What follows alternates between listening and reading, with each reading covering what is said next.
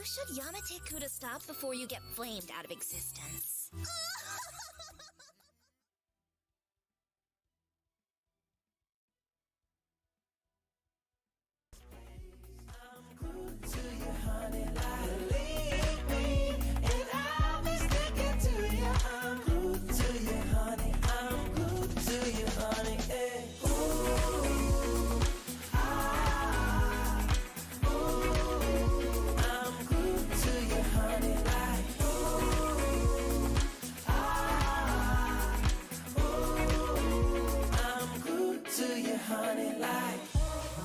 Walking around with a smile, you got me feeling like curfew after 9.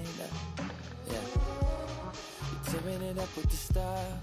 You got me living a brand new kind of life. At midnight, pouring my heart out like it's water. TikTok, you know this night ain't getting younger.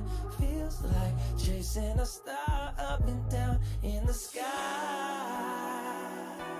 I can't get enough of sweet, sweet love, and I need just a couple beats, please. I'm glued to you, honey, like leave me, and I'll be sticking to you. I'm glued to you, honey. I'm glued to you, honey. Hey. Ooh, ah, ooh, I'm glued to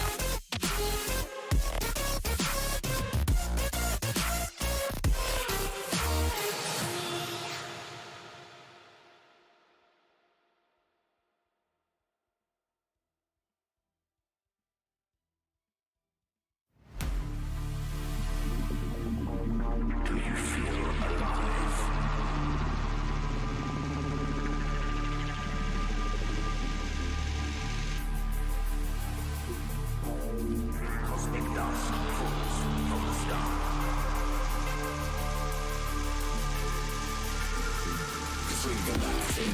Moving atoms in the masses, shooting stars above a sky made up of static. All their secrets an enigma, but the answers in the light where it all became reflected. Now the memory's a stigma, all this energy compacted. A constellation of charisma hidden in us, always with us. Now we know that we're galactic.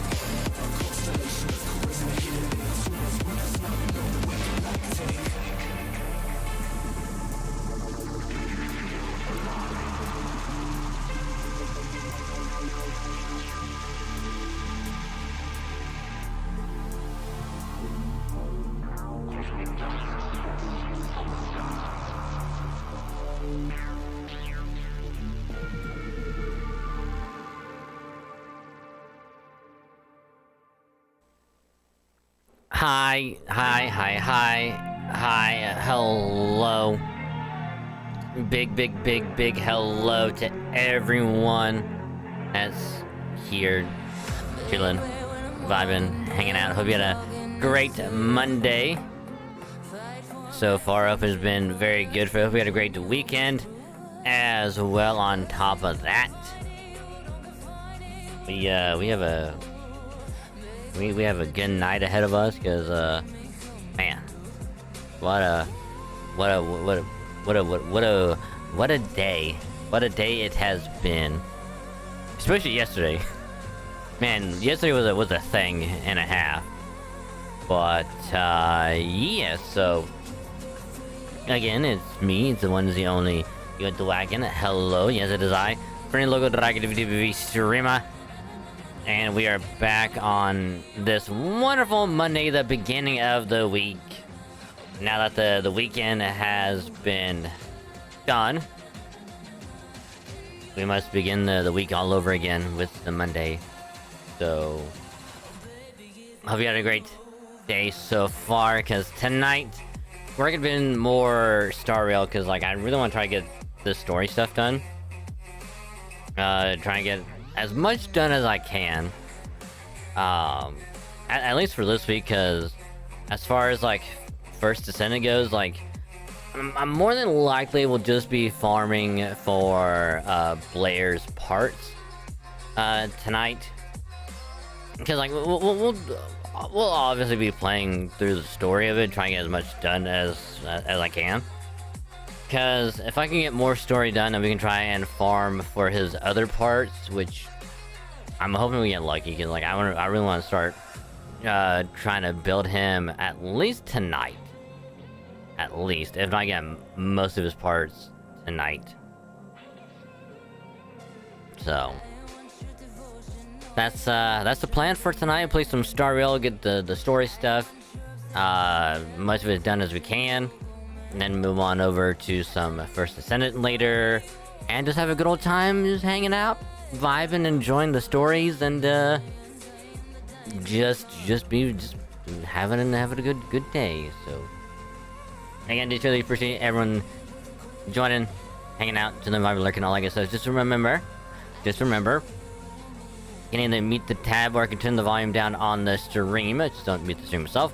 That way your view can still count. It helps out a lot more than you think, and I say thank you, because you're awesome. And again, big hello to you, Luna. Hello to everyone else also here. Welcome. And yes, I do play Star Rail because it is one of my favorite games in recent years. The story is amazing, gameplay is really good, the characters are awesome, game looks amazing, the soundtrack is quite possibly one of the greatest things ever.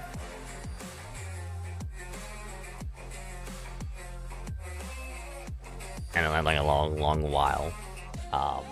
But yeah, Star Rail is a lot of fun. I just wish that I could have more time to spend farming the relics and all that stuff. I just don't, because work, other games I want to play, YouTube stuff, and then a bunch of other stuff. So it's like I don't have as much time to invest as I would like to. Which is why we're kind of doing that tonight, so I can try and get more stuff done, be able to farm at least a little bit on Thursday, assuming we can. If not, it's not gonna be a big of a deal if we can't. But yeah, that's the plan for tonight. Star Rail, then First Descendant. So before we dive into doing Star Rail, very quickly, the YouTube stuff updates as usual. The VODs are still rolling out. Enjoy the VODs. I don't remember which one came out today, but hope you enjoy it. Exclamation mark YouTube for the VOD channel. They got more out for a while, so they're gonna be good on that for a while. And then on the second channel side of stuff, a video that went up yesterday on a Sunday was the Summer Ibuki FGO-NA polls, like last minute polls that we tried to do for Summer Ibuki on the last event. Spoiler, we didn't get her. Spoiler. But it's still a good session nonetheless. Managed to get a NP5 Summer Heiress, so there's that. So that went up yesterday, and then today was the Halo MCC weekly highlight. Because I managed to get that thing uploaded and scheduled for today.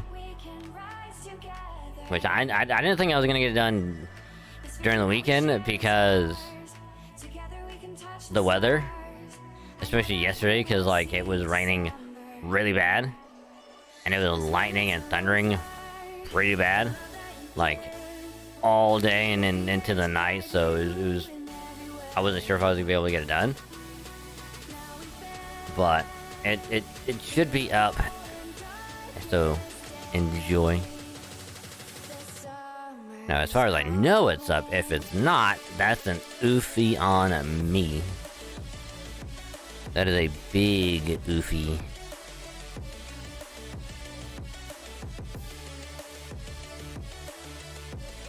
Okay, so yeah, it went up today. Alright, just making sure. But yeah, so enjoy that because it was from the solo games that we did last Thursday. I just did the solo multiplayer games, which we have some good games, pretty good games.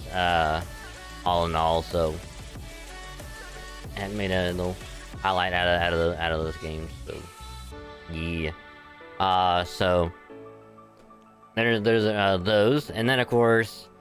I did get started on the episode 9 of the Pokemon ROM hack. Because episode 8 is going up in a couple of days on Wednesday. I did get 9 started. I didn't have a whole lot of time to do it last night because again, the weather. And B, I had a couple of other things to take care of, so it's like I couldn't really do as much editing as I wanted to. But I did do a little bit, and I will finish it on Wednesday. So, and then I'll get that ready for next week. And then I'll probably record the 10 on a Friday, more than likely. But, so, there's that as far as the second channel goes. This week has been, like, pretty chill. Because, like, again, I have one more video going up on Friday, which is probably when I'll upload a short. Probably on Friday or Saturday is when I'll probably end up doing it.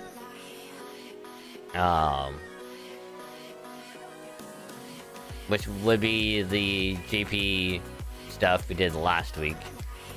I think last Monday is when we did it. So, that'll go up on Friday.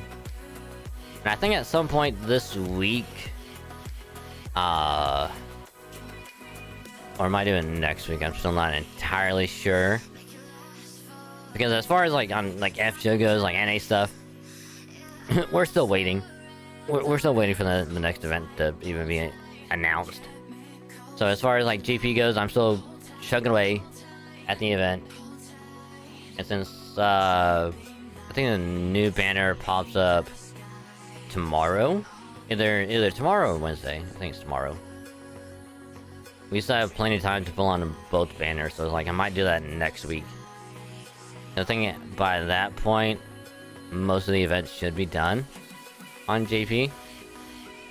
It's still gonna be going for another month. We have plenty of time to do the banners. So yeah.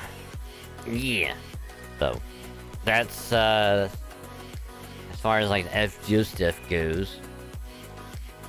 I don't think there's anything else. I don't think so. Pretty sure. So, without any further ado, let us start the star wheel so we can get the story stuff done. What server am I on? North America?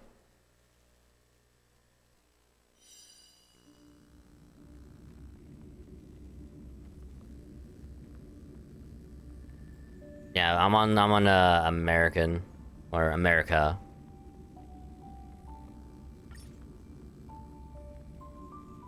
Yeah. I'm on the American server.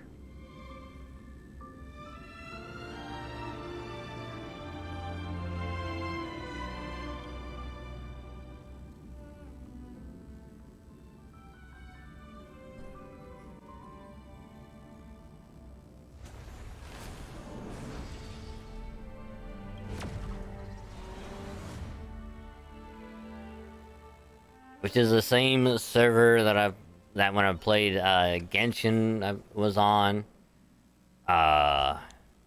Same server I play ZZZ on.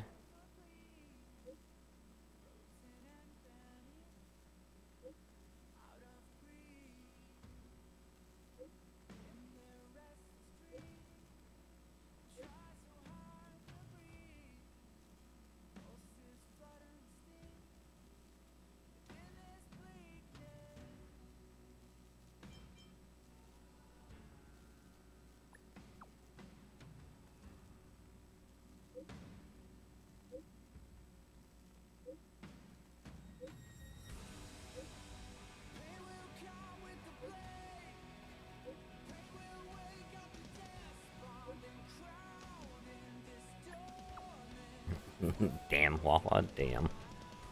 Damn.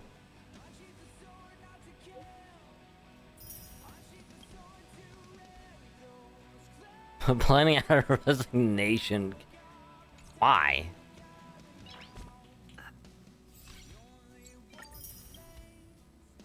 Can't forget to claim that.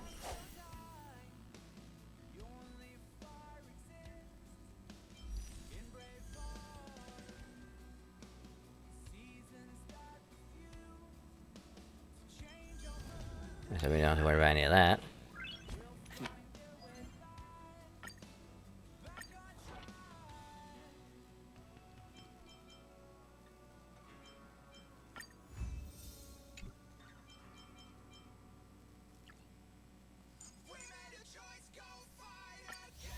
Okay.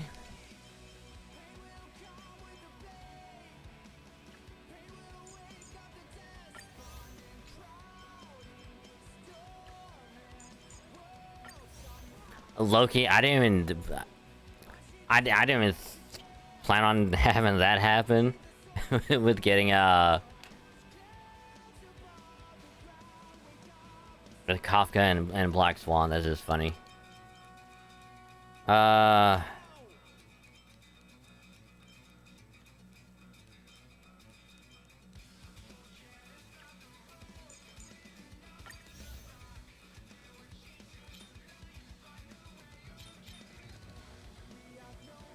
should probably try and get some of this stuff as well. Yeah, but doing pretty good. I cannot complain. Nice. It was a decent work. Decent work day. There's luckily nothing too crazy happened, which is good. Flame Ball.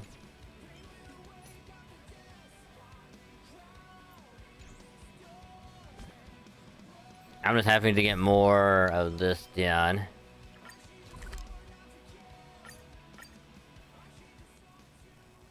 I just want to try and get most of this done, because that way we can try and get the new March. Try and get to that as soon as possible. It's getting late. Has some food. Stay a little longer, Elder Hawaiian. Had some dinner a little while ago. Some mac and cheese and some. I've invited some guests from the Express. And some tenderloin. It was like, it was good. So good. It also reminds me, I need to get the ZZZ pull thing that we did Saturday highlighted. Yeah, I was gonna do that yesterday, but since it was raining like really, when I say yesterday it was raining like really bad, I'm not even joking. I was at work, and you know, I was like minding my own business, just doing whatever I get, like there, and then all of a sudden it just starts raining so bad. Like, it was almost to the point where it's like the leaves were like being almost like completely blown over on the trees, and it was like coming down so hard, like you couldn't really see outside the window like that good unless there's something like right there. And I'm like, huh, man, it'd be great if the power went out so I can go home early. This was like 4:30 like PM, and this is when it kind of started. I'm like, it'd be kind of funny if I went home early. Wouldn't really be able to leave because it's coming down really bad, and I'm not gonna risk driving out in the rain. Lights like flickered like 4 or 5 times in the span of like 20 minutes.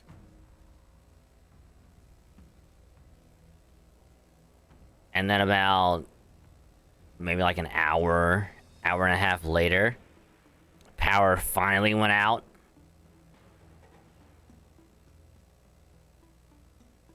Which sucked because we were in the middle of making orders. And so like all of our screens just turned off, came back on, grills were shut off, fryers were shut off. So I had to turn everything back on and wait for stuff to come back on. And I was like, hey, I know you guys need your food up there, but we have nothing back here to tell us what we need to do. I'm gonna need y'all to tell me what y'all need.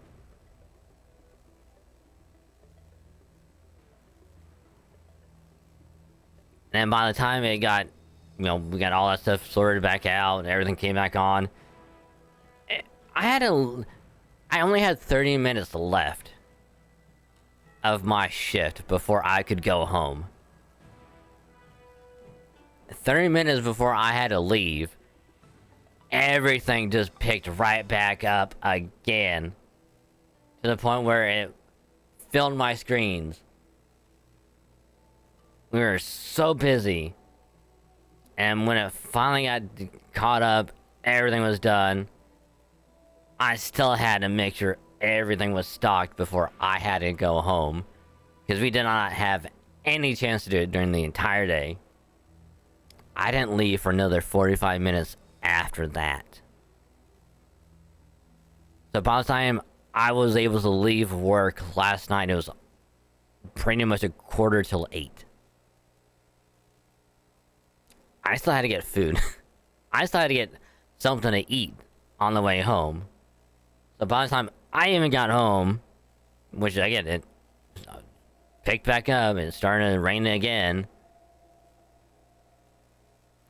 It was like pretty much 8:30 by the time I got home. I still had to get shit done. So I was hoping that it would just hold off. Like the weather and all, it would just hold off until I could just get at least one thing done. Like, well, a couple things done, which was like the weekly highlight and the stream schedule. But then another thing I almost forgot to talk about, the stream schedule was uploaded last night. Which luckily it wasn't the same thing as Friday night, where power went out like during the night, and instead it only went out while I was at work, which sucked even more. Also, hi, Cedric. Welcome to the stream. Hope your day is going well. Welcome.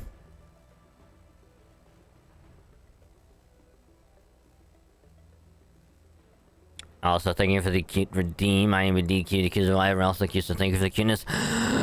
Much appreciated. Kinda PG. Nice. Nice. Can't wait to get a look at it later.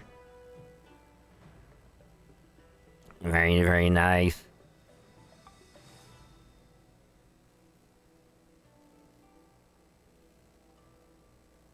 If you didn't see it on the stream. Nah, because I wanted to join, but it was a matter of, oh, it's starting to storm again. I should probably try and get stuff done. Like, as soon as I could, and it's like...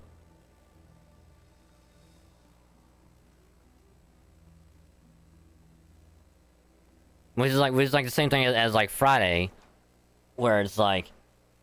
And like, oh, I might try and like do a couple other things, you know, like before I go to sleep during the night. And then that's when it started to be like raining really bad. And it's like, oh shit, I won't be able to. Because it's like, I need to get this thing edited, I need to get this thing out, I need to get this thing recorded. Oh, power went out. I'ma just go to sleep. I'ma just go night-night. I'ma do the honk shoe me. Just do... They go right out.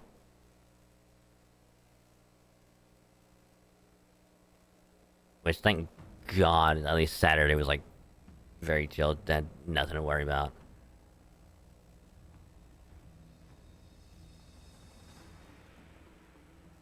Love her for I mean, considering like we're relatively in the same state, like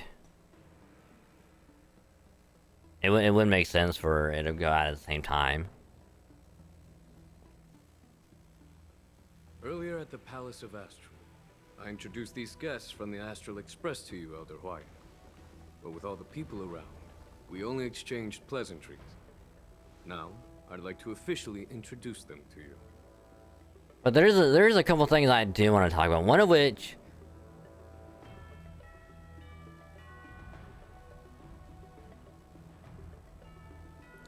is actually prompts a random topic discussion, because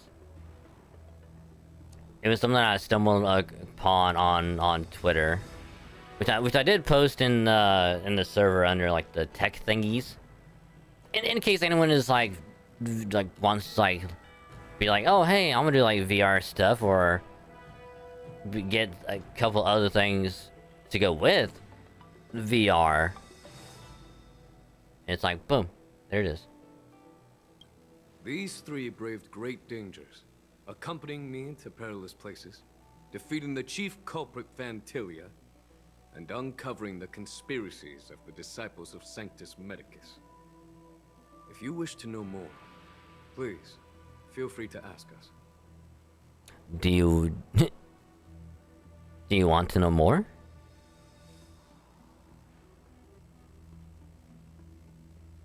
Well, I skimmed through the reports about the Arbor's rebirth from the Master Diviner Hu Xuan.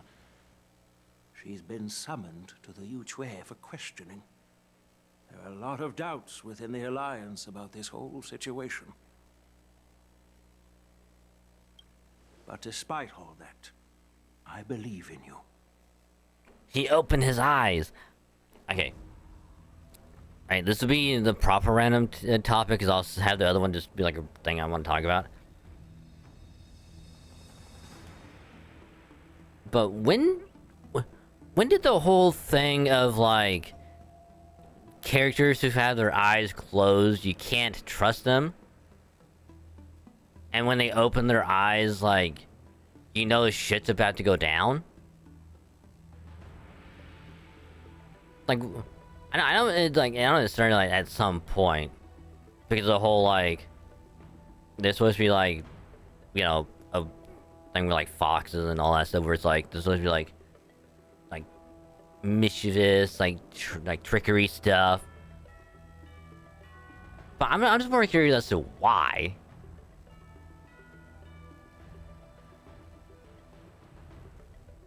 Is it because it's like you? Yeah, it's like, since you can't like tell like what they're wanting to do, they like, if you can't see them, you can't see what they're on about or whatever. So if their eyes are closed, like they're keeping stuff secret. Which also begs the question, how come Brock and Pokemon never opened his eyes?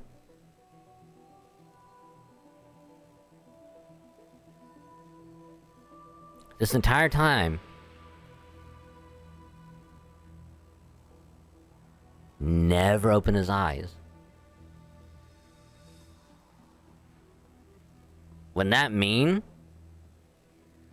that if he ever opened his eyes, he knows stuff was like very serious? Because like, think of it this way, and like JJK Gojo, he has, you know, the, what is it, the blindfold, and then he takes the blindfold off, do his badass shit, and then he puts it back on.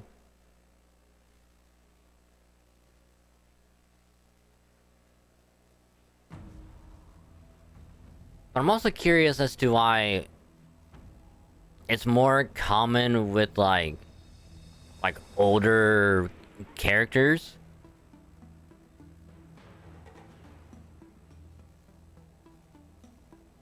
Cause like have you noticed in like in a bunch of anime games and all that stuff where it's like if you see like in like an elderly person, like their eyes are almost always closed until for like certain moments.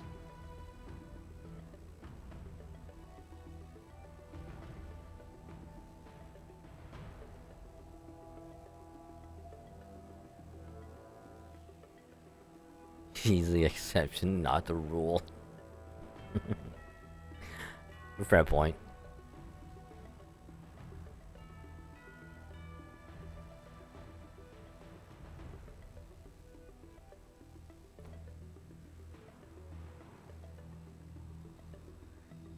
Yeah. Since you joined the ranks, you have repeatedly achieved remarkable feats. After the High Cloud Quintet each went their separate ways, despite the many criticisms within the Alliance, the Marshal still stood firm against the dissenting voices and entrusted the Lawfu to you. Over the years, you've served the Alliance with loyalty and wisdom. You've taken down abominations in Thalassa, rescued the Xianzhou Yuchue from a siege, and destroyed the demonic planet summoned by the denizens of abundance. I still remember those battles vividly. Also, is it just me, or does this guy sound very, very similar to J. Michael Tatum?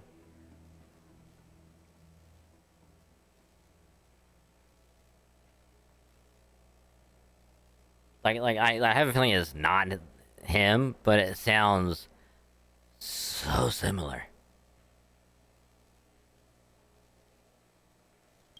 There are fools who doubt your loyalty. They're happy to see the divine foresight fail because it gives them some kind of sick satisfaction. They haven't achieved anything of their own, so they feed off the failures of others. But I've seen enough failures in my time, and I want to believe that your loyalty has never wavered.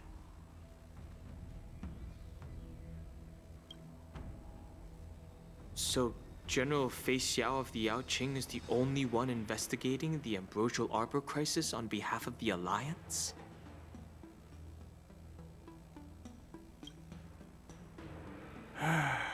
No. I am too.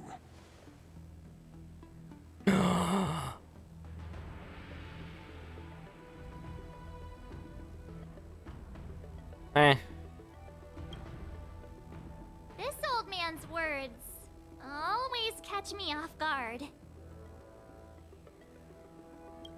The Marshal ordered me to come to the Xianzhou Lawfu, but the document only says, attend the war dance and listen to Fei Xiao's questioning. The hell does that mean? The Marshal is well aware of Jing Yuan's purpose in holding the ceremony and understands the situation he is facing. She mentioned it because she believes both issues are important. Thanks for your kindness and sincerity, Elder Huayan. But is it appropriate to tell everyone here about the Marshal's orders? By introducing the Express's witnesses to me alone, aren't you aiming to discern the intentions behind both my actions and Fei Xiao's? And whether there's any discord between us? Well, since I'm being open and honest with you, I encourage you young folk to do the same. As for the Ambrosial Arbor crisis, all I need to do is listen. General Fei Xiao will be the one asking the questions. To be honest, I'm more concerned about the timely start of the war dance. Oh, by the way, I've prepared a gift for the war dance.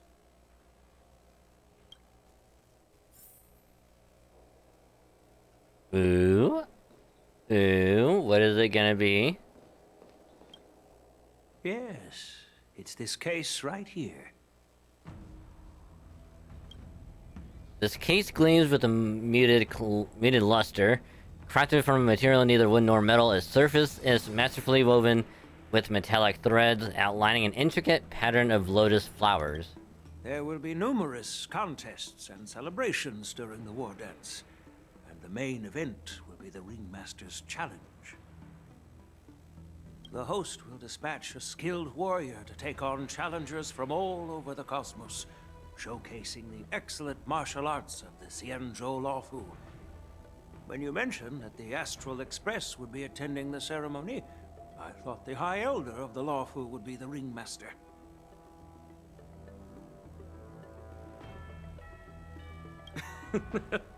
You humor me, Elder Huayan.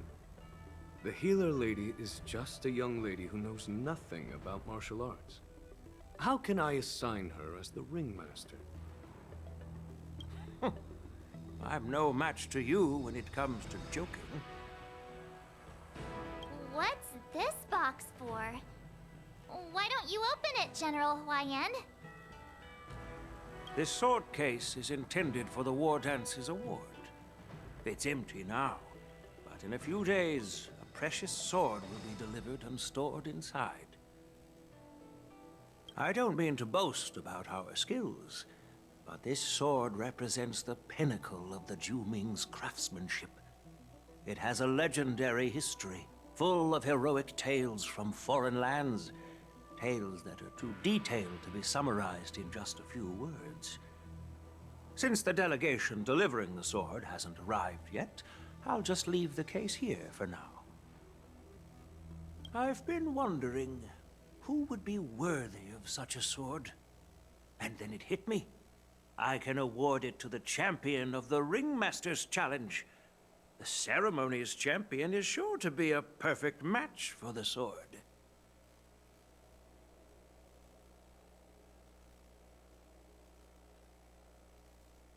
Huh. I wonder who's gonna win.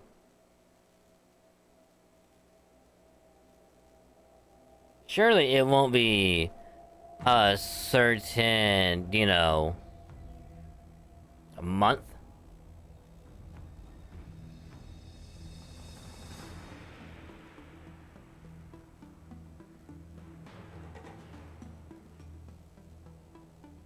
Surely it won't be a certain you-know-who.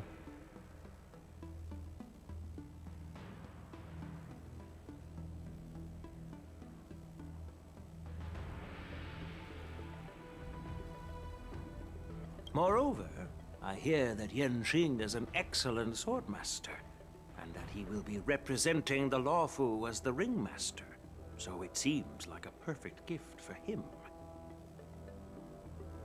Thank you for your generosity, Elder Huayan.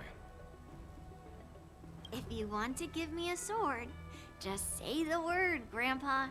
No need to beat around the bush. You've got confidence, my girl, but I don't think you can best Yanqing. Which is funny, considering last week. No, yeah, on Thursday, when we resumed.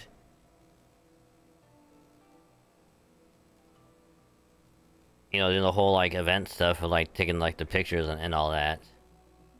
That we got to the point where it was between Yunlin and Yanqing having like the little contest. And it's like, hey, you're both pretty even. Because Fei Xiao is like, one's like you're both trying to give it like all you got, but one's using brute force and the other one's trying to be sneaky about it.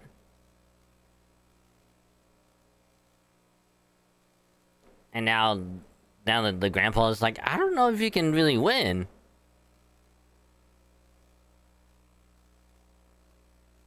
So we got one person saying, oh, like, they're kind of equal.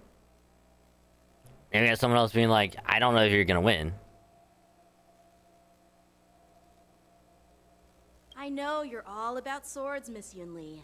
It's just a shame that it's the sword that ultimately chooses its rightful master. Yeah. And even if someone gets their hands on such a precious sword, it'll probably end up in someone else's. The outcome of our duel at the Alchemy Commission is still up in the air. Since you're interested, why don't you represent the Xianzhou Juming and challenge me in the ring? That's exactly what I had in mind. Nobody knows who's gonna come out on top. It could be me, could be someone else. It'll probably be me. But whatever happens, it won't be him. Yep. Looks like Fei Xiao was right. Not to be rude or anything. We've been watching their drama. I'm dying to find out who beats who. Quiet down. We have other guests here. I've prepared this sword to add some excitement to the ceremony, not to have you two squabble. It's not a good look for the Alliance. While you both seem confident that you'll win, you need to remember there can only be one winner and one loser in the ring, which could lead to hard feelings. Actually, I have an idea. We don't know who the winner will be, and it might not be either of you. But if you're eyeing that prize, you'll need to work together. I want you to take on an apprentice who will take part in the war dance and win at least one match. How does that make sense? Oh, they're... Hey, look at that. They're in unison. In my humble opinion, while a Cloud Knight is commendable by securing victories, it's even more so to pass on your skills and spread the way of swordplay. I'd be greatly pleased if this apprentice could represent the Express in the war dance by displaying their Cloud Knight flair and prowess. Well, Elder Huayan's idea is quite interesting. Imparting swordplay skills requires teamwork, and both the winner and the loser will learn a valuable lesson regardless of the outcome. The question is, whom should the two of them take as an apprentice?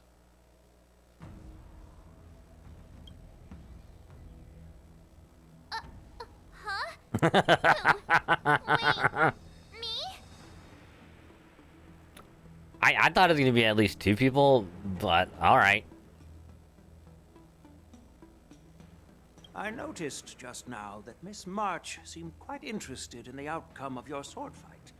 So I thought, why not teach her the art of swordplay? Oh, wait. Are you serious, General? Why am I being dragged into this all of a sudden? I've never practiced swordplay before. I'm a total newbie. You really think I can learn it? Well, you'll probably realize I have no hope and give up on me. And that'd be so embarrassing.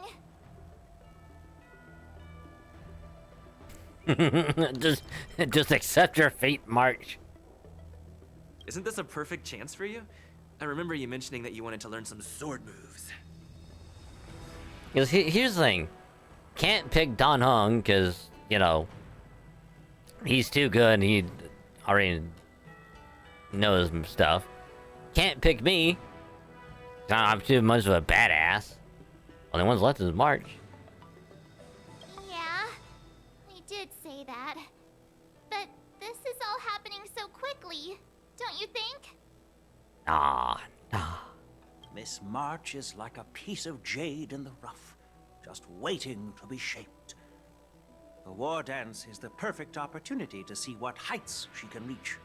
And besides, you can't pick us because, you know, we're too good. Just like Don Hung, we're too good. Not to mention, we're gonna get better stuff when we reach, like, the next major area after Pentacon, which I forget what it was. I forget the name. The places that Black Swan is like, hey, since you're low on fuel, go here. And then you're good.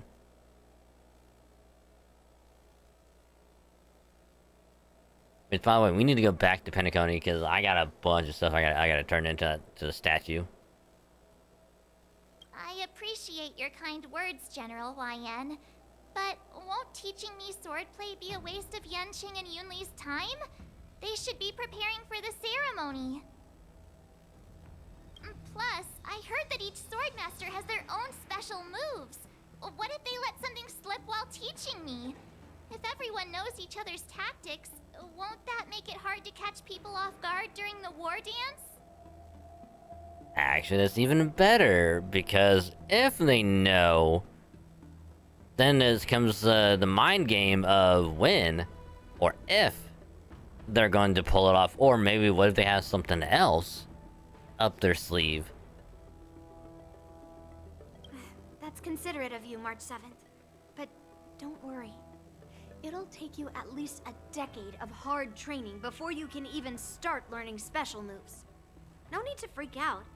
A few Juming swordplay tricks will mean you'll be more than equipped. Really? Looks like March's curiosity has been piqued.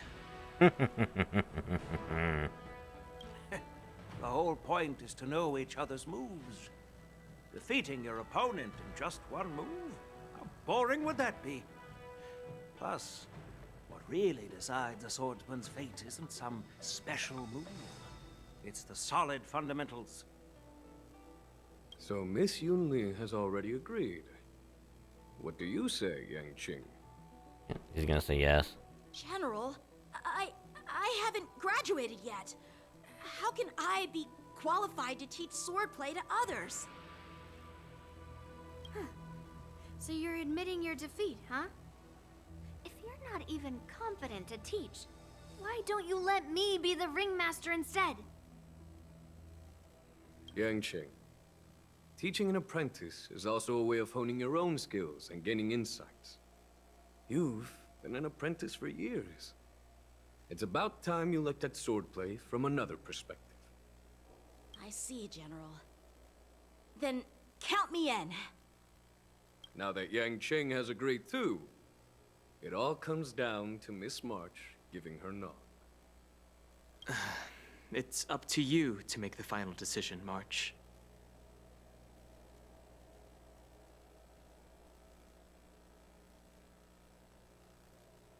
Time for you to become the best sword master on the Express. At least that way, I won't have to worry about you accidentally shooting me in the butt all the time. How do you get that from the option I chose? How do you get, hey, now you want to shoot me in the ass, from, hey, now you'd be a good sword master on the Express? What?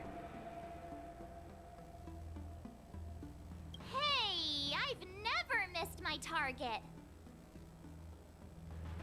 Then I'm on board. Thank you for your kindness, General YN. Great! Starting tomorrow, Yanqing and Yunli will teach you the basics of the Cloud Knight's swordplay.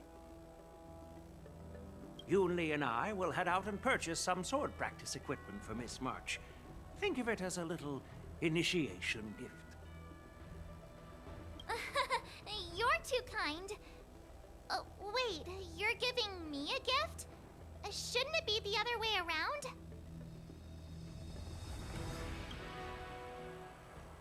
YN is smiling silently soon if I was to see the divine foresight with Yunli in tow. General YN's gone. Wait, why does something feel off about what we talked about?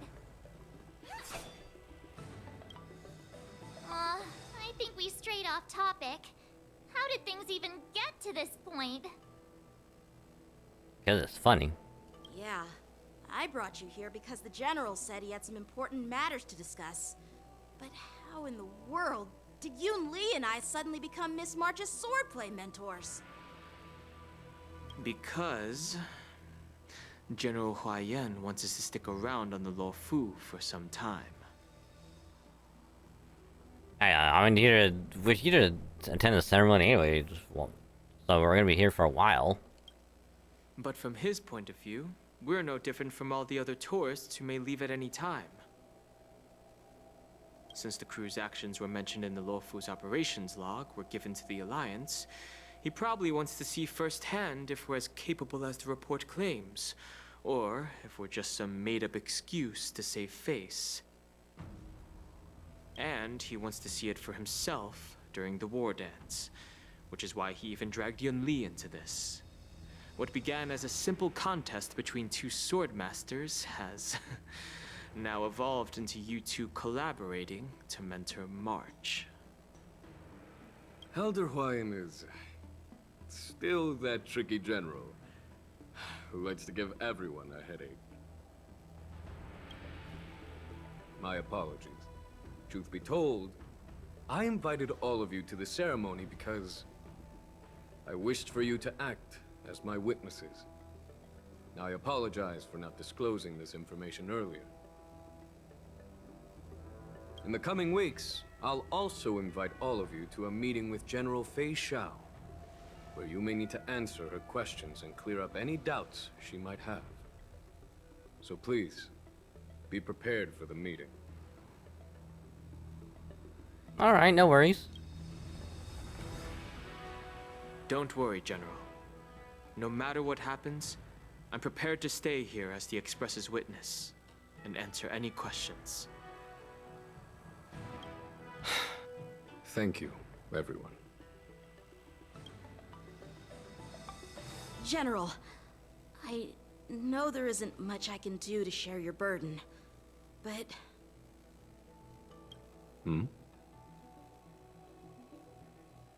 As the Lawfu Ringmaster, I won't let anyone defeat me in the war dance.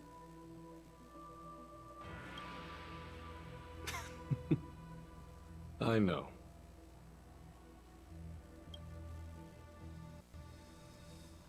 Hey. In Arm Alley, Fei Xiao meets with the old Commandant-at-Arms who she hasn't seen in many years. Illustrious Merlin's claw waiting for me?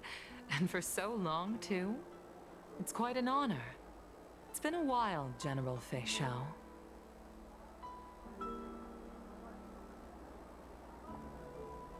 It's been 30 years since we last saw each other. Right, Yukong? Yes. Back then, you were the vanguard of the Yao Qing's Verdant Knights, and I was a pilot of the Law Fu's Rainbow Orbit Fleet. Who would have thought that upon meeting again, you'd be a general, and I'd have given up flying? Really does feel like a lifetime ago.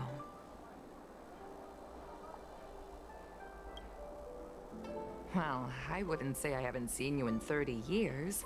After all, your great victories are announced through the Yellow Bell resonance system every day. So I'm well aware of your great feats.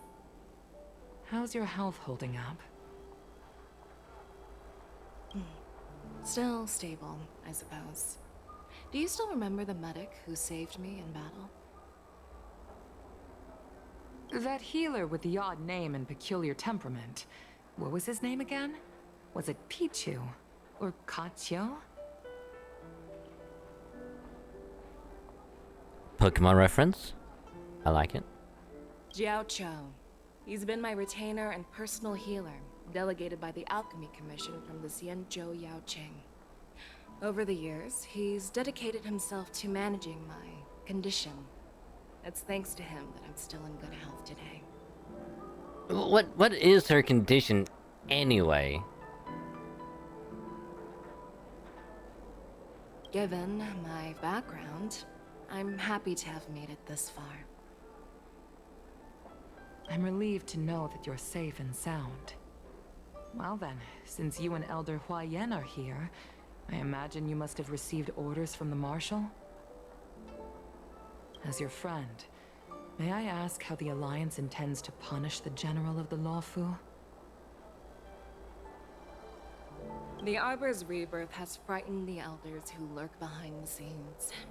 They fear the resurgence of abominations, much like what happened 30 years ago. Although the report from the Lawfu explained all the details, we don't know if the Ruin Legion really invaded, or how exactly the Stellaron Hunters and the Astral Express became involved. This puzzle has many missing pieces. As you know, the fugitive Jing Liu, who mysteriously disappeared many years ago, has resurfaced. This time, she has brought along an outworlder and a coffin, claiming to offer the Marshal a method to fight against the Eons. The Lawfu Preceptor has also leveled accusations against Jing Yuan for neglecting the Alliance's principles. She asserts that Jing Yuan enabled the exiled Imbibitor Lunae to re-enter the Lawfu, thereby unlocking the lunarescent depths within Scale Gorge waterscape, which in turn disrupted the Vidyadhara's dutiful watch over the Ambrosial Arbor. It is for these reasons that I have come here to the Lawfu today. Uh-huh. Well, duty calls. Perhaps I shouldn't have mentioned all of this to an uninvolved person, but since we once fought together, I didn't want to keep you in the dark. Perhaps pretending you didn't hear any of this would be for the best. Right, because you just casually just drop all this info right now, and then be like, hey, just keep it hush-hush. Alright, don't tell anyone. She's up to something. I understand. I'm sorry. I was out of line. I know I shouldn't be defending General Jing Yuan right now, but... well, you know how I am. The Lawfu has enjoyed centuries of stability since the end of the sedition of Imbibitor Lunae, much of which can be attributed to General Jing Yuan's masterful strategizing. Unfortunately, for a long-life species, enduring through the ages always culminates in a failure that undoes all previous achievements, a moment that our adversaries relish. That's true. And that's why I'm also here for another purpose. To visit Hule. Who now? Hule? You mean that Hule? The Borisin warhead? The same Hule who has been imprisoned in the Shackling prison for over 7 centuries? Interesting. The nemesis of the Foxians who will never be forgiven and shall be imprisoned until the end of the cosmos. I can't quite remember the exact wording, but yes, the very same Hule. Usually, only emissaries from the Xianzhou Yaoqing Skyfaring Commission visit him once every century. Why do you have to visit him now, of all times? I don't know why, but that thing is giving me like major Fenrir vibes from Smite. You know?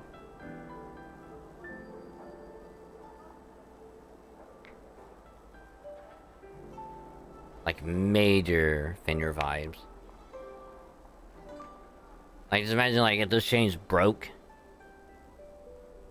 little muzzle came off, be literally just like Fenrir. The Foxians and the Alliance made a pact to combat the abominations, aiming to achieve justice and free their kin. That werewolf monster is to be forever imprisoned in the dark recesses of the Shackling prison, facing unending retribution. Given the situation on the Lawfu, those on the Yaoqing are concerned about Hule's imprisonment. I'm afraid that the routine visit every century is no longer sufficient to ease their concerns. So because of all the stuff that happened on the Lawfu recently, they're probably like, hey, we're gonna send someone like way more frequently. Just to make sure everything is going smoothly. That's why I was sent here, to reassure them. It's all bad news. Well, not everything. There might be a silver lining. Oh, by the way, I found some clues about the thing you asked for. Tell me more. The Verdant Knights followed the route you mentioned and discovered the wreckage of the Whistling Flame ship. Unfortunately, there were no survivors and no cargo.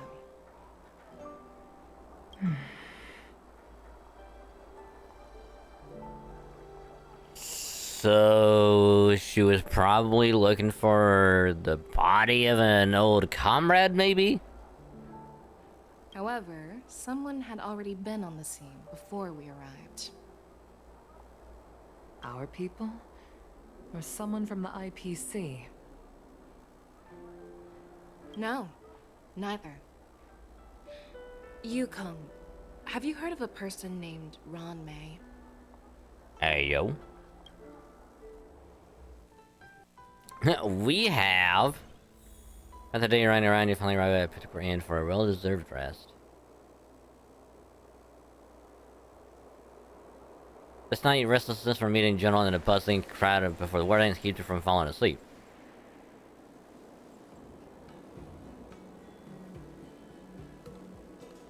Day 2. I'm still feeling sleepy. Did I oversleep? Where did March and Donhum go?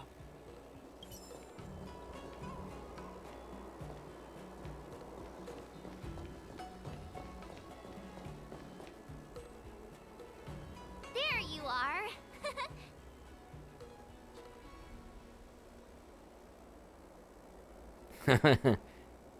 You haven't forgotten about our promise to General Huayan, have you? I woke up especially early so I can start teaching Miss March swordplay. Hey, why are you blushing, Master Yanqing? You're already doing the master disciple talk? This is, the first time someone has called me master. I need to, get used to it. Ahem. Let me make it clear. Swordplay training is about improving your body, mind, and strength. It's not a casual game you can master overnight. I promised General Huayan that I'd teach you Cloud Knight swordplay, so you can participate in the war dance and defeat at least one opponent. I'll do my best, but if you break your master's rules... What are you gonna do? Is it too late for regrets? I'm already regretting my impulsive decision. Honestly, I'm not sure what I'll do either, because I've never been a teacher before. So, Miss March, please behave and don't skip classes. Or complain. You need to toughen up and train her properly, Master Yanqing. Don't go easy on her. You're so heartless. How could he be so heartless? By the way, where's Yoon Lee? I've found a quiet spot in the back garden of the Palace of Astrum for our first lesson together. Master Wei City and Don Hung embarked in the first lesson. Blah, blah, blah. Hey. Seriously? It's the first day, and you two are already late? Why is everyone on the Luofu so laid back? So disappointing.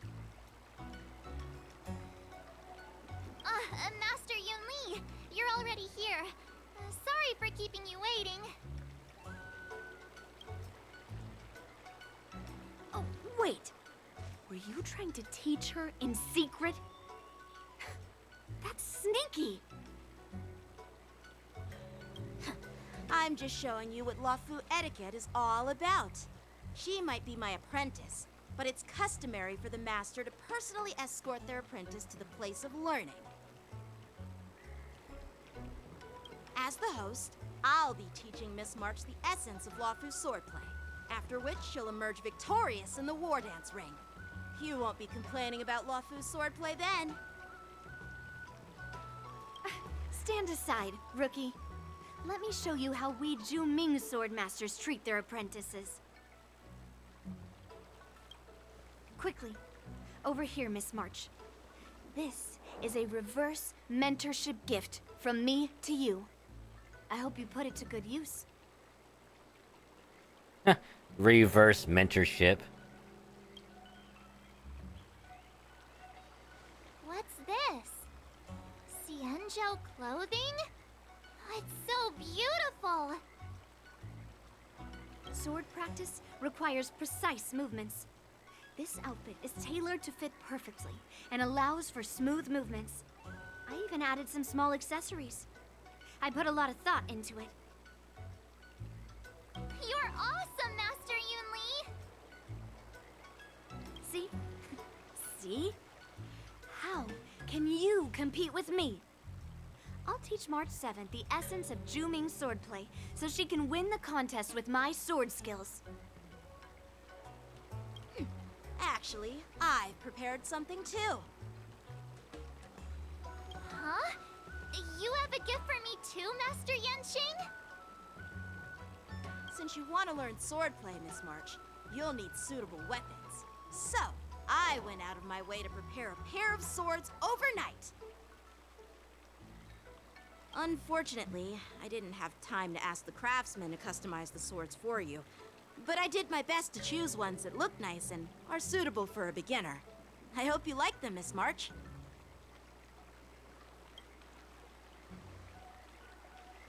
Thank you, Master Yanqing!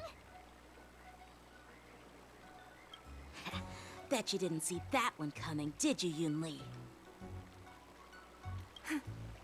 The real competition is just getting started. I'm so lucky to have two great masters. But why does it feel like things are getting a bit weird? Because it is.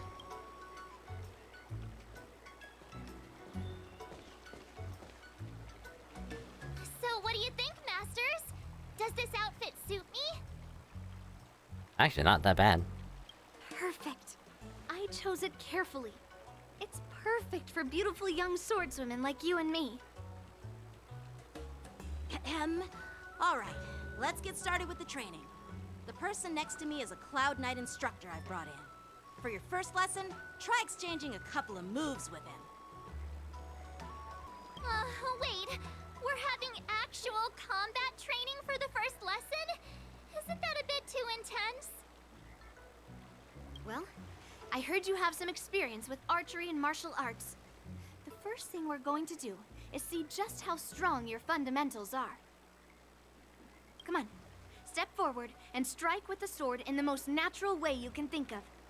It's important for us to grasp your natural movements so we can decide where to start and what you need to learn. If you're ready, let's begin. Okay.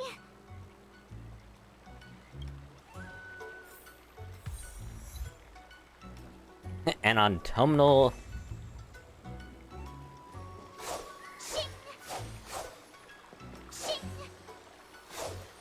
I like how when she attacks, she goes shing.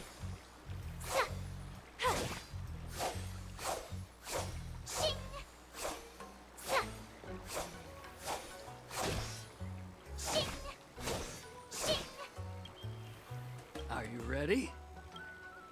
Yeah, I'm ready. But please go easy on me. Then I apologize in advance, Miss March. I could take 10 of you. No rest, Miss Mars. You're still inexperienced with the sword. Why don't you use skill first on the few moves from me?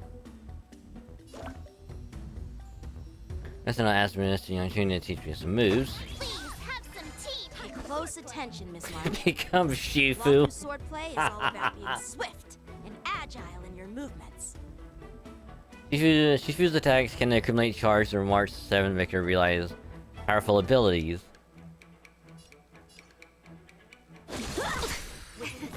Ignore him. Strength is everything. Yes, you! Right on time. Like this? Well done! There you go, Master. How many can you block? Yes, you!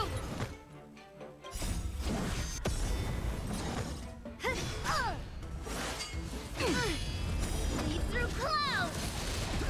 I'm starting to get the hang of it. Strike with... You'll make good practice. Nice job. Within the self, not the Practice sword. is over. Swords descend! Ha! How many can you block? Oh, I get it! With a true heart and focused mind. Here I come! Show you what I can. Azure Dragon, White Tiger, less carbs, what's this? What are you mumbling about? Isn't this sword technique? Shouldn't I be saying something cool? Melt! The funny thing is that I would pretty much be doing the exact same thing. Here you go, Master! Mountains fall! Yes, you!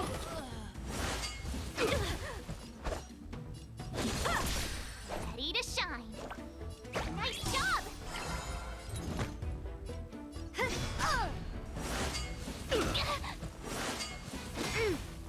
Right on time. Time for swordplay.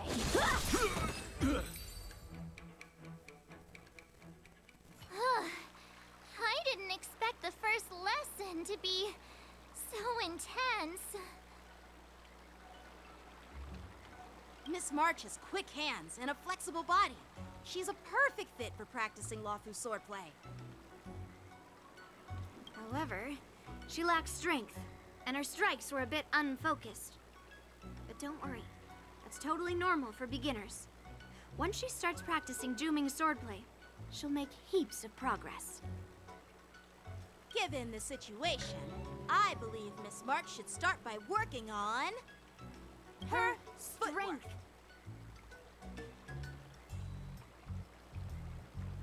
Funny how they did the exact opposite of the other. She's saying footwork, he's saying strength. Seriously, do you actually know anything about swordplay, or what? I could ask you the same thing. Dual swords Oh, require never mind. This agility. is So what's more important than footwork? Instead of focusing on her strengths, we should address her weaknesses. The drawback of wielding two swords is not generating enough force. What good is being quick on your feet if you don't have strength? It's not like we're dancing here. Skilled sword masters know how to play to their strengths and work on their weaknesses. Start with what you're good at, then tackle your weaknesses. That's the right way to learn. You're quite the theorist, huh? Theorist? You claim to be able to talk to swords. So what does that make you? A lunatic? well, here we go again. Two lovebirds just having a little lovers quarrel. Hey, it's only my first lesson, and you're already arguing. Come on, calm down, Masters. I'll have to improve both my footwork and strength anyway, so it doesn't matter which one comes first. But it does matter. Just listen to me, March 7th. Aww.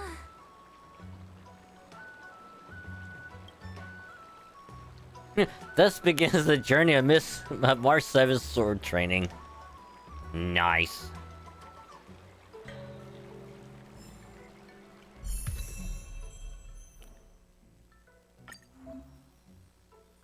New path unlocked.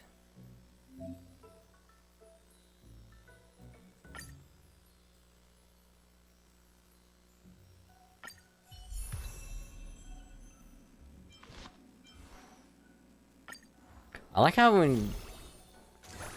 Alright, now this is actually kind of cool. This is what I like. Because it switches back and forth. I like that. So what if we do it with you? Of course, March gets the good transformation on the different paths, whereas with the MC it's just pick one. Well, again, I guess because she has an outfit, I guess is why.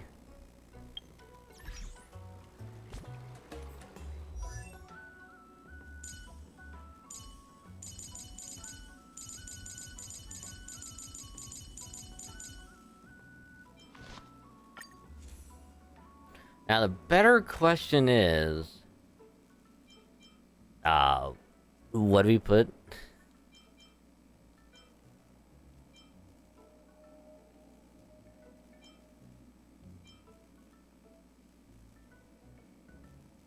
Actually, do they even say which one to put for her?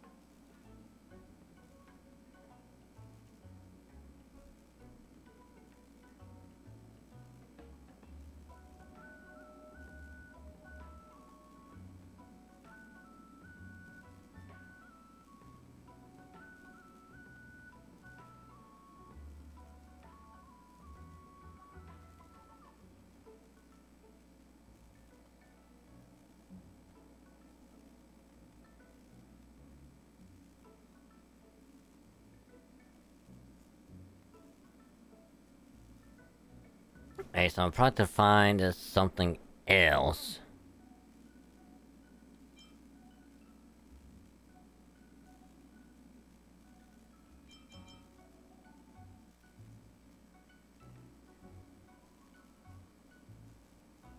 I mean, it'll work for now.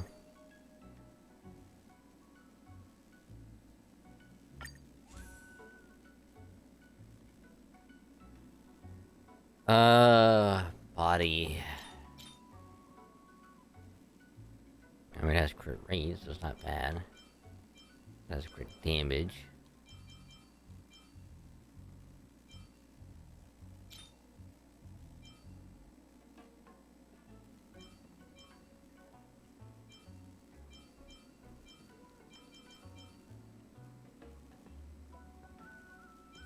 Is there like a 4-star option?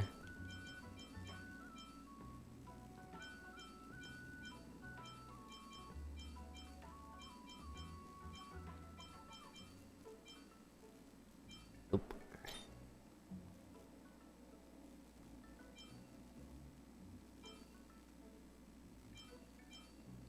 I mean, it's better than nothing.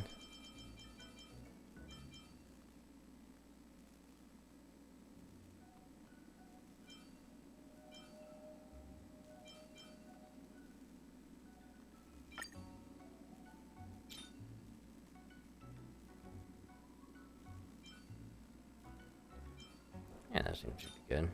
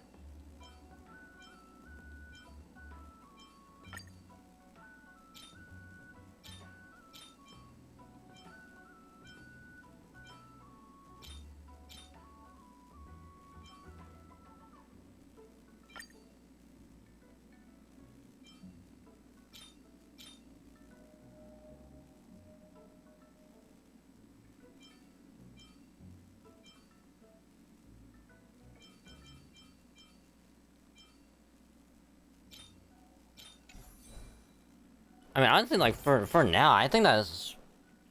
It's probably fine for now.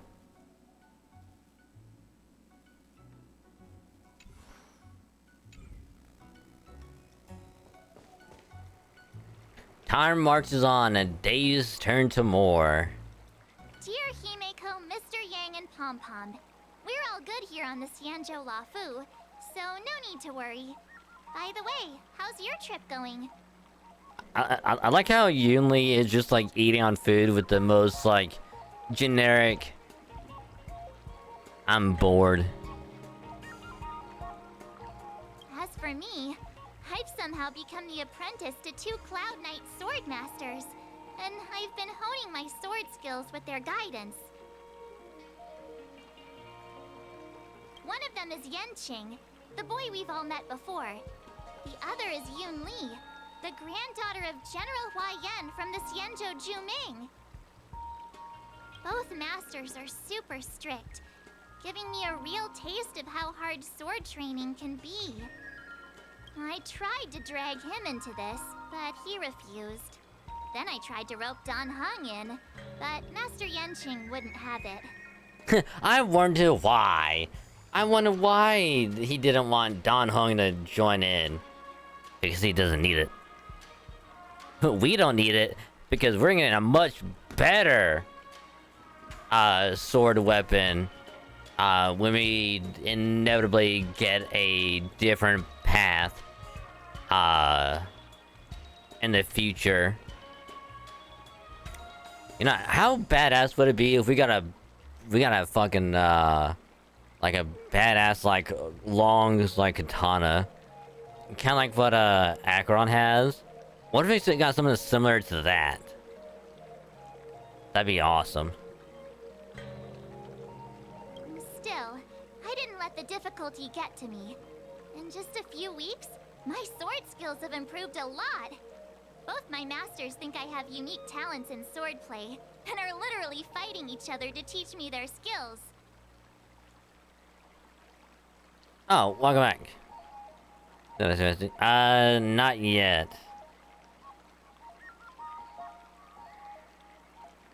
I was gonna look at it later. I kind of got caught up in the story.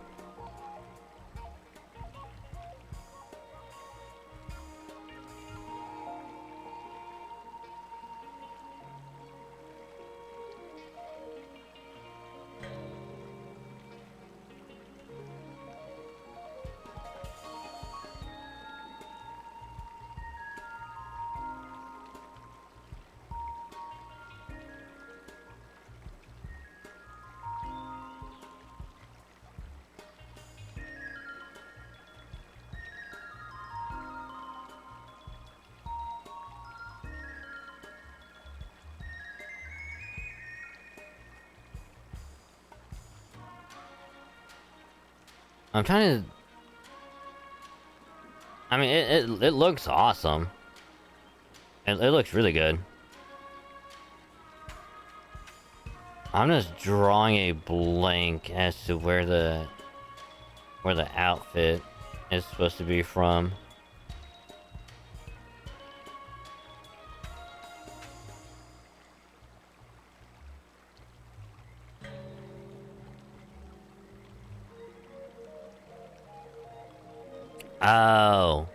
Oh, yeah. Now that you mentioned it, it makes sense.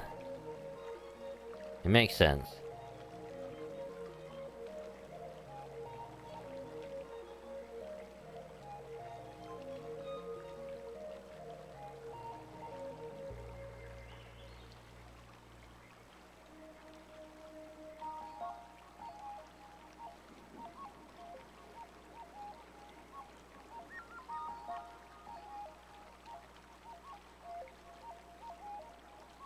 So I can see it. I just think it threw me off because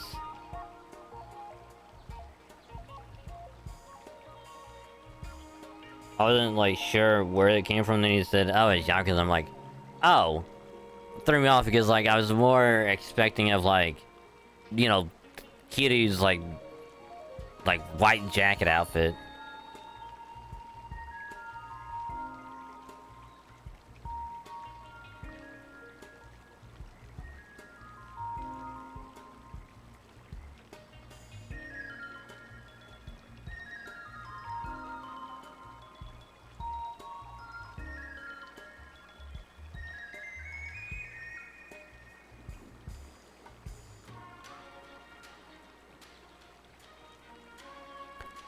Which here's the funny thing.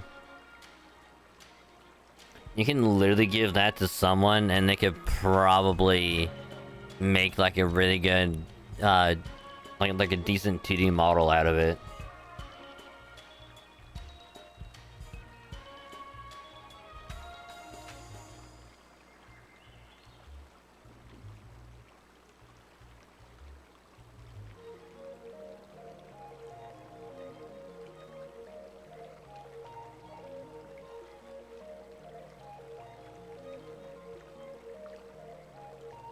No, not 3D, 2D.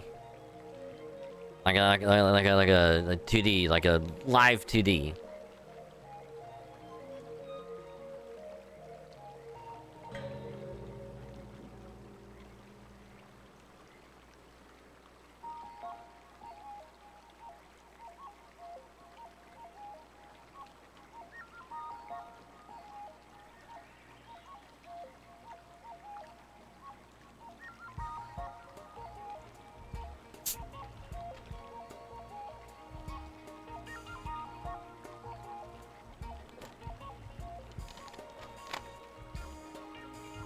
Because like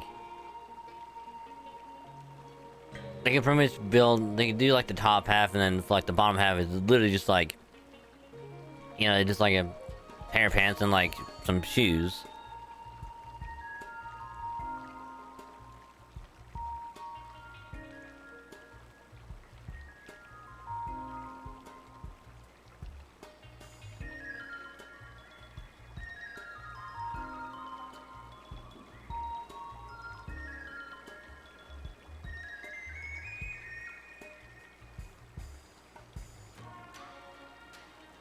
And considering it's like a very simple one, it probably wouldn't cost that much, honestly.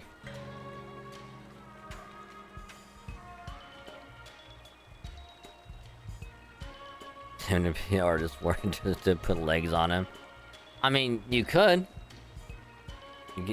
Technically, you could. Because then at that point, it's like you essentially have like a reference to, you know, if you want to go any other route with it, you know.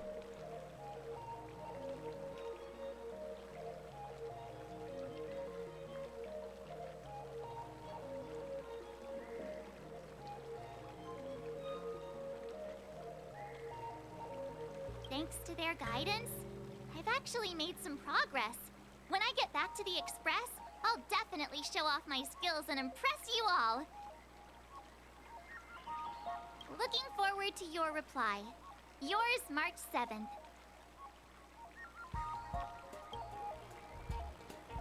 Days and nights fly by in the delve as the war dance fast approaches. Under the strict supervision of her two masters, March 7th trains tirelessly, almost developing tennis elbow. On that day after the sword training... Well done. Let's call it a day. I was thinking of making that one a permanent instead. Honestly, that'd be a really good idea. That'd be a really good idea.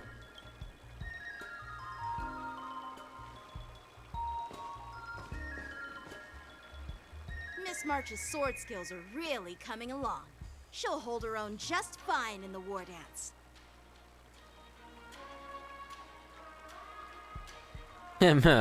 Chance of defeating the Masters? Nope. Perhaps I might have a shot at beating both masters in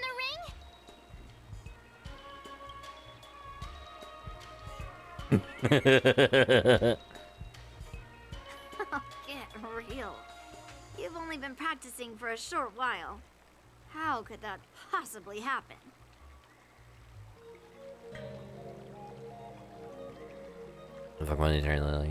Yeah, it's really good.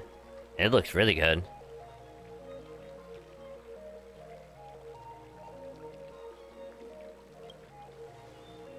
With your talent, Miss March, if you dedicate a few more decades to training, you might eventually be able to defeat Yun Li. Cause like you could have one of the eyes closed be for like, you know, when you're not talking, and then have like the one of the ones with like mouth open be like when you're speaking, like you do that.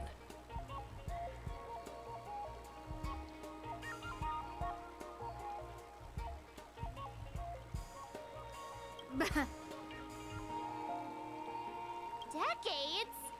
But I'll be an old lady by then. No, no.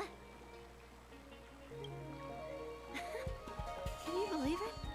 March 7th has actually become a pretty decent swordmaster in such a short time. Now I understand why Grandpa always had a grin on his face while training me. Are you sure he wasn't laughing at you? Oh, shut up.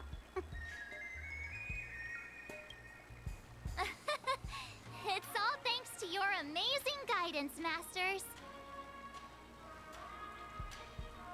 Miss March, you're really getting the hang of wielding dual swords.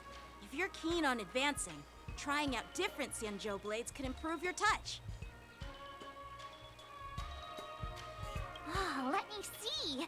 Which sword is the most powerful? Single sword? Great sword? Or maybe a flying sword? There's no such thing as the most powerful sword. It's all about the skill of the swordmaster. Yanqing wields several flying swords, while I only wield one. But remember how I kicked his butt at the Alchemy Commission? First, you didn't kick my butt. Second, you'll never kick my butt. Third, how about we settle this right now and see who kicks whose butt? Oh god, they're adorable together. Yeah, I'm up for that. And if I kick your butt, you'll drop out of the war dance. Deal?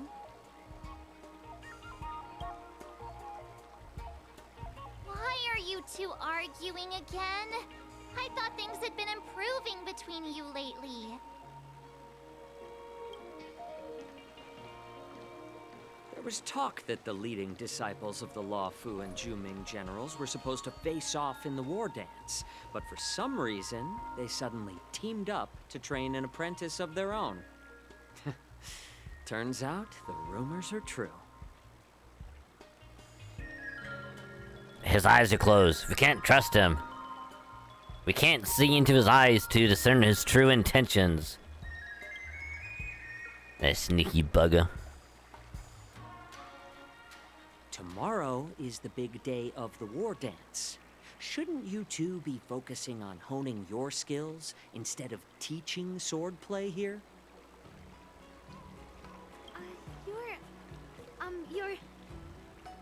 That's right. You're the pink-haired fox from the Yaoqing. Mr. Xiaoshu. This is Mr. Jiaoqiu, the Jiao healer Jiao. working for the general of the Xianzhou Yaoqing. Ah, got it. So, you're the participant attending the war dance on behalf of the Yaoqing. And you were trying to sneak a peek at our training? Sorry for the misunderstanding. I don't know anything about martial arts. I'm just here on the General's orders to take care of some official business. I didn't mean to interrupt your training. I'll be on my way. If you know nothing about martial arts, why were you smirking earlier? Well, my curiosity got the better of me, I suppose. When I heard Miss March's pondering about what to learn, I couldn't help but wander over. From my professional experience, cleavers, slicers, chopping knives, and carving knives are all just tools. Kind of like frying, sautéing, boiling, and deep frying in cooking. They're just ways for people to show off their skills. How you use them really depends on the ingredients you're working with. It's like your sword teaching methods. If you align your ingredient, in other words, your apprentice's natural tendencies, with the right cooking method, by which I mean the teaching method that best suits her, she'll make double the progress in half the time. For example, golden eggplant tastes best when fried, cloud peppers when stir-fried, and yellow boulder beef when simmered. It's all about discovering the nature of the ingredients. I mean, apprentice. I'm getting hungry. All this talk about food is making me hungry. Aren't you a healer? Why are you talking about food? Well, it's just a metaphor. The medicinal school I follow on the Xianzhou Yaoqing is called the Ranja School, that specializes in food therapy. So it's only natural that I know a thing or two about cooking. AGR, welcome. Hope your day's going well. So glad you're making food now. Yeah, if I didn't eat earlier, I'd be like, damn, I'm hungry. I need to grab a snack.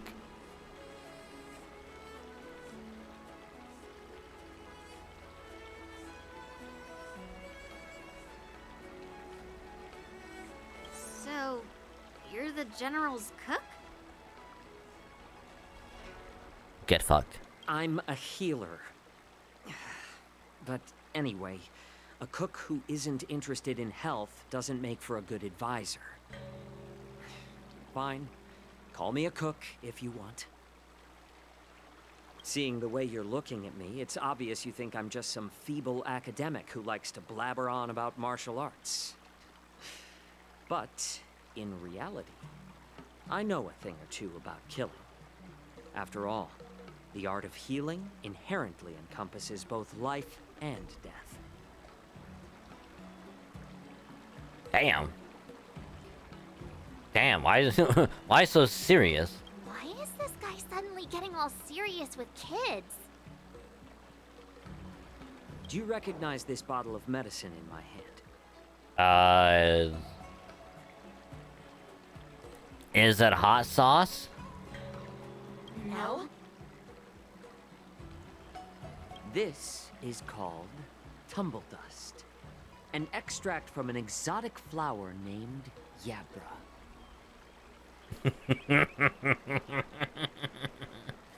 Yeah, bro. Yeah, bro.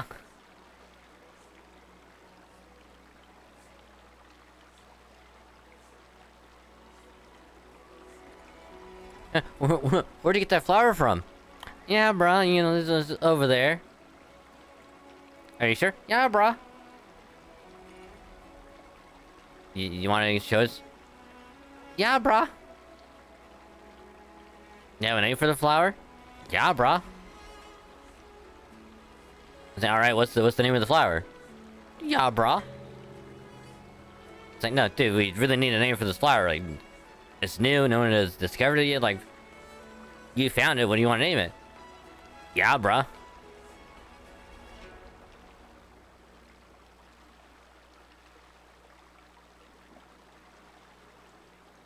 Are you sure you want to call it yeah, bruh? Yeah, bruh.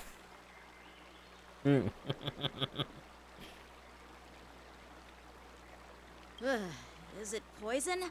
Nah, bruh.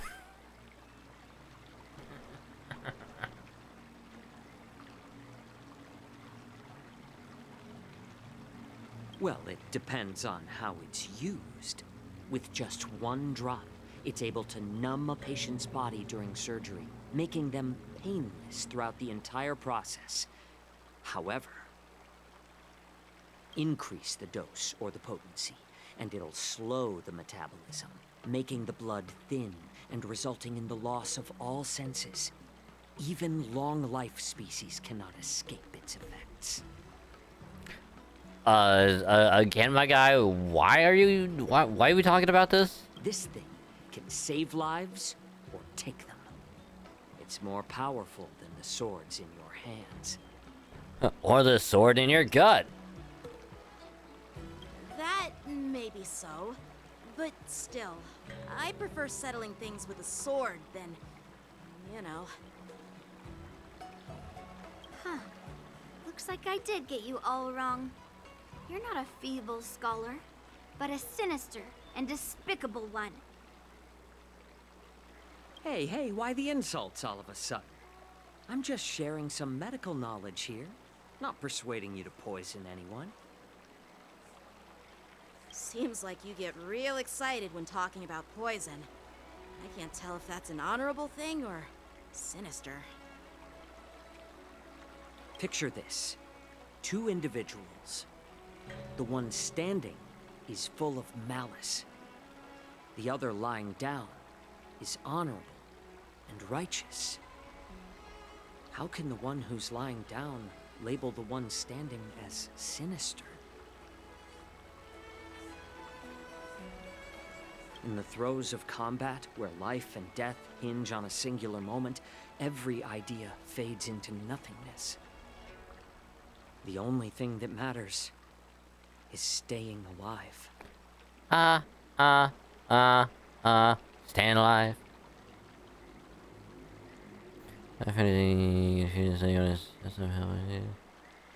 Sounds good. Surviving the battlefield reshapes all notions of worth, be it integrity or treachery. In my eyes, their significance is negligible. Perhaps you've underestimated Yunli and me, Mr. Jiaoqiu. We may be young, but we've seen our fair share of war.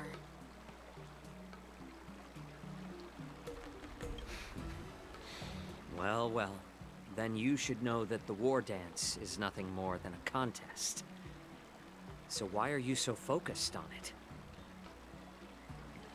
When I was appointed as the ringmaster for the war dance, I asked the general, we Cloud Knights are supposed to charge into the fray and slay enemies. Why do we have to swing swords in a ring just to please an audience? And this is how the general replied.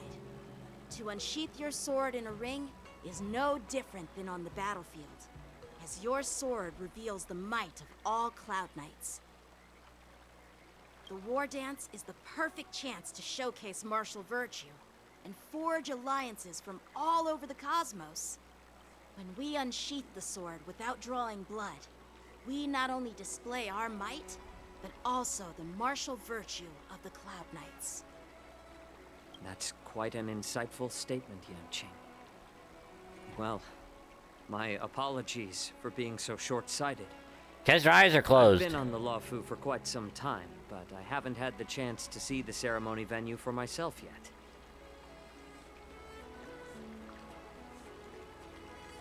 Hearing you speak so highly of it has piqued my curiosity. Would you mind showing me around? You want to see the Sky Splitter ship where the war dance will be held? Let's go! I bet Yunli and Miss March haven't seen it either, right? Well then, I'll give you all a tour. Interesting.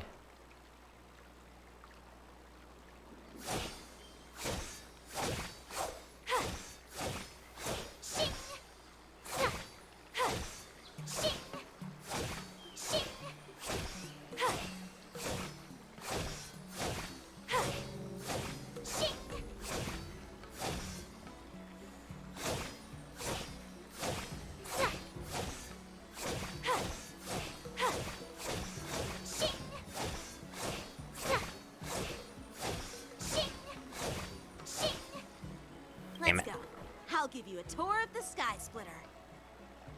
All right.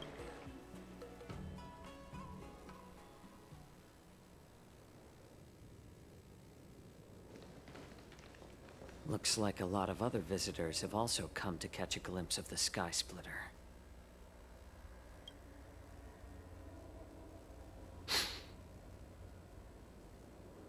He smells something. What's up, Mr. Jiao? No, it's nothing.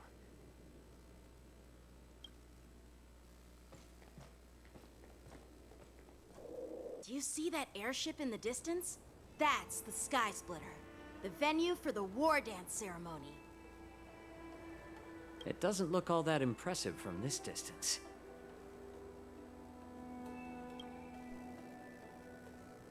The Sky Splitter is actually a decommissioned Luofu military vessel. People aren't allowed on board until the war dance officially commences. Tomorrow, when the bell rings and the ceremonial cannons roar, I'll be there representing the Cloud Knights of the Xianzhou Luofu, standing in the ring, ready to take on challengers from all over the cosmos. Since I was a kid, I've been training in swordplay and the art of war under the general. Every day, I'd swing my sword 10,000 times, and then thrust it 10,000 times, repeating the process over and over. I understand that I'm not like other kids. I never envied the toys and freedom they all had. I never found sword practice boring or hard. Even in the thick of battle, facing down savage abominations, I never felt scared. Each day, I could feel myself getting stronger and stronger, and I racked up countless victories. It's the best feeling in the world. But then, I faced a really tough opponent. And just one slash shattered my confidence into 1,000 pieces. That's when I felt true fear for the first time. Maybe that's what Mr. Jiao meant by life and death hinge on a singular moment. Every idea fades into nothingness. Oh, you talking about when you fought Dan Heng and Blade at the same time? After that, I had to pick up the pieces and try to put myself back together. But no matter how hard I tried, I couldn't seem to find my old happy self again. I often ask myself, why do I wield my sword? If defeat is inevitable, why do I continue to fight? Is it to reclaim the joy of victory? To meet the General's expectations? Or to secure my honor among the Cloud Knights? While the General could teach me the art of swordplay, he couldn't teach me why I should keep on going. He said the reason must come from within myself. I've been struggling to find that reason. But after talking with you, Mr. Jiao, I think I already have that reason in mind. As a member of the Cloud Knights and the General's apprentice, I've had a weight on my shoulders. And I know there's still more to shoulder. But when I wield my sword, it feels like I'm letting go of everything. I love the feeling of giving it my all, facing any obstacle in front of me, pressing forward. That's why I wield my sword.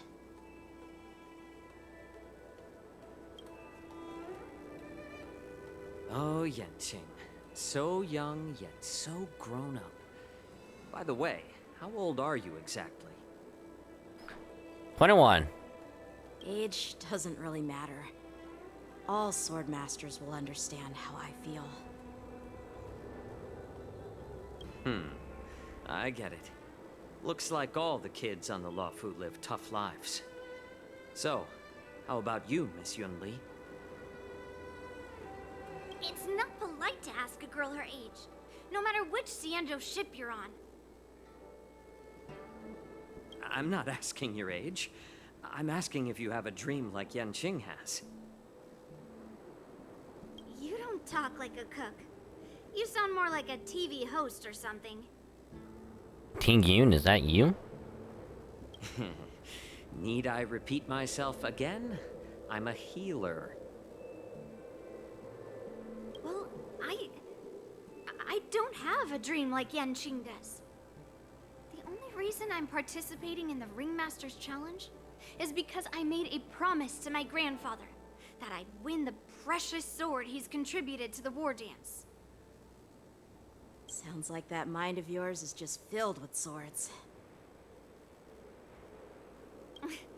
I bet you've got nothing better on your mind. My father was a craftsman on the Xianzhou Juming. Because of his foolishness, many innocent people fell victim to the cursed swords he forged.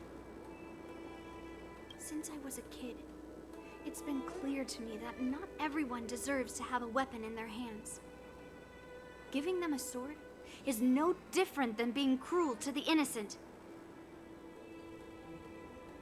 So, whenever I come across someone unworthy of a sword, I can't help but want to take it away from them.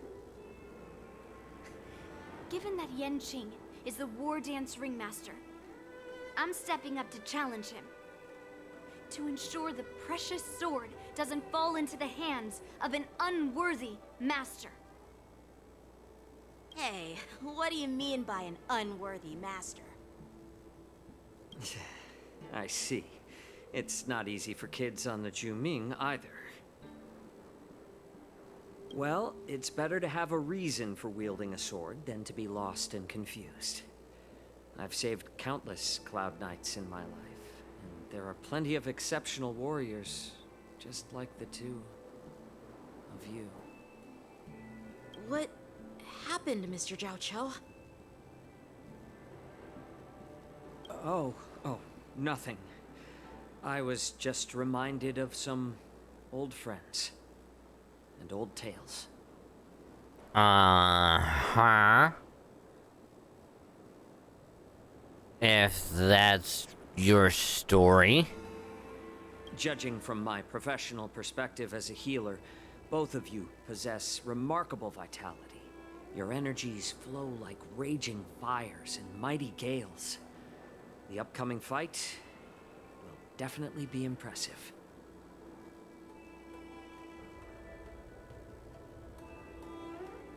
Well, we've seen the Sky Splitter and toured the Stargazer Navalia. I guess it's time to say goodbye for now. What? You're leaving already? But you haven't asked me about my dreams. I've been working hard too, you know. It's getting late, Miss March. Unlike you lot, I'm a grown-up bound by responsibilities and duties. The tasks entrusted to me by the General won't complete themselves.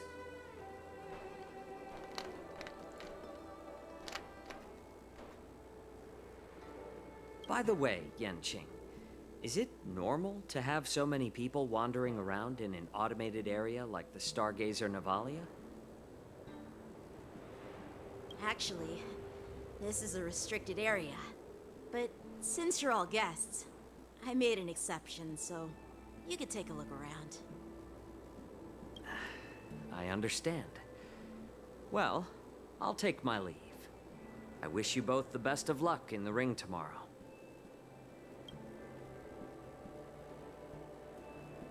Yasha waves and then leaves. Seriously? I just spent so much time thinking about my dream, but he didn't even ask me. Now that we're done with our tour of the Sky Splitter, shall we continue with our training? why don't we take a day off? What? You want to secretly practice swordplay by yourself? Dream on. You know cramming before a fight never works out. For some reason, seeing the Sky Splitter has boosted my confidence. So, I've decided to conserve my strength for tomorrow. All right. I'll take you out of the Stargazer, Navalia.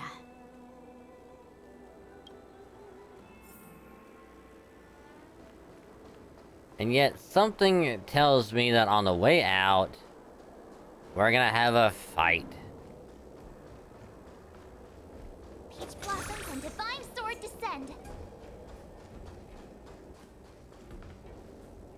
Oh, just shut up, Red Fang. This is not a beast ship. I need some time to take care of things. You willingly donned the skin of a lowly beast to join this mission, dedicating yourself to our glorious cause. And now you're telling me you can't handle it? Do you realize how many ships we need? I'm doing my best, all right? It takes time to figure all this out. When the guns go off tomorrow, all eyes will be on it. That'll be our only chance. How's that? Who's there?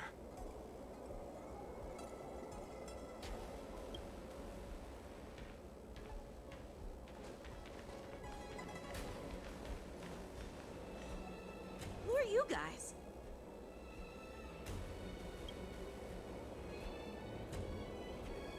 An impromptu inspection. Why are there outsiders loitering in Stargazer Navalia? And a bunch of kids at that.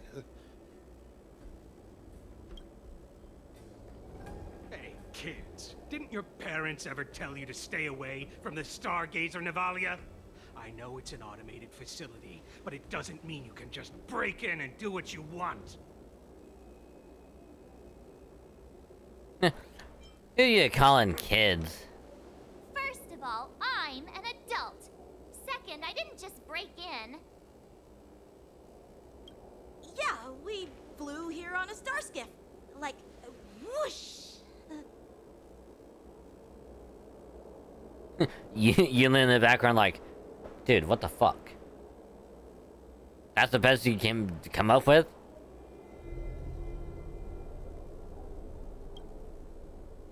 Well, I'm not trying to tell you off, but this place is off limits to the public, you know? Big sis, let's go. I want to play in Everhunt Plains.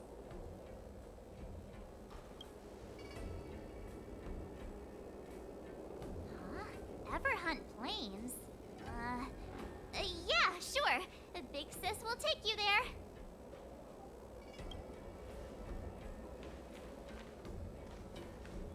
Shuha! You should have let me.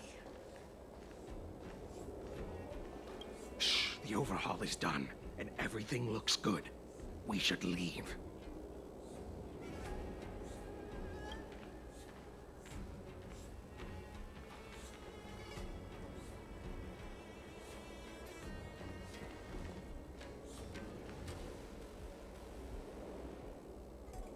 Could you repeat what you just said, Yenching? What did I say? He was so embarrassed by that, he just blacked it out. Big sis, let's go. I want to play in Everhunt Plains. Come on. Can't you read the room? Something is definitely off about the three people we just met.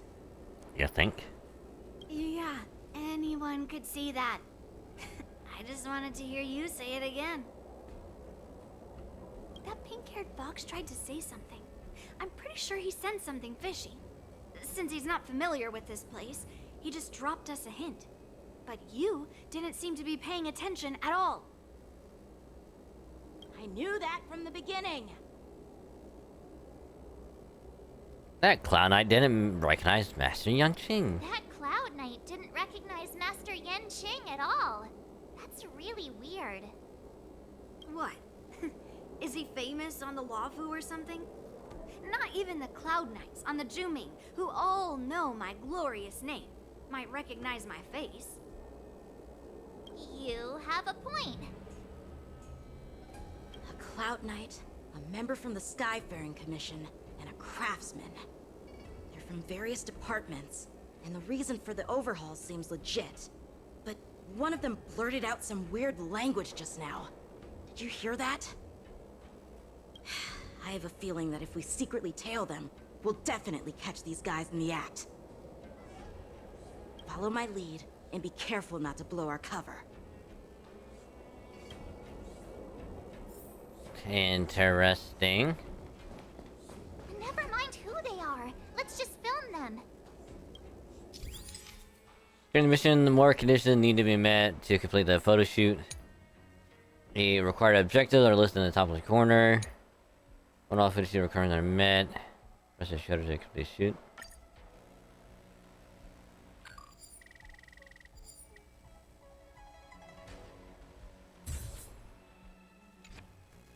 We should have just killed those lowly beasts. Those little brats won't take up much space. There are boxes all over this place. Just dump them into one and no one will notice. Cut the theatrics, Grulok. Even the slightest slip-up could interfere with Lord Moktok's plans.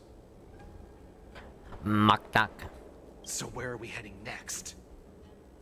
To check the freight skiffs. We've got a lot of preparations to do. Also, don't forget to take those crates with you. Weapons, supplies.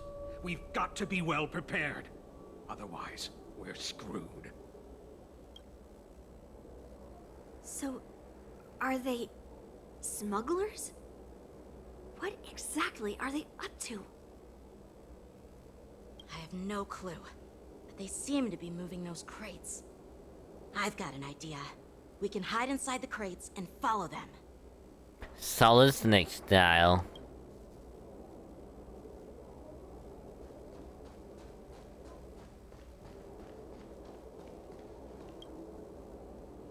Taking advantage of the temporary absence of the group, you cautiously approach the crate and crawl inside. So cramped in here. I can hardly breathe. Just hang in there.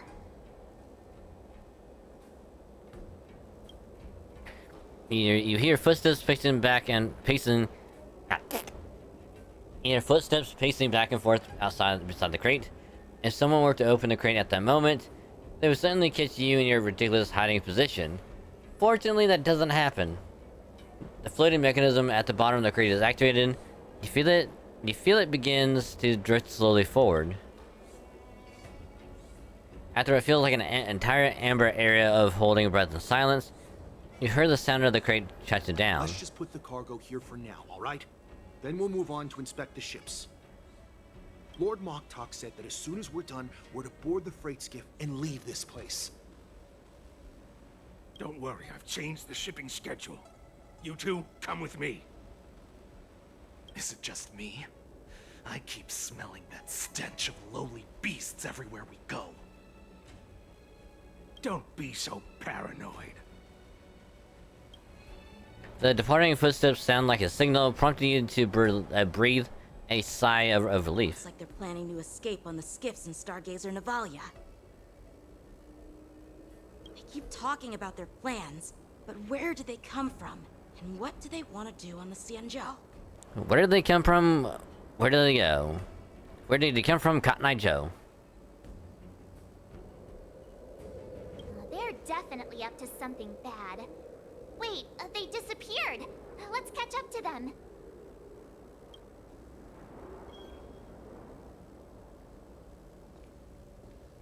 Tread softly, breathe quietly, and make sure to keep an eye on them. Hide out of sight as soon as there's any sign of activity. Watch out! They're on high alert!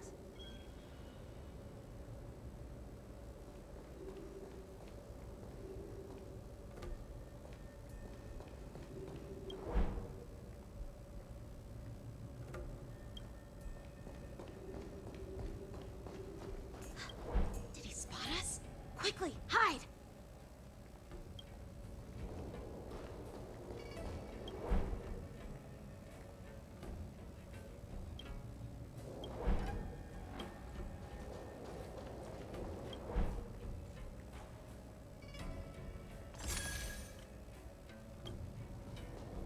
Don't be so paranoid. We're running out of time. Get over here! Shuhard, I'm coming!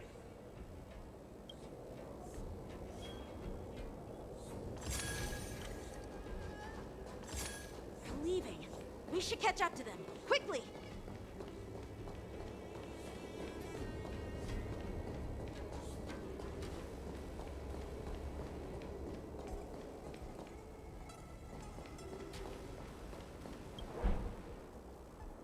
What are they up to? They're all wearing official uniforms, but I'm pretty sure they're not members of the Skyfaring Commission, the Artisanship Commission, or the Cloud Knights. This is way too suspicious. Never mind who they are. Let's just film them. That way, if they do anything bad, we'll have solid evidence against them. Not a bad idea.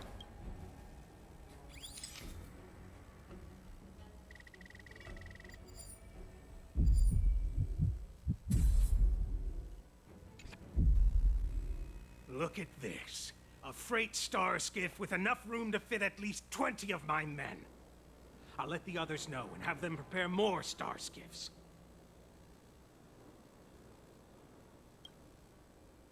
Once we're past the checkpoint, there will be beast ships waiting for us.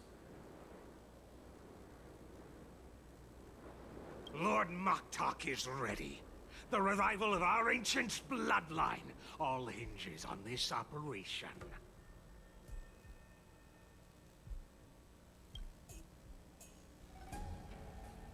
What did he just say? Beast ships?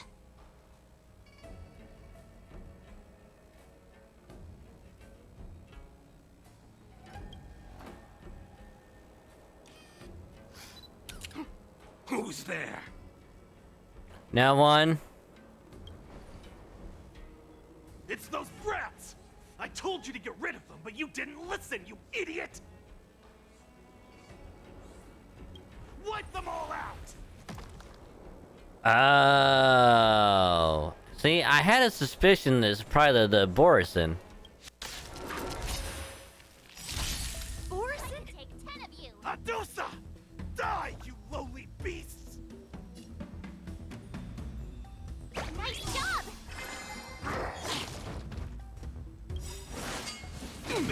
We've entered the storm. To guard and defend! Crush them!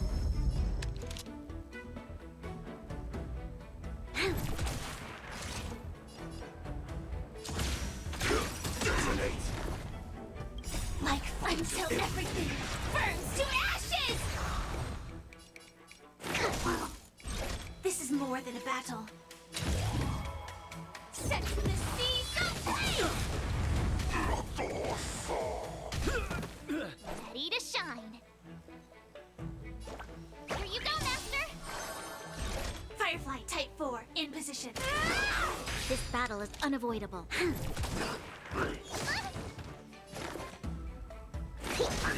I could take 10 of you!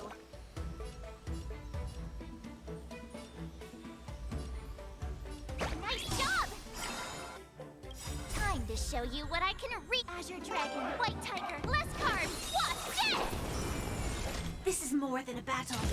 Fight to live!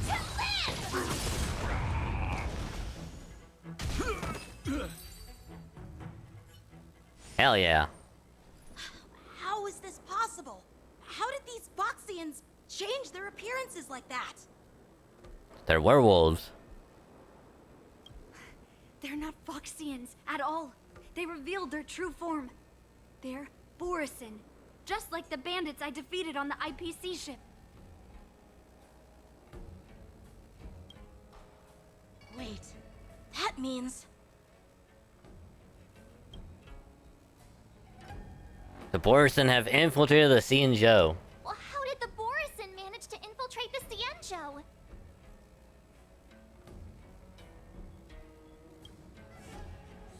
It's not just a simple disguise of wearing our clothing and shaving their whiskers. They're somehow able to alter their appearance to be indistinguishable from Foxians.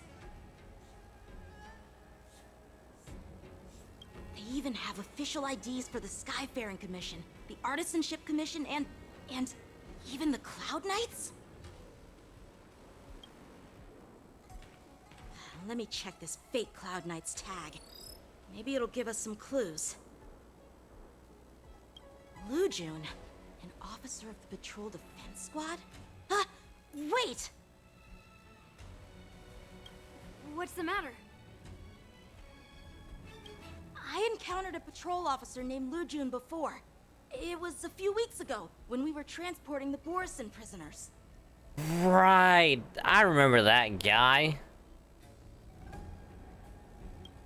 If they can forge official identities and move around the Xianzhou without raising suspicion... Oh no, this is bad.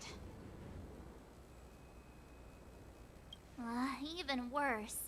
If you find one cockroach on the Express, it usually means... There's a lot more. There are more Borison hiding on the Xianzhou. I bet their plan is much bigger than just stealing information. We've got to report this to the Seat of Divine Foresight. Meanwhile, in the Seat of Divine Foresight,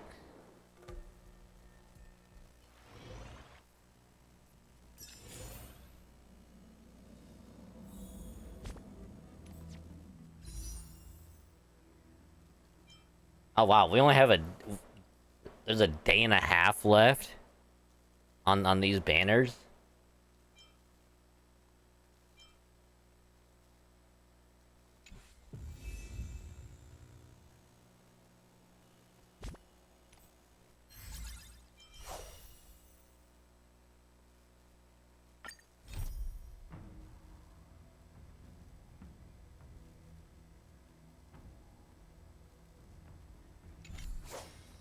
Oh, we have plenty of time to do that.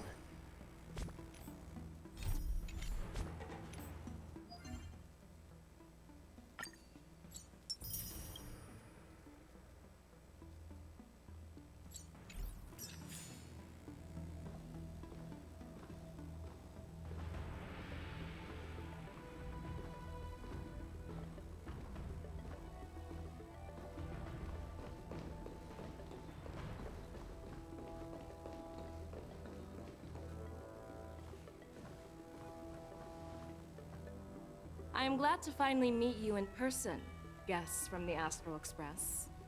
I'm Fei Xiao, the General of the Xianzhou Yaoqing.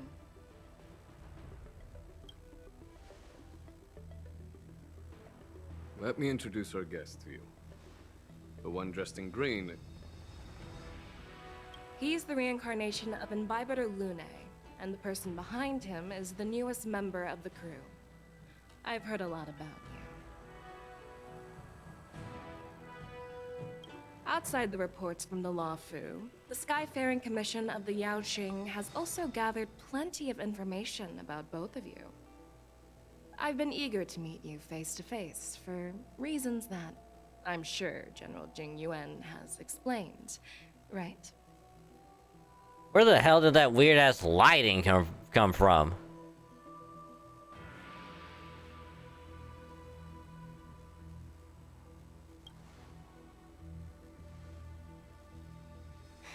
That's right. But don't worry, this isn't a trial. I just want to have a chat with you and get a better understanding of the facts. According to General Jing Yuan's report, the Ruin Legion is to blame for the Ambrosial Arbor crisis, and all Arbiter Generals should pay attention to the Ruin Author's movements. Over the years, the Destruction's minions have wreaked havoc on countless worlds, and the Alliance has been keeping an eye on them. But no one expected them to join hands with the remnants of the Abundance. The damage caused by the Ambrosial Arbor crisis was far less severe than expected, which is good news for us. However, it was quite different from the Ruin Legion's usual style of destroying life wherever they go. While I trust the bravery of the Divine Foresight and the Nameless, I'm curious about some details missing from the report. I'd like to take this chance to have an exchange with both of you. Let me be clear, the questions I'll ask might not reflect my actual thoughts, so please don't take offense if any of my questions seem a bit harsh. I mean, you can ask anything you want. I mean, Please go ahead, General. But keep in mind, we can only answer based on what we know. And perhaps you already have the answers to your questions in your heart. You have a clever tongue. I like it.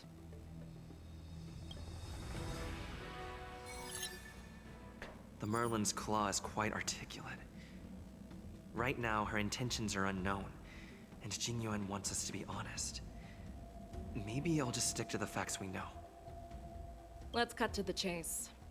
Before the crisis struck, the Astral Express was guided here by a Stellaron hunter, a wanted felon, in an attempt to resolve the Stellaron crisis. Excuse me, through the word and the word of martial law, the true crisis. Yeah, so we can't deceive. However, everyone in the cosmos knows of the Stellaron hunter's reputation. So, why did you place so much trust in them? Could it be that some of you have a connection with them?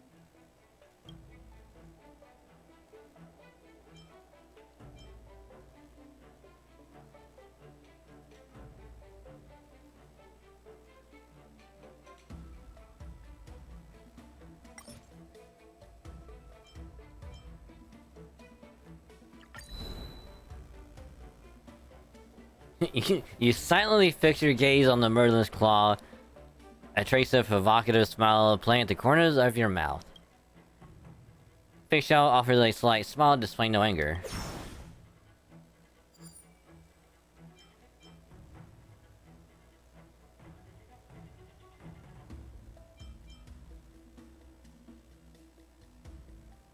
Apart from the Lafu, there are many other worlds suffering from Stellaron corrosion.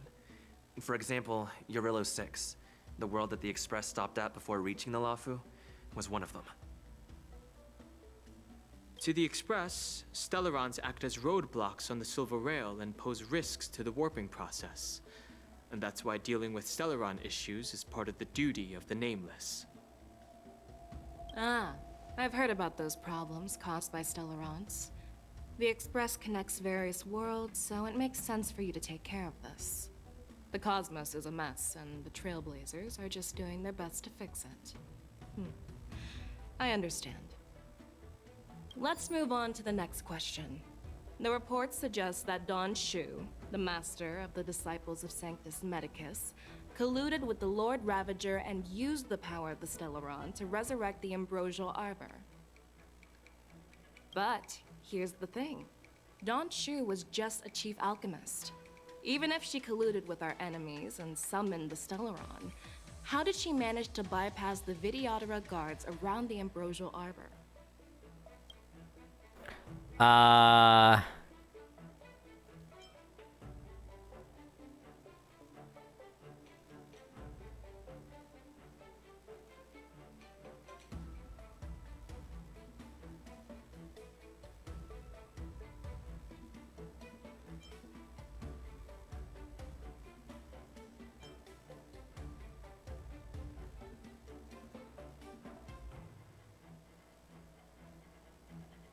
I mean, we've met with Don Shu. That's why when we did that one quest line before actually finishing the whole Lafu story, we had that unique like interaction because we met with her personally. I personally met Don Shu once. Her closest friend was killed during the war on the Fanghu, and she harbored deep hatred towards the Hunt. So she spent years making preparations in the Alchemy Commission in order to take revenge on the Xianzhou. Revenge is also a form of the hunt. However, that doesn't explain how she managed to bring the Stellaron into the Scale Gorge waterscape, which was guarded by the Videodora. Well, you should ask Don Shu herself for the answer. Unfortunately, Don Shu is dead, and even her corpse has crumbled into ash. That's one less clue we can pursue. Get fucked. Oh. It seems that your answers have addressed all my questions. Generals, I am finished with my questioning. So, what do you think, General Fei Shao? Have the doubts in the report been cleared up? The two Nameless have been honest in their answers.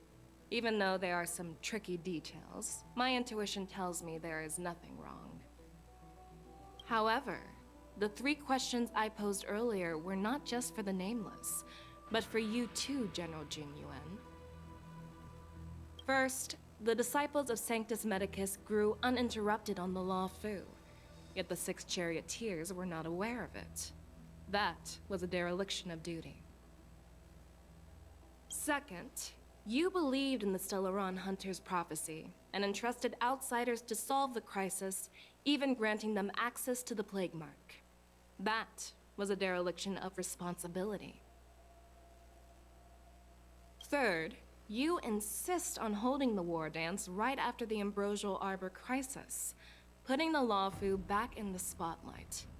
That is a dereliction of wisdom. A dereliction of duty, responsibility, and wisdom. How is he gonna get out of this? Merlin's Claw. Is this your line of thinking? Or the 10 Lords? From the moment I walked in, I made it clear that the questions I'd ask might not reflect my actual thoughts. The disciples of Sanctus Medicus were deeply rooted and had been plotting for a long time. I admit it was my negligence for not noticing it earlier. As for the Stellaron Hunter's prophecy, I didn't believe all of it, but in the end, the Law Fu did survive the Ambrosial Arbor crisis. So, I think it's safe to say that Elio's prophecy about the future holds some merit. And as for the war dance, do you think I'm unaware of the risks? However, risks can also be opportunities. The Law Fu has lain low for too long. I believe it's time to stir up the dregs hidden in the depths and wash them away once and for all.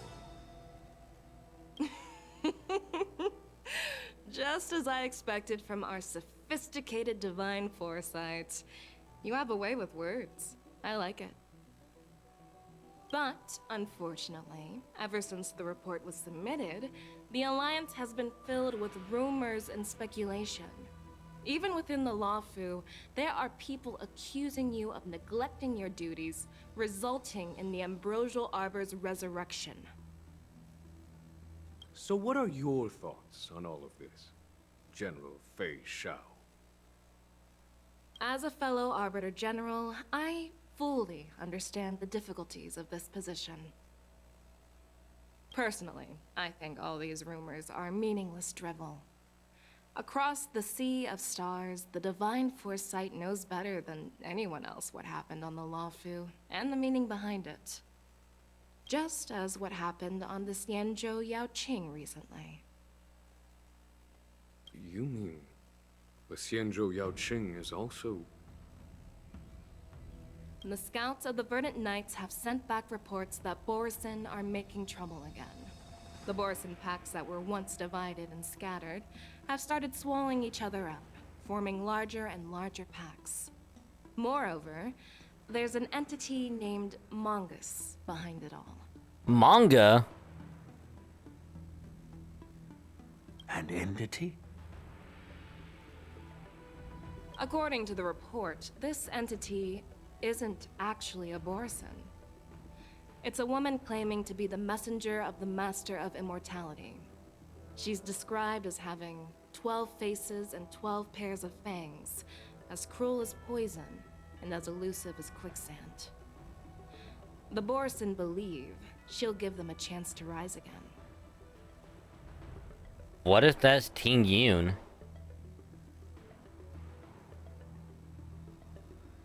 Because, like,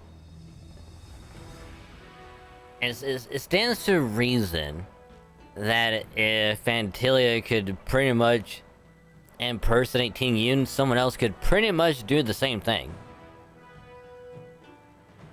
Because we still have to know what happened to her.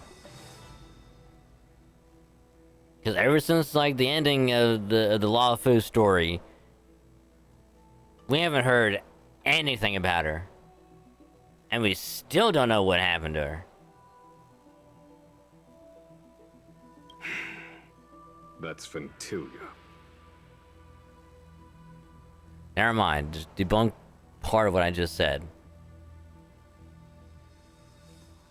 But still, we have to know what happened to her. That's right. You're lucky that I'm the one who came this time. If it were the Patina Justice or the Seer Strategist, this conversation might not be so friendly.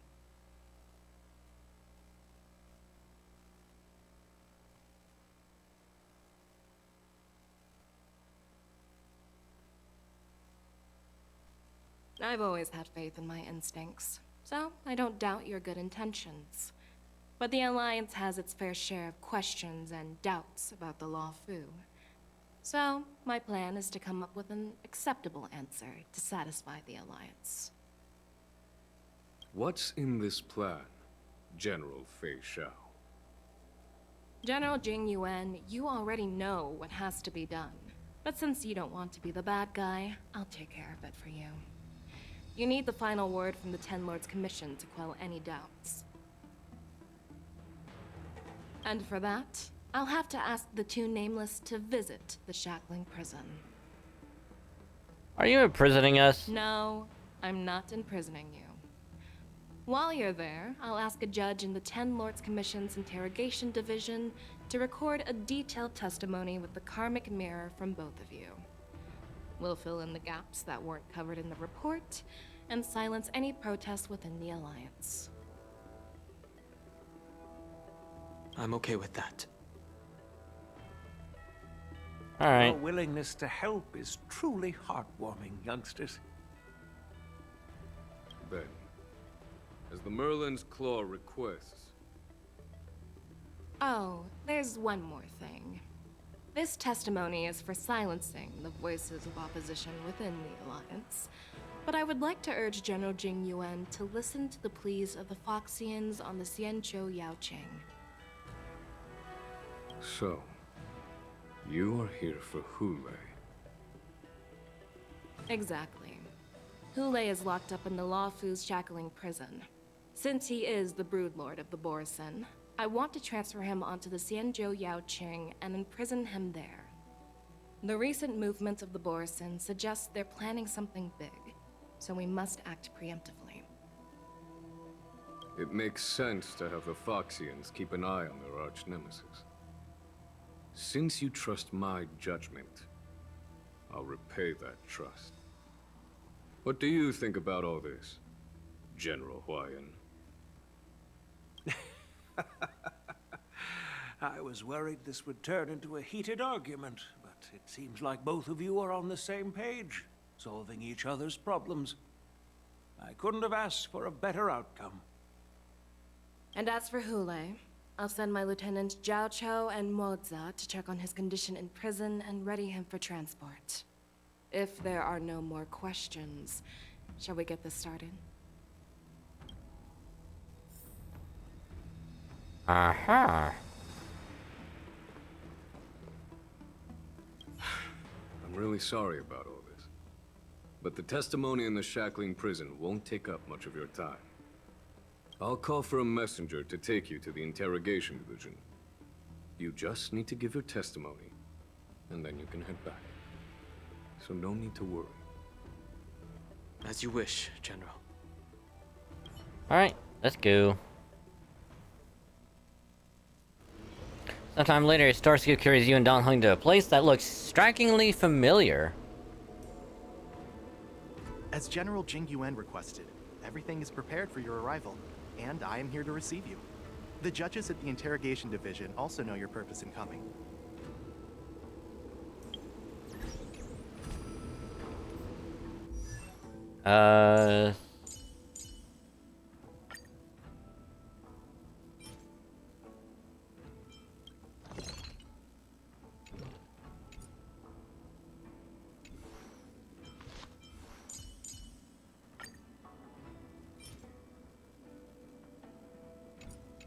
Hold on, there is I say we just go there and pop over.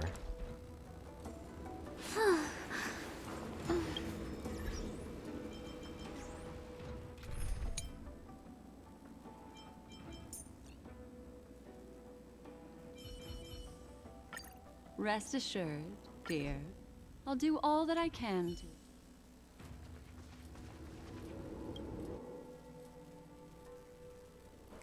I'm gonna do that just in case. I didn't expect to be back here after all these years. Dan Heng.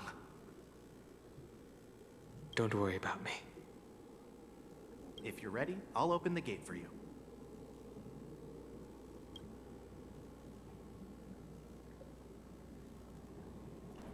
So the Shackling prison is inside the Skelligor's waterscape too? Well, technically, the Shackling prison is spread out across multiple delves, and the Ancient Sea is just where they overlap. Please, come on in, dear guests. Alright.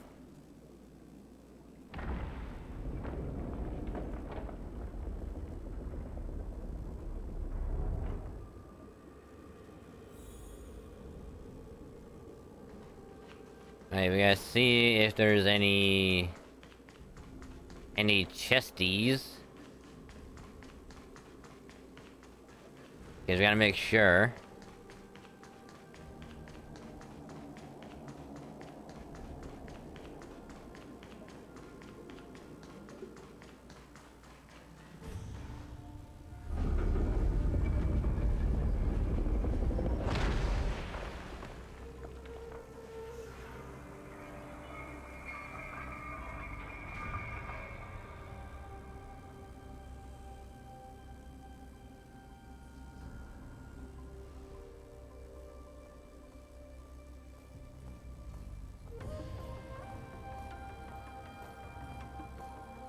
What are you looking at? The Shackling prison on the Luofu is completely different from the one on the Yaoqing. It's completely underwater. Whether it's in the clouds or underwater, breaking free would still be a piece of cake for me. Still thinking about your old jailbreak tricks, huh? Forget it. You're free now. Just don't do anything stupid, or the judges will throw you back in there and lock you up for a few hundred years. You'll see me again in just a few days. Taking Hule back to the Yaoqing means a lot to the Foxians on the ship, and to the General herself. So stay alert.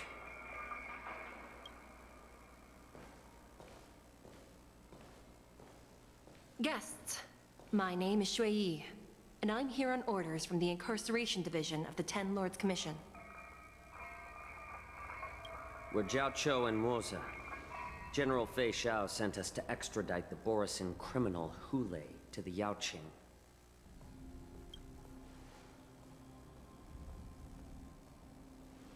We're here to inspect the conditions of his imprisonment and make preparations for the handover and transportation. I assume you've been briefed, Your Honor. Your visit request has been approved. I'll be your guide for this trip. Prisoner Interesting. Hule, the warhead and brood lord of the Borisin abominations of abundance and the arch nemesis of the Foxians, is responsible for 2,123 wars of aggression and countless associated crimes.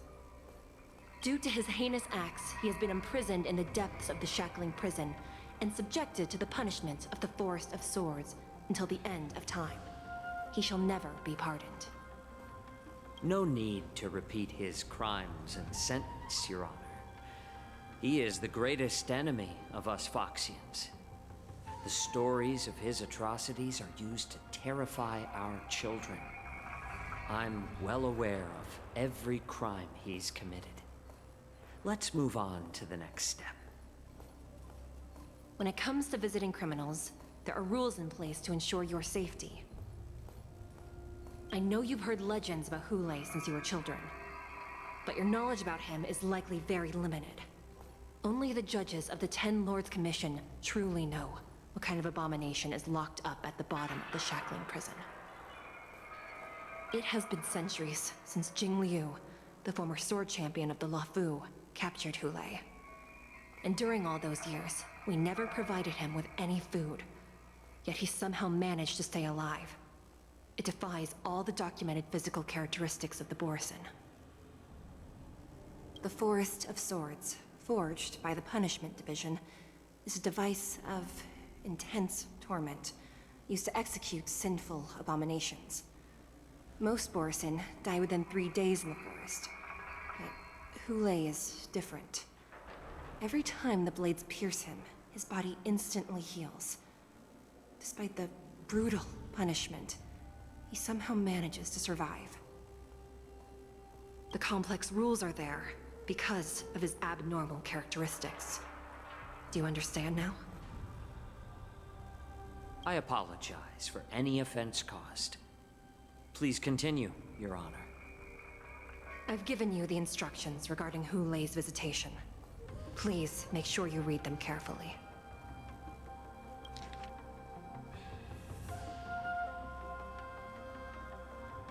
The accountable for numerous acts of invasion and associated war crimes. Accountable for the long-term enslavement of Foxians and utilize their blood for alchemical purposes. Person must be subjected to the punishment of the Force of Swords and never be pardoned. Must be transferred to different locations on a regular basis. The shackles must be checked for sturdiness during the transfer. And the air filters in the new cell must be intact and functional. The confinement of this prisoner is the foundation of the alliance between the Xingzhou and the Foxians. Any individuals subjected to the sentence should be punished for sowing discord. Anyone who contacts or converses with this prisoner must take poison-proof pellets or wear a breathing mask equipped with a filter cartridge to counteract the effects of lupotoxin. Prisoners placed in detention must be changed on a yearly basis, and the new location must remain unknown to individuals below the rank of Cloud Knight, Lieutenant, or Cloud Knight, Lieutenant, or Judge. Do not mention Jing Liu when conversing with this prisoner. And please, take this pellet before proceeding. No, I'm not taking random medicine. Then you won't be allowed to visit Hule. Just swallow it already. Hule is like all Borison. He can release a pheromone called lupotoxin that induces fear. Thousands of years ago, we Foxians were enslaved by the Borison. Not because we were naturally weaker, but because of their lupotoxin.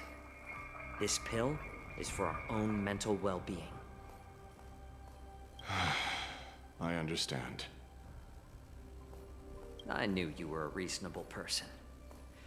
Now that we've taken the medicine, let's proceed.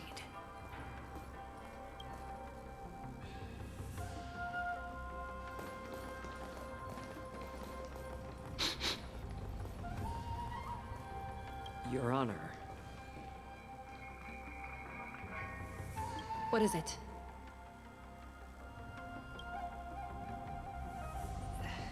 No. Never mind. Maybe I'm just imagining things. Let's keep moving. It's just like what happened before. He smells the Borison, but he's not saying anything. It's gonna fuck everyone up.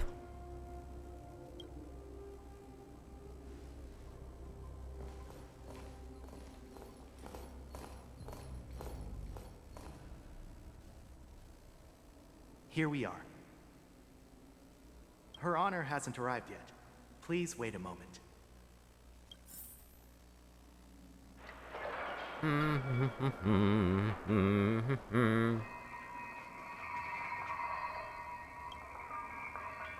Notice scale gorge water seeps shackling prison was built at the bottom of the ancient sea.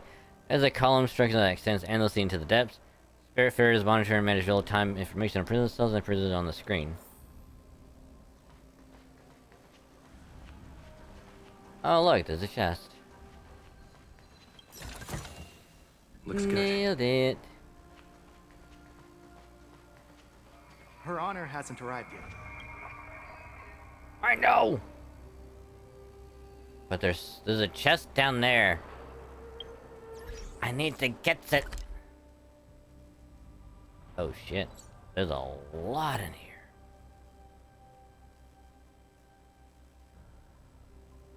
Damn.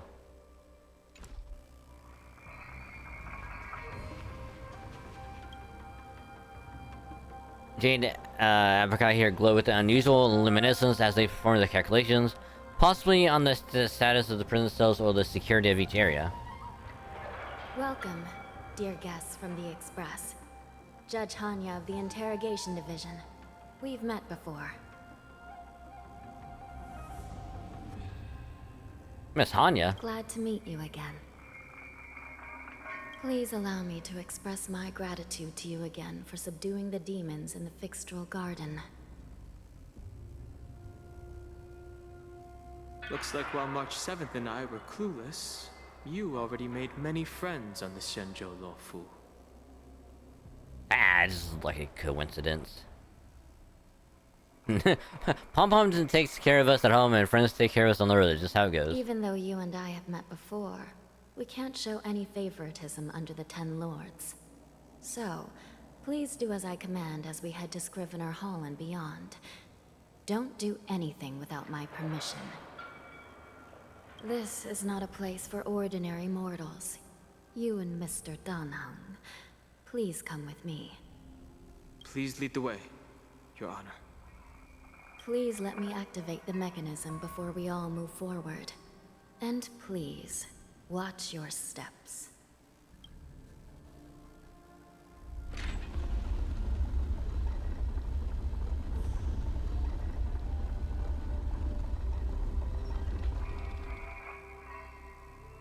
Ooh.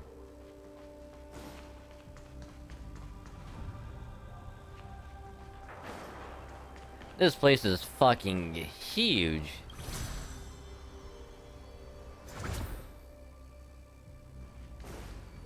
Aha, prison break.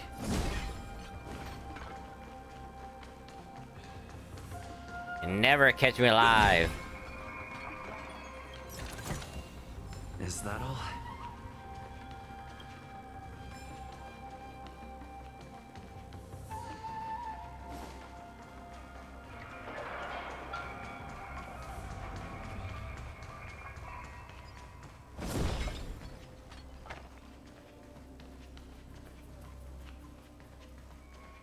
Huh.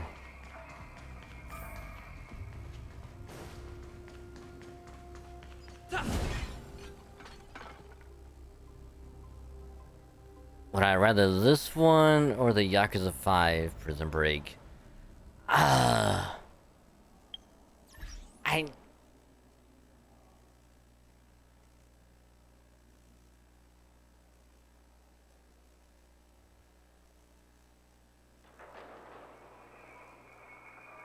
I mean, here's the thing. I can't say for sure yet because I don't know how this prison is gonna be like.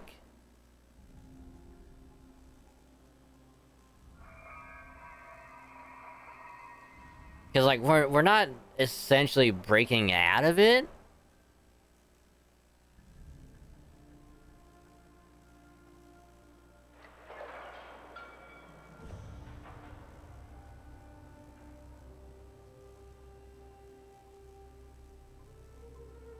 Which, not to mention, in Yakuza 5, there's a whole, like, escaping on a snowmobile, then having to fight a bear, which I guess in this one we'll be fighting, like, this weird, werewolf thing.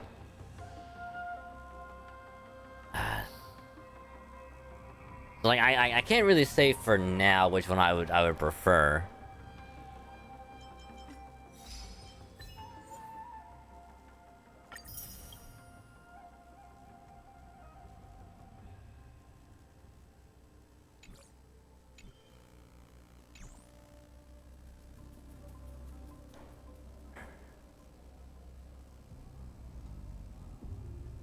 I mean, also, while this does give me like Kung Fu Panda vibes with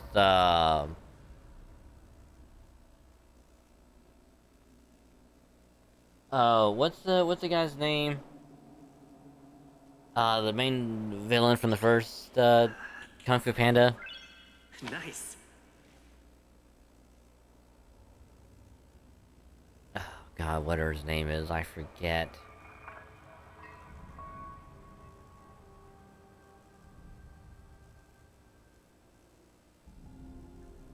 This reminds me a lot of it.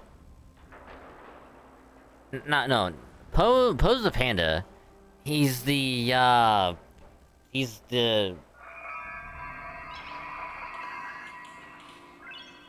like the weird tiger that was imprisoned for years. And then he breaks out because he wanted like the dragon scroll.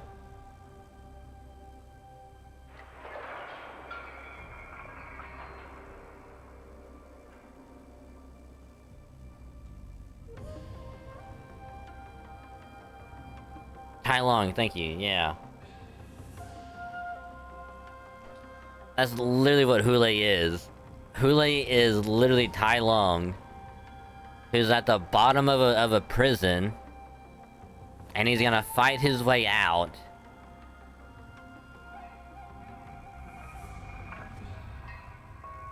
Is despite not having any food or whatever for years, manages to stay alive, and then just is totally fine.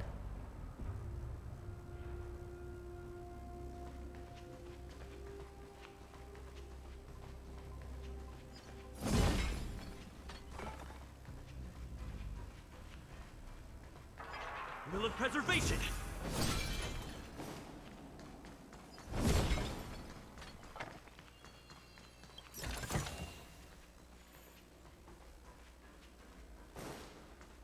No, but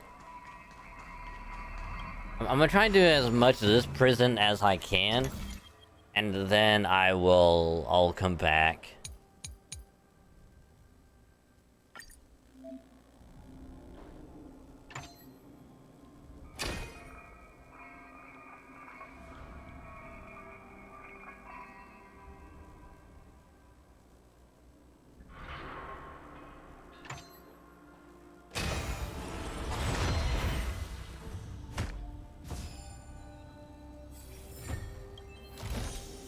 Looks good.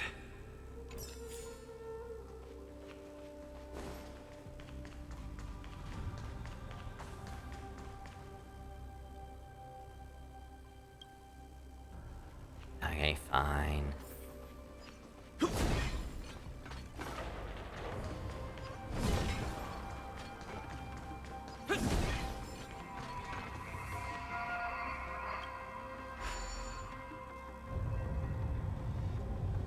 But for now, Yakuza 5 Prison Break. For now, I'd say Yakuza 5.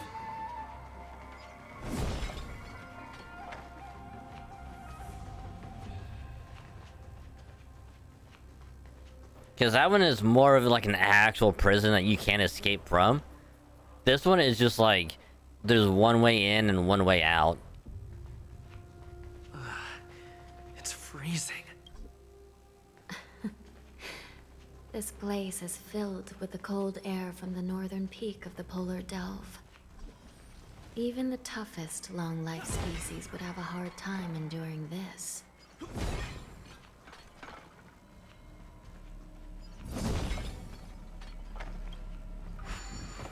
And it's like, it's not even because of like...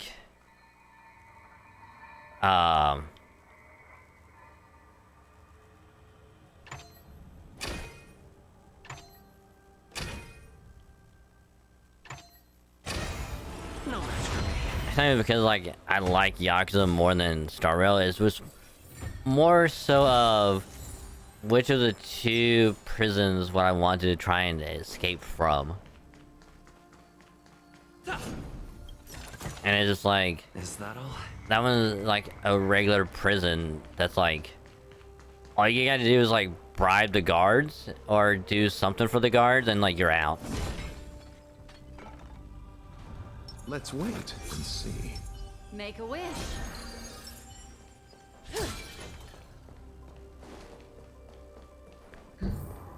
Did you hear something just now? Let me check it out. This one is like, yeah, good luck trying to get out anywhere. Because like you can't bribe anyone. What an eyesore. This place is packed with boxes and crates. Surprise there. It's like, yeah, it's like you can't bribe anyone. There's only one way out. And These crates, they look oddly familiar. it is one more difficult just to get out. A few days ago, the Spiritfarers received reports about an IPC transport ship that was attacked by Borison. Then, a bunch of those abominations were dumped into this place. I had a feeling there would be trouble during the war dance. But throwing both the pirates and the cargo in jail? That's a new one. Man, the mechs in those crates are no joke. I heard the Intelligentsia Guild crafted something dangerous. We have many records in the Hall of Karma about these wise ones. They love to tinker with forbidden technologies, always trying to push the limits of Ingenia. I caught a glimpse of the mechs in those crates, and they bear a striking resemblance to Borison. I wonder what they're planning this time. Well, business first. Let's keep moving. All right. Strange. I don't remember checking the containment facilities a second time.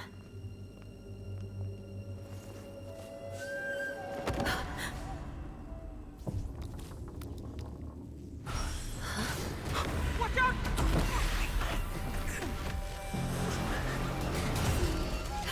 Emergency! All wardens prepare for action!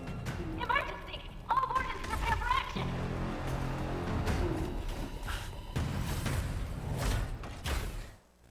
Screw the baseball bat. Get the fucking the lance out. Wrong. The guards aren't responding.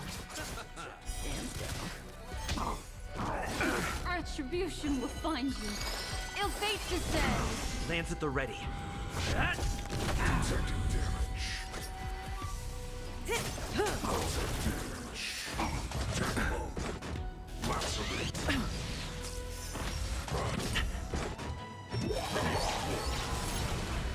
thing is going wild, just like a Borison. Looks like we're on our own for this one. Memories are ever. Beneath the waters lies an endless abyss. Good times, Neverland. Time to say bye. Boom. Lance ablaze. Lance! Forward! Let's settle this. Relax. What do you want to know? Ill tidings manifest. Cutting the net.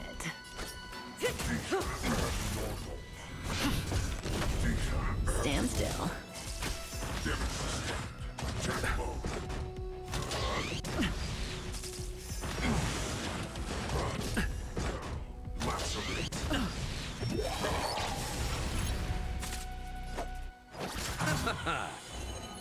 Ill fate descends.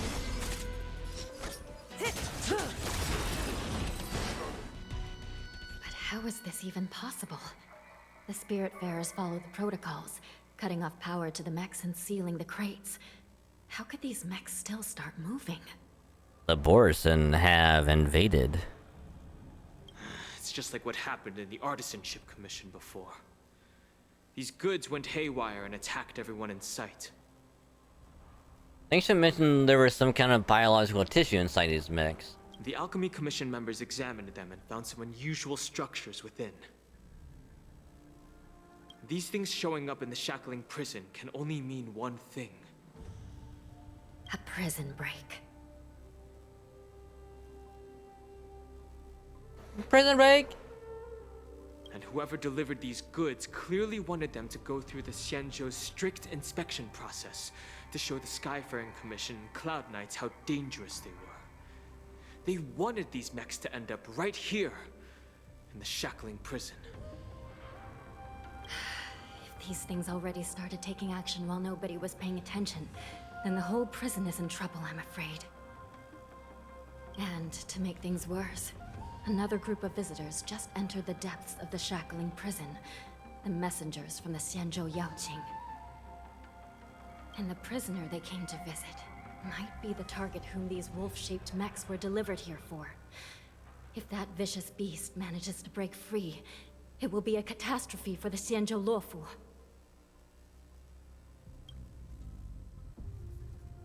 Ooh. A few moments prior, Shui then leads the Yaoxing messengers to the bottom of the prison. Here we are. Have we arrived already, Your Honor? Shouldn't there be a cage here? The most notorious felons are locked away in the solitary delves, deep down in the prison. Those delves can't be opened without proper authorization. The blue bird paves the path, and the Stygian lanterns illuminate it. Help me light up these lanterns, and the way to the bottom of the shackling prison will reveal itself. Sure.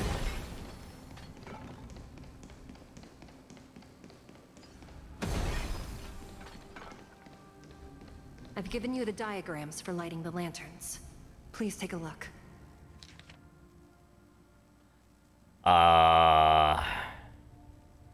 From the bottom to the top. So...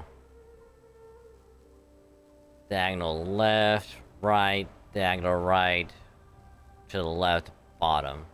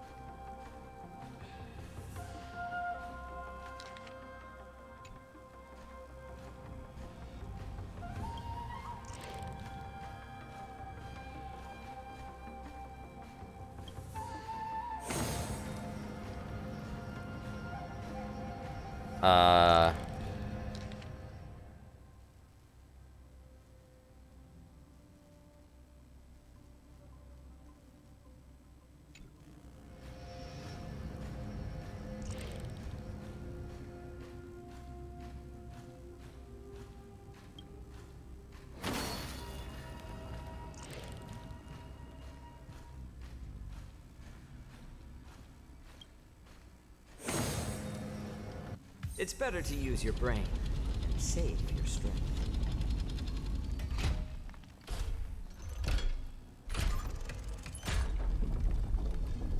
First try, baby.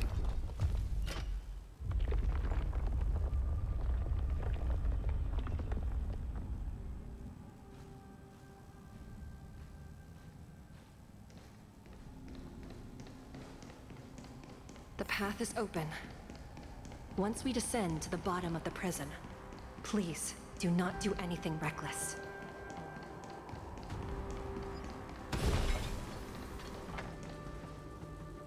Inside the delve, behind this door, is the greatest enemy of the Foxians, Hule. Who let the dogs out? Who? Who? Who let the dogs out?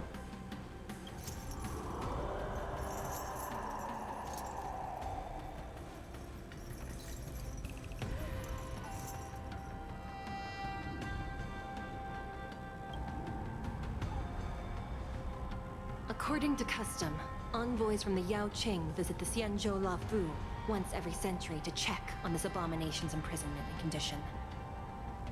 Even though the Ten Lords Commission sentenced Hule to the Forest of Swords, suffering every day for the rest of his life, I understand that the Yaoqing messengers want to see him dead. Unfortunately, for the past 7 centuries, they've had to return disappointed. Because this beast simply can't be killed.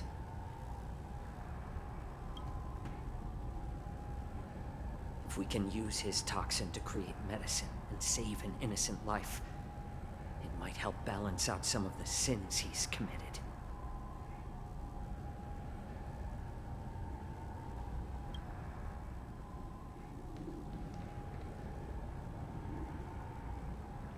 Could you be the key to a cure for the General, Hule?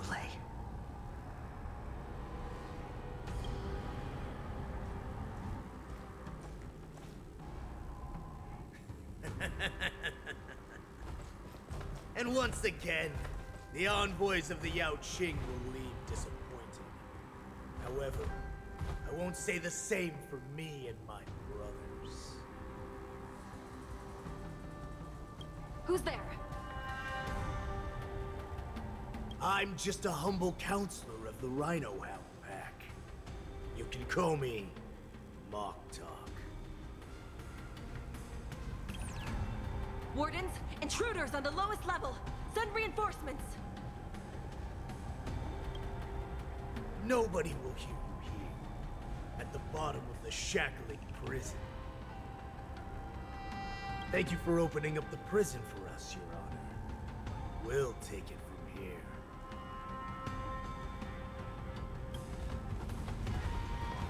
No wonder I kept smelling that familiar stench. So it wasn't just my imagination. Do your thing, Moza. Moza. We mustn't let these abominations get any closer. Detestable things. How about letting There are too many of them. Once we were inside the shackling prison, we found soldiers available for us everywhere. More seasoned. I'll see you off. Stand still. I underestimated you. Alright, asshole. Ill fate descends.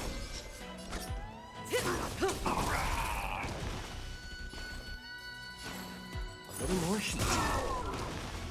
You chose the wrong end. Relax. I suggest you surrender now. Of course. I'll still kill you all. But I promise it'll be sweet. I'm honored by, since you're already here, why not have a meal before you leave? Memories are ever changing. Ah, so his thing is an AoE. Alright. Let's settle this. Alright, interesting.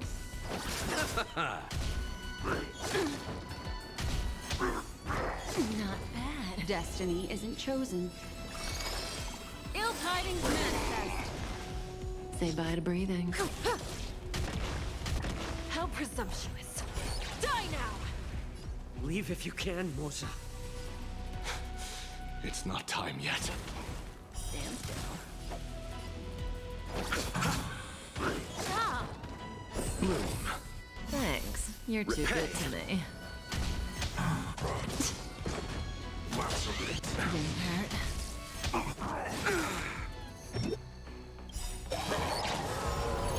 Eternal sleep is not the dead return!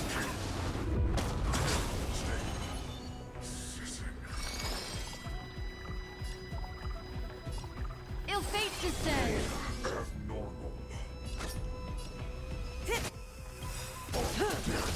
Good times. Time to say bye. Boom.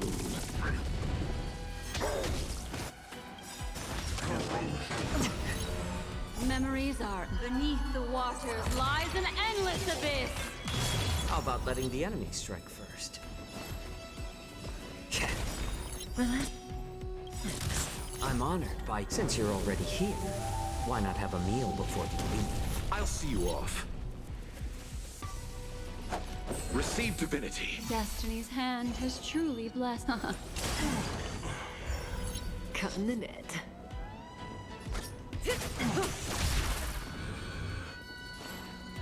Stand still.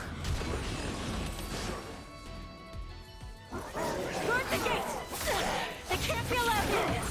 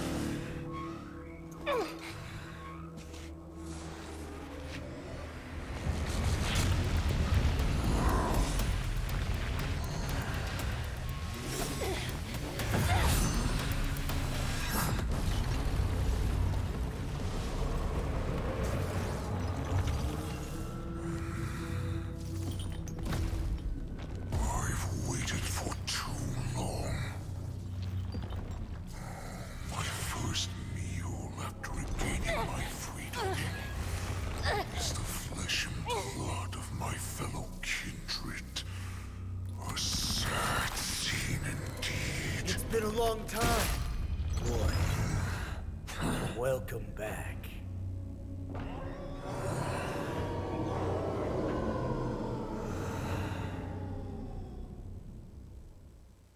Damn. How many times has the old verdant home spun around since our last hunt? Duran's whelp. Tell me your name. Oh, great Hule, nemesis of the Foxians, and the hunter of all beings. I'm Moktok, a humble counselor of the Rhino Hound Pack. I am only one insignificant heir spawned from your bloodline.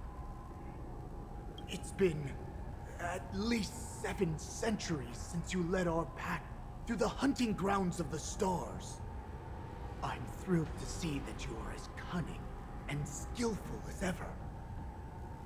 7 centuries. 7 centuries have passed. But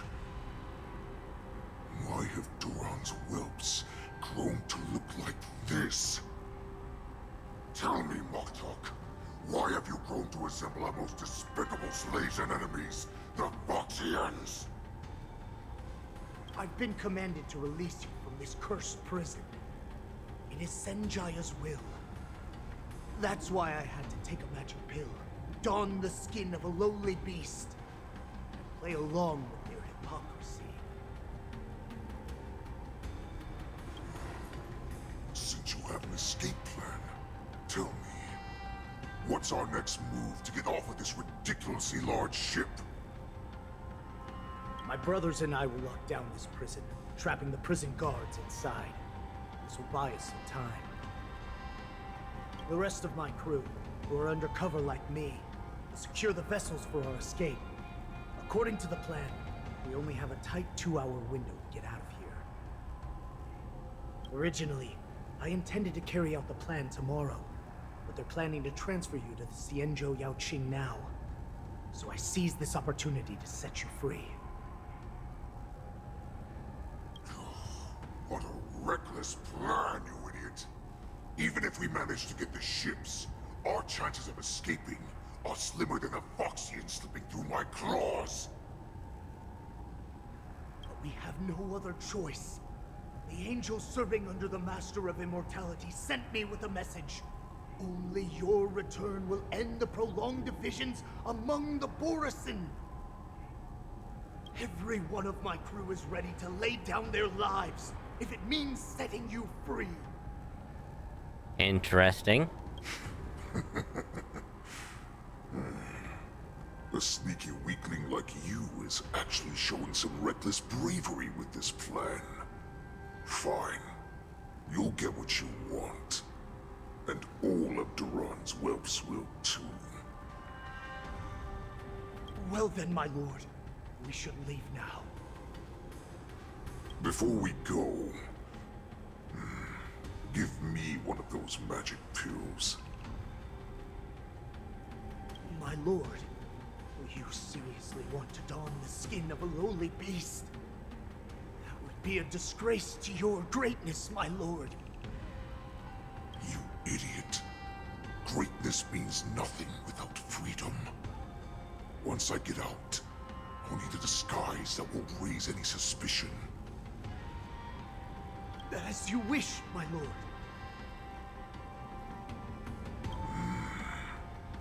Is that Foxian slave my meal? No, he's an envoy from the Xianzhou Yaoqing. I plead you to endure him a bit, my lord, as he's more valuable as a hostage. Take him, guys! Time to move out!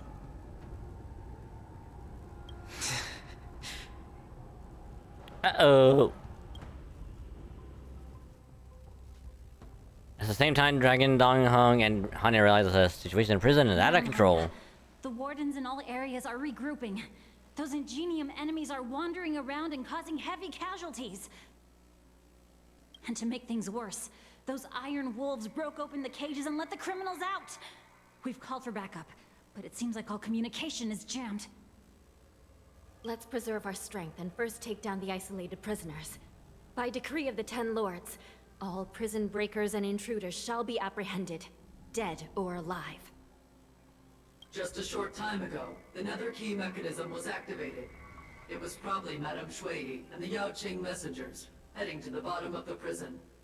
Given the situation, I'm afraid that area is exactly where our enemies are targeting. We mustn't let that vile beast escape from its cage. We've gathered all the prison guards who can still fight, and we'll split up and secure each floor. Go! Those intruders are quite bold. They must have been planning this for quite a while. Indeed, but Borisin tend to favor direct and aggressive approaches. Crafting careful and precise plans like this is simply not their style. Let's focus on the current situation right now. Please help me.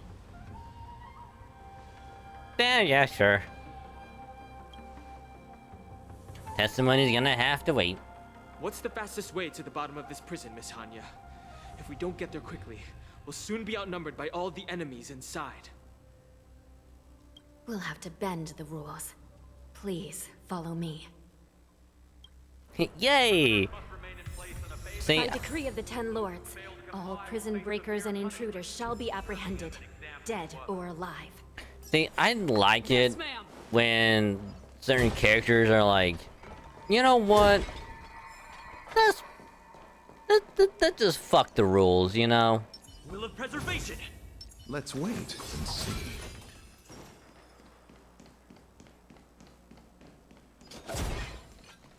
Maybe that's why I like. Maybe that's why I like the Bad Boys movie so much. It's like it's just guys being guys, and it's like.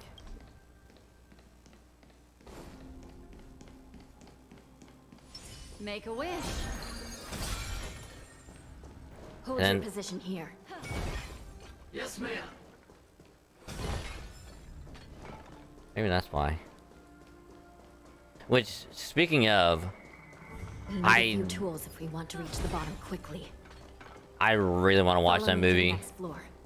The latest one. The path is cut off. Someone must have altered the mechanism. No matter. It'll just require a bit more work to get through.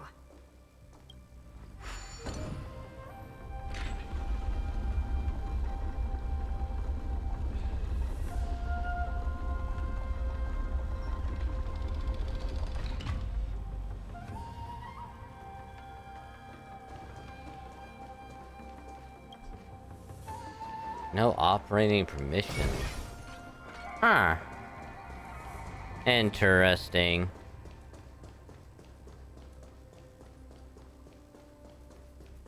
Because I remember watching like the first two movies and they're so good. So I'll probably end up rewatching those two before I watch the third one.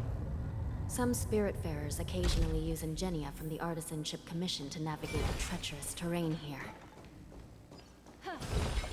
Normally, using the but given the urgency of the situation. Normally, using devices like the shifting screen is strictly forbidden, as they could help prisoners escape. But, given the urgency of the situation, let's just ignore the usual regulations.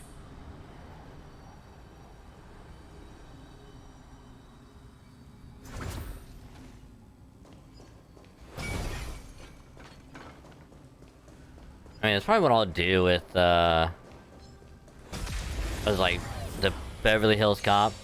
Repay. Stand still.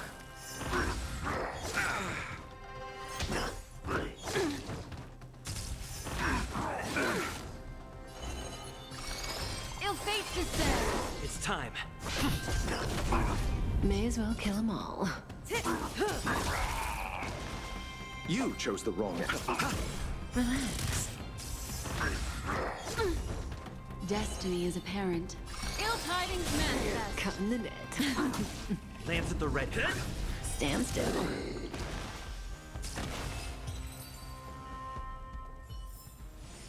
Another precious memory to hold on to. The nether key has been activated. Because seeing the what, like the trailers or whatever for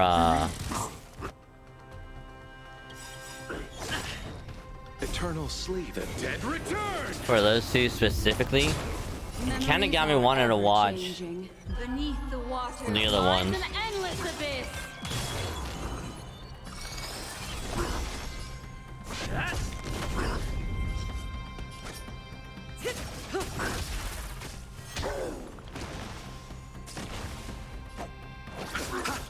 Stand still. What do you...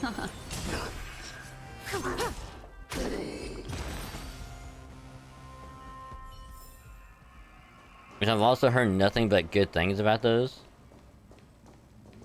Make a wish. Will of preservation.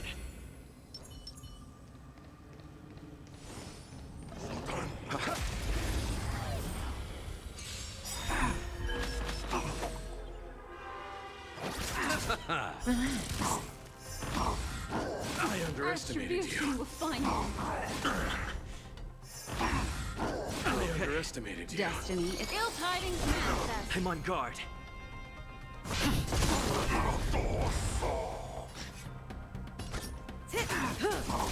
I'll see you off.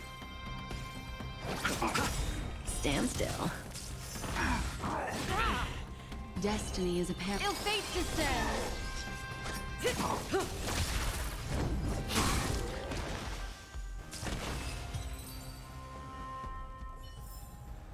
A moment's excitement, nothing more.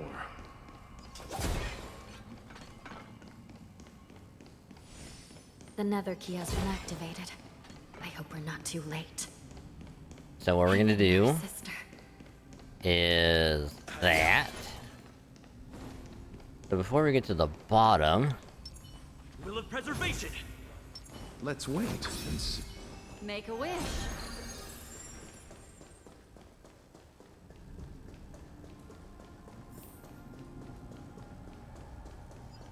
Huh. Yeah.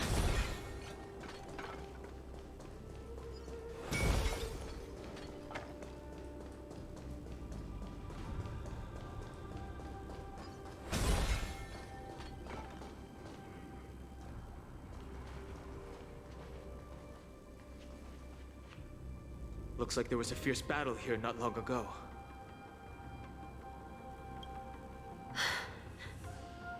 he got out. The gate to the prison delve is wide open. Hule has managed to break free. Where are the Yaoqing messengers? And where's my sister? Are they still alive? Let's look around. Maybe we'll find some clues.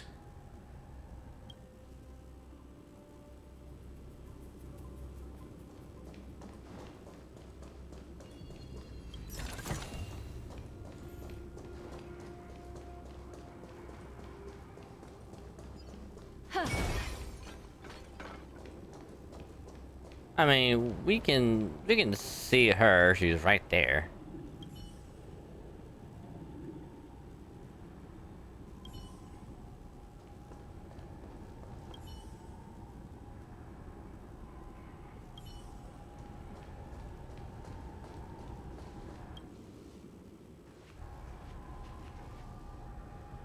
Xue is here.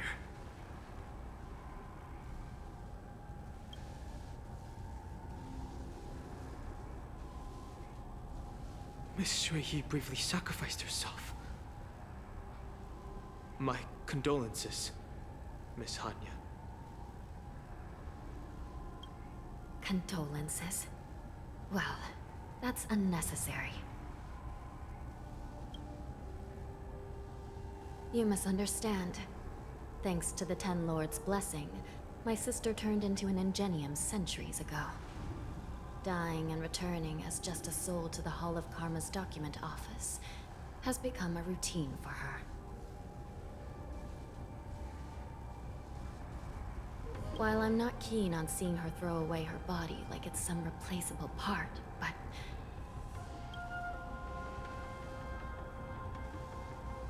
By the way, have you seen bodies that might be the Yaoqing messengers? One of them is a Foxian wearing exquisite clothes, and the other wears a dark cloak, like a fugitive.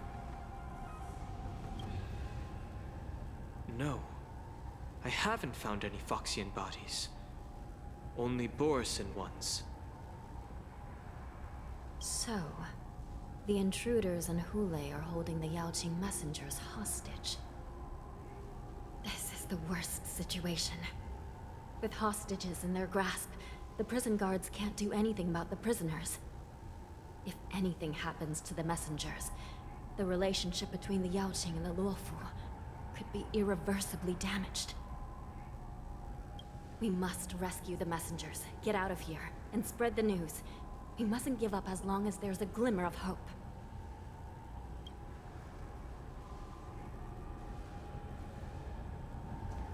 What have you found, Miss Hanya?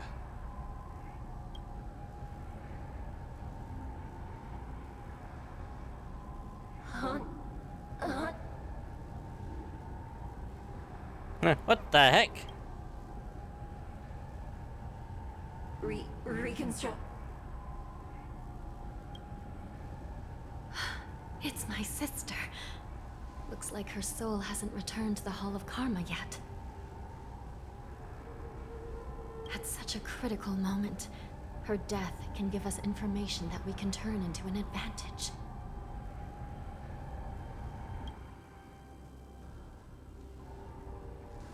Let me see.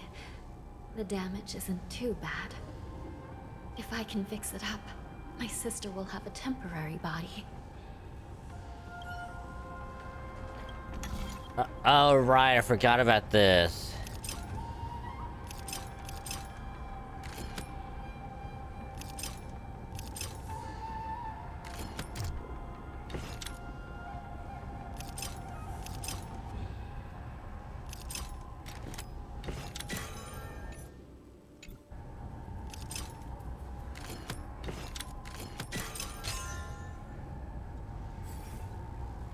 Hanya, I'm back. Welcome back, sister. I don't know what kind of expression I should have at a time like this. Happy? Tears of joy? Forget it. I'm used to you coming back in all sorts of forms. That's pretty convenient. Just don't let me be damaged again. I'll lose my memories. This side crane can't hold all of me. Sister, what did you see when you were killed? Intimate in his delivery. One of the Yaoqing messengers escaped, and the other one was taken hostage and brought upwards? I didn't even press A, that thing just went right through. Besides the Borisan, there were other intruders. Invisible. Invisible intruders? What does that even mean? How many conspiracies are tangled up in this mess? Do me a favor, sister. The intruders have cut off all communication between inside and outside the prison. And now you're the only person, the only bird, who can slip out undetected. Make sure you deliver the news to the outside world. I understand. Please be careful, sister. You are different from me. Sacrifice his wing, then satisfy the lower levels, attack prison, turning his drain into the depths of the shadowy passage.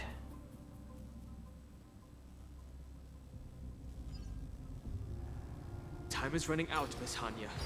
If we keep delaying, those Borisin will escape from the prison. All right. If we happen to come across that Yaoqing messenger who got away... No. Stopping Hule should probably be our top priority.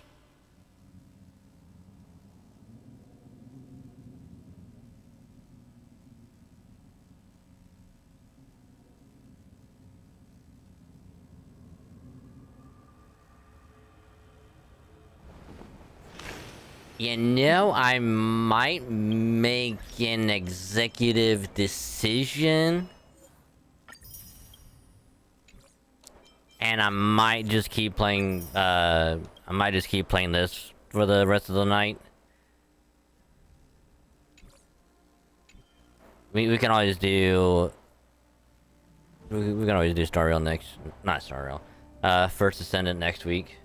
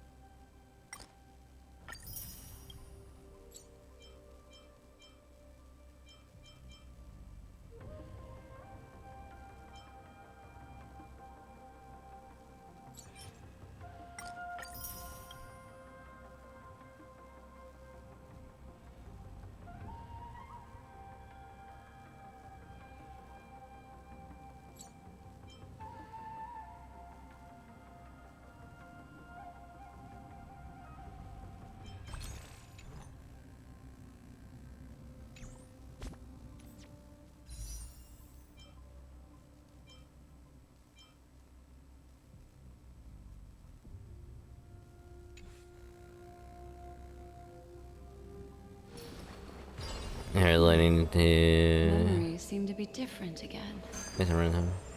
I know, but... I know, but here's the thing. I'm just having too much of a good time with this. I'm too much invested at this point.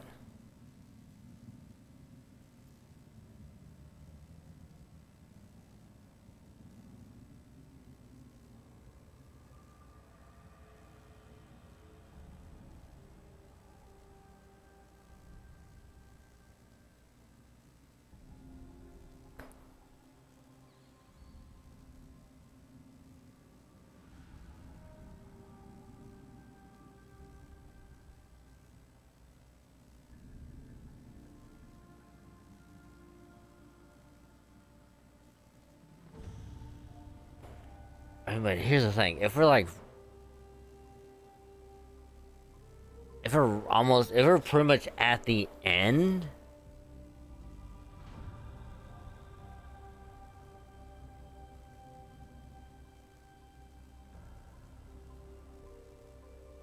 alright, yeah, because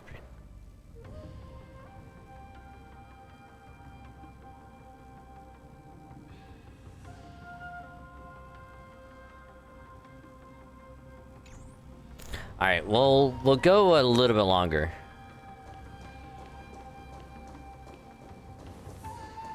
Huh.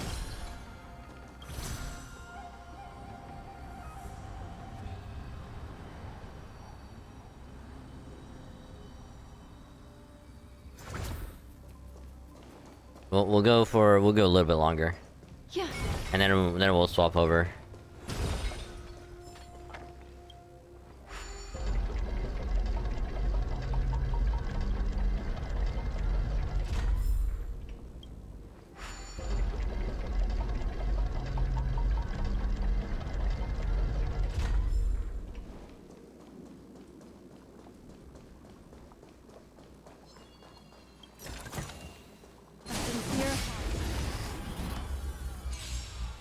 Repay.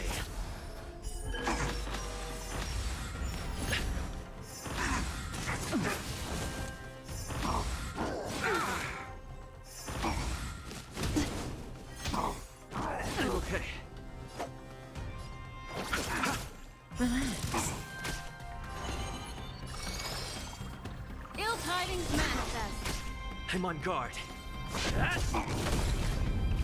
Cutting the net.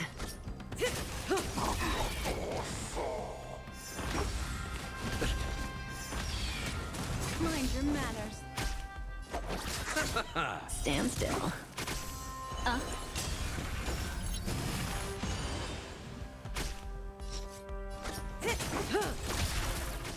Lance at the ready. Relax. I'll see you off. Good times never last. Time to say I hit the wrong button. boom. Eternal sleep. The dead return! Memories are average. Beneath the waters lies an endless abyss.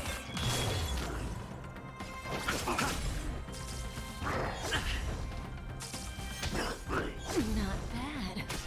Destiny is apparent. Ill fate descends. Cutting the net. I'm on guard.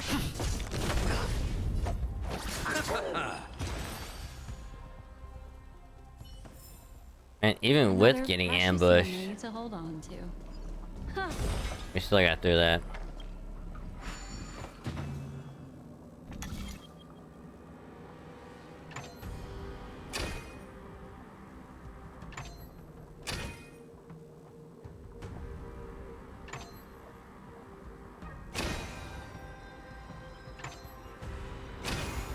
The power of wisdom and memory. I am a genius.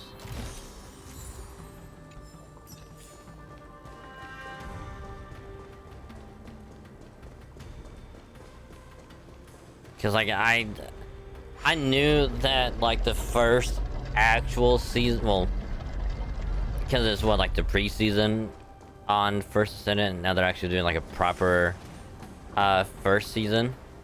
Wait! Something feels off.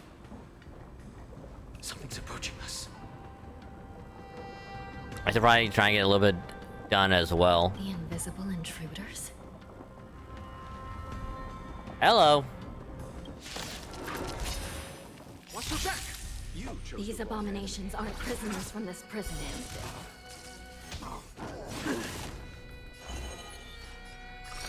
Ill tidings manifest.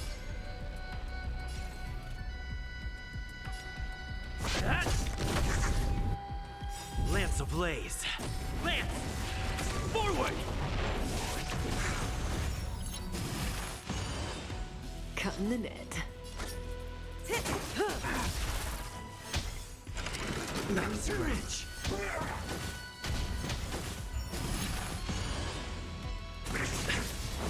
I'll see you off. Relax. What do you want to know? Ill fate descends. Cutting the net.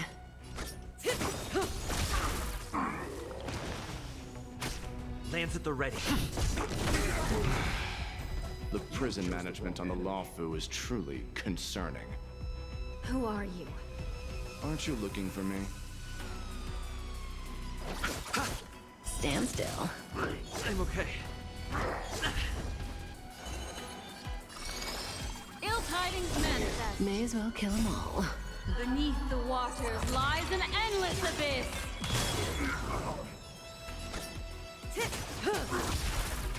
It's time.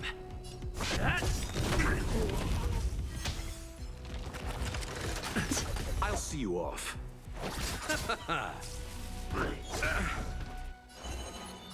Ill fate descends. Cutting the net. Just focus on the fight.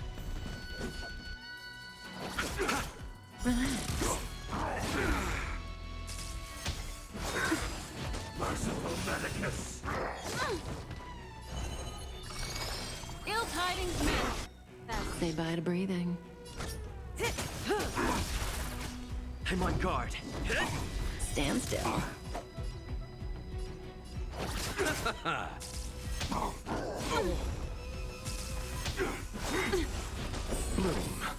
Death. Destiny's hand. Eternal is truly sleep. blessed. Dead return! Memories are beneath the waters lies an endless abyss. Only 9 days left, yeah. Last. Time to say bye. I did try to do a little bit tonight, do more of it next week. Blaze.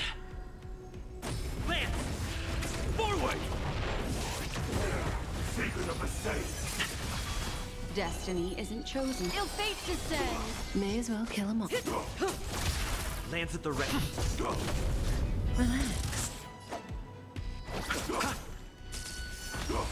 Didn't hurt. Not bad. Ill tidings manifest. Cutting the net. Stand still. What do you want to know? Ill fate descends.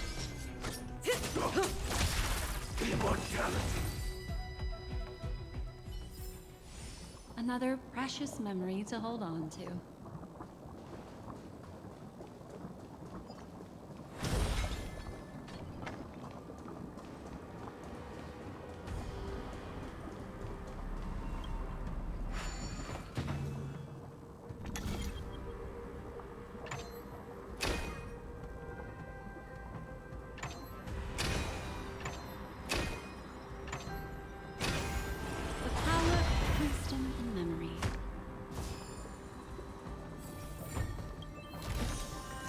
Sincere heart prevails.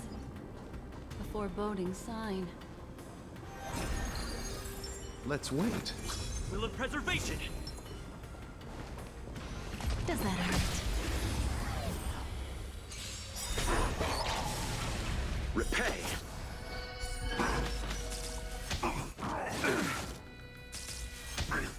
I underestimated you.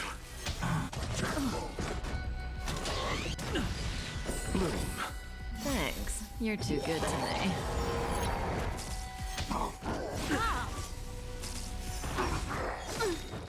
Don't get complacent. Relax. Ill tidings manifest.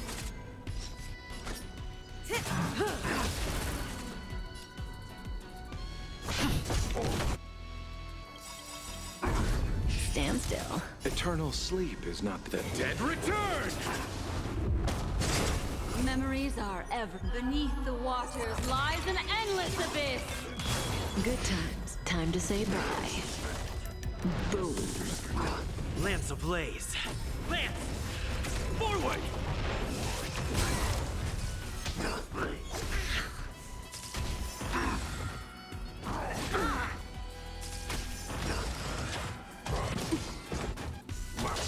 Didn't hurt.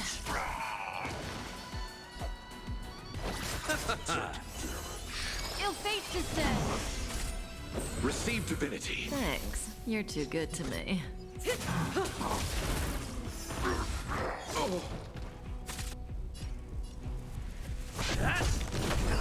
Relax.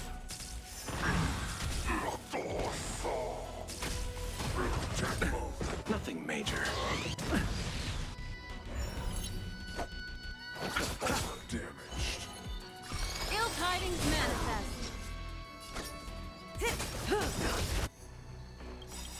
Eternal sleep. The dead return!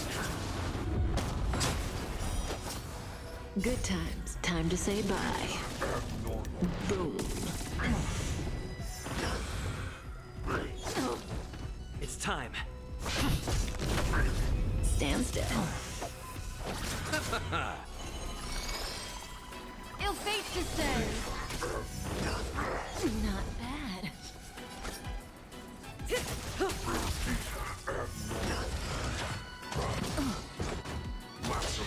Didn't hurt.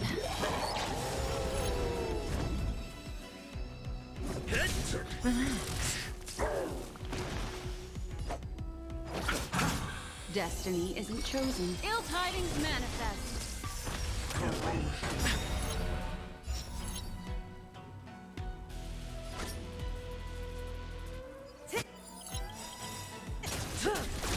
Good times. Time to say bye.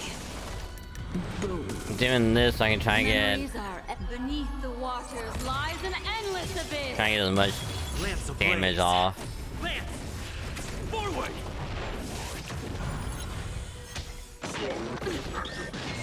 I'm on guard. Stand still. Destiny is a pet. Ill fate descends. May as well kill 'em all. I'll see you all. Relax. Ill tidings manifest. Receive divinity. Destiny's hand has truly found your magic. Say bye to breathing. You chose the... Stand still. What do you want? Ill fate descend. Lance at the ready.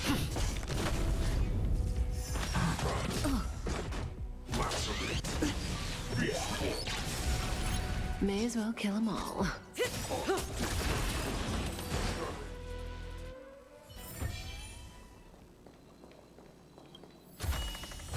Like what you see? Me too. I mean, it's not bad. That thing is not bad.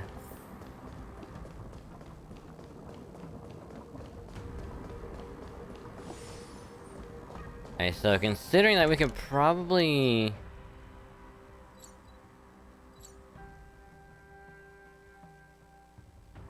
I just fast travel there.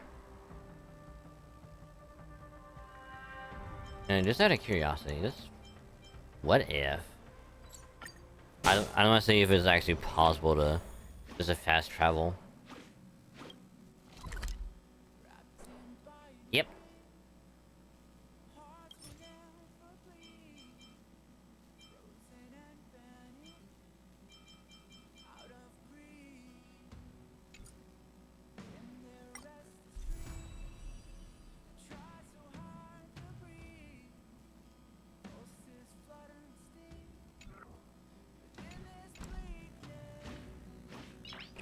Alrighty. We'll probably end up finishing... I would have to assume... whatever else on Thursday. After we do some MCC.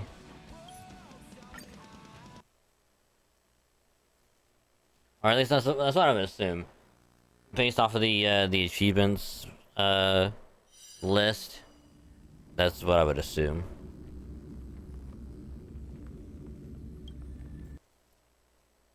But now we're gonna swap over, and no, we're gonna update you later how you play. All right, we'll update you later, but not right now. Let me update.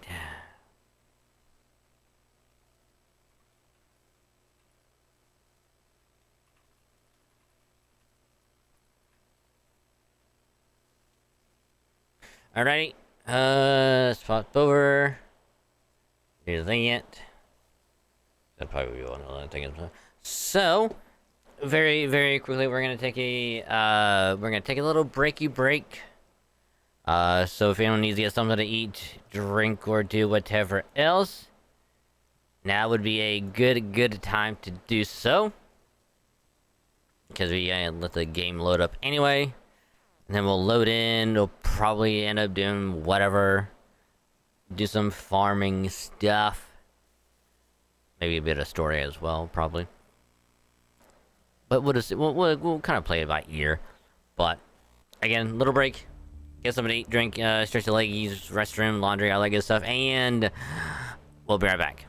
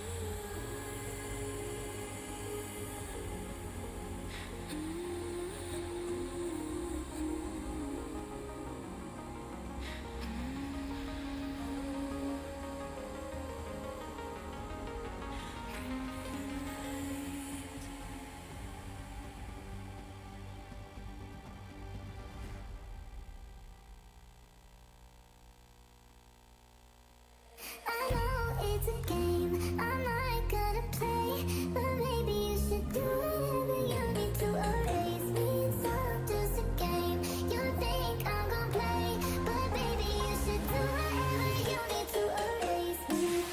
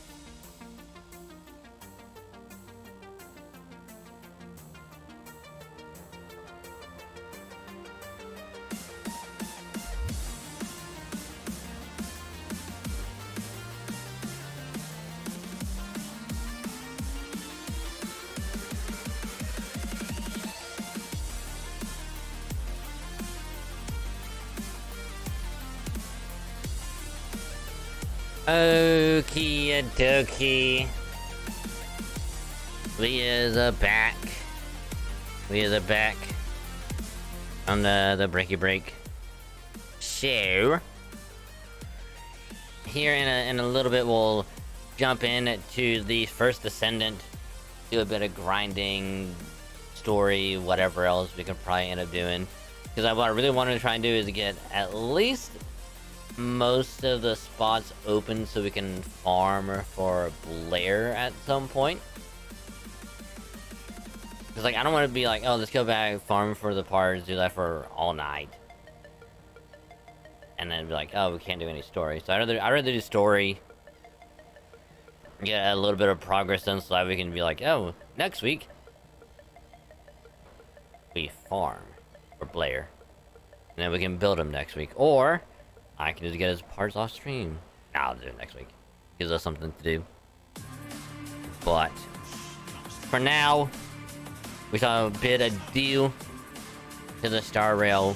Got quite a bit of story stuff done. I think we're almost at the end, so we should be able to get the rest of the story of it done on Thursday, assuming all goes well. Otherwise, we'll just do it next week.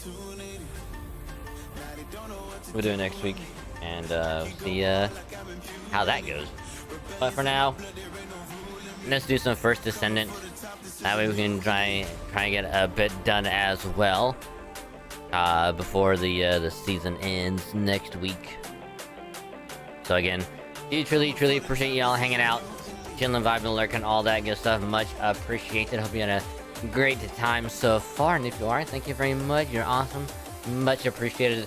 Just remember, if you're still here, chilling, vibing, lurking, all that good stuff, don't forget, you can either mute the tab or you can turn the volume down on the stream. Just limit the stream yourself. That way your view can still count. Helps out a lot more than you think. And I say thank you because you're awesome. Thank you. So with that being said, pause you, stop to you, and boom.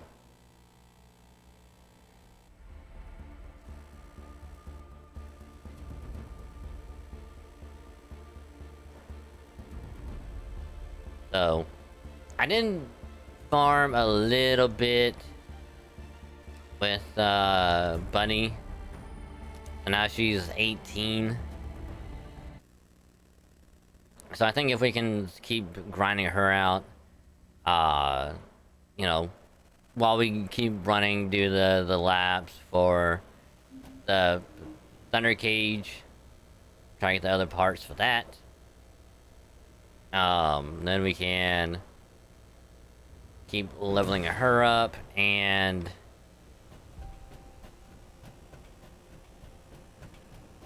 be able to do a lot of other stuff, which at some point we can actually progress through this one.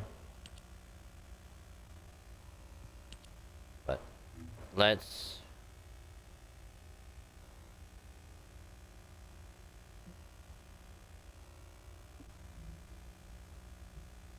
then we can now go to the White Knight Gulch. I don't remember which one of these we can do.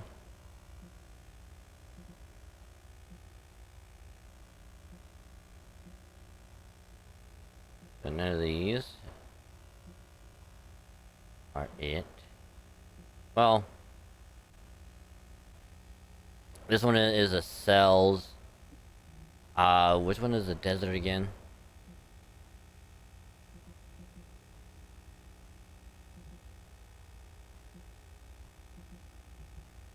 Oh, this one has like one of them, I think. That's Sharon.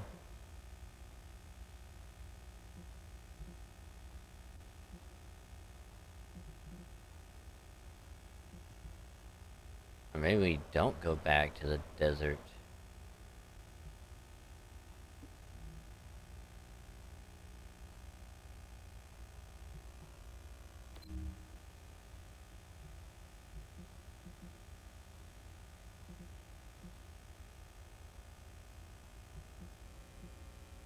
Oh wait, no. We only get a couple parts from this, and we go to... Okay, what is it? Right, Hagios to get the other parts? Well...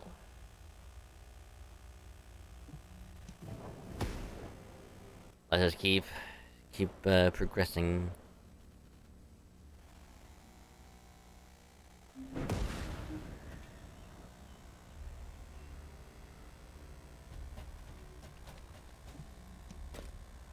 I have the Thunder Key shot, don't I? Yeah.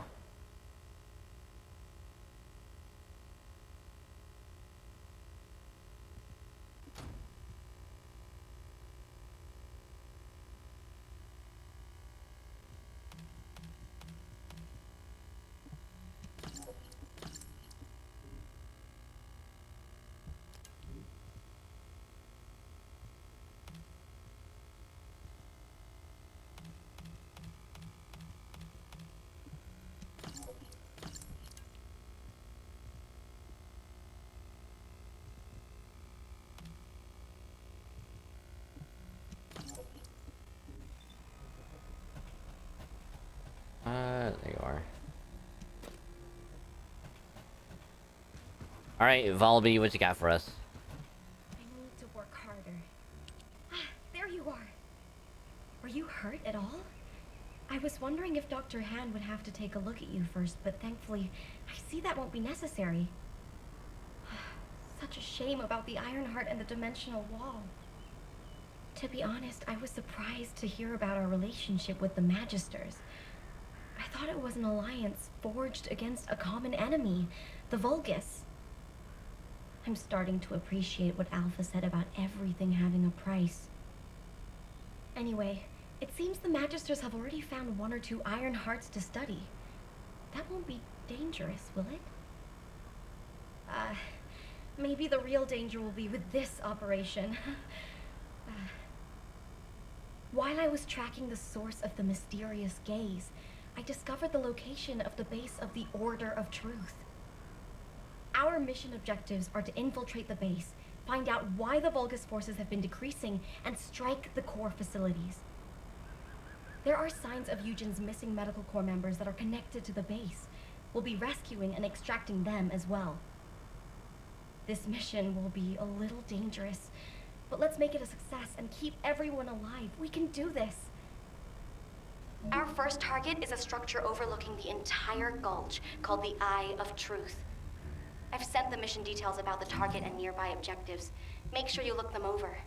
So, the culprit behind the ominous gaze you felt is the Eye of Truth? Yep. The closer you get to it, the more you feel it stare.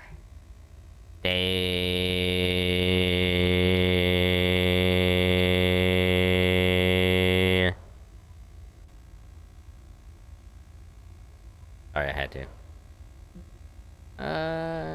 Get anything from there. Nothing from there. Nothing from there. Nothing from there. Alright, this one's like most of the weapons. I don't get the stabilizer. Right.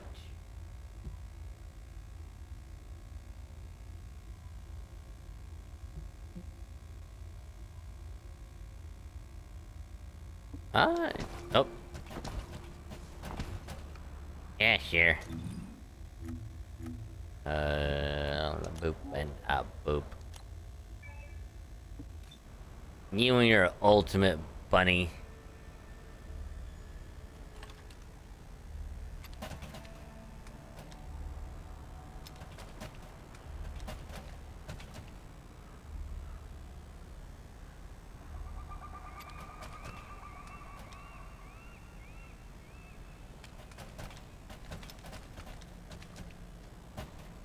I want to join.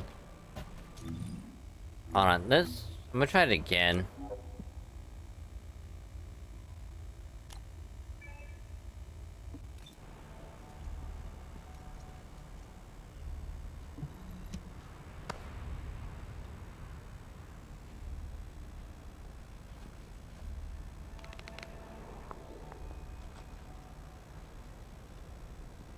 Also, I like how that guy just gave a thumbs up, like, yeah, and walks off. All right,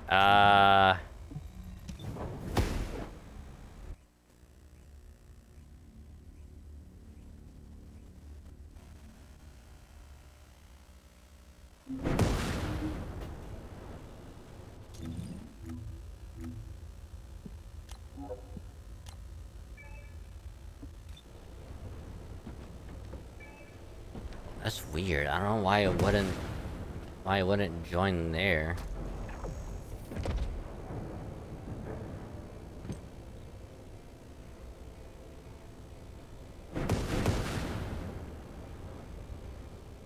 This is weird.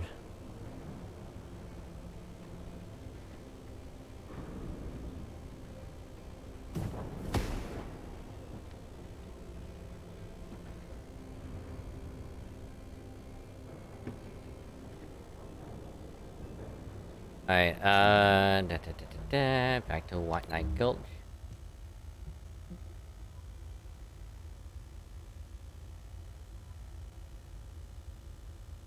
New girl's coming out as oh yeah. How do you feel about the new girl, GR? Being another ice lady?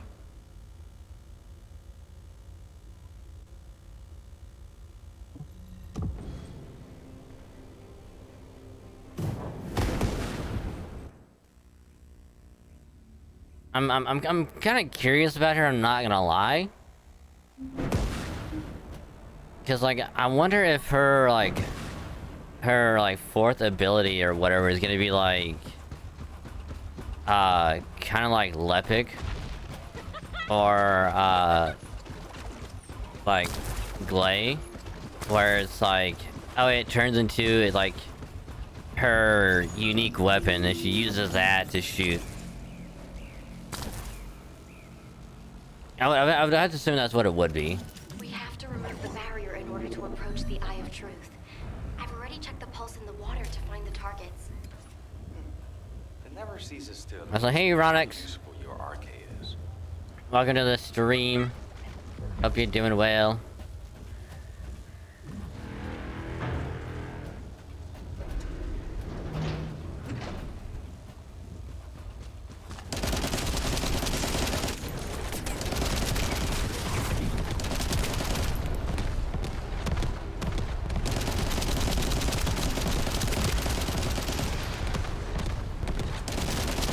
Avoid the enemy's artillery fire and focus on the target.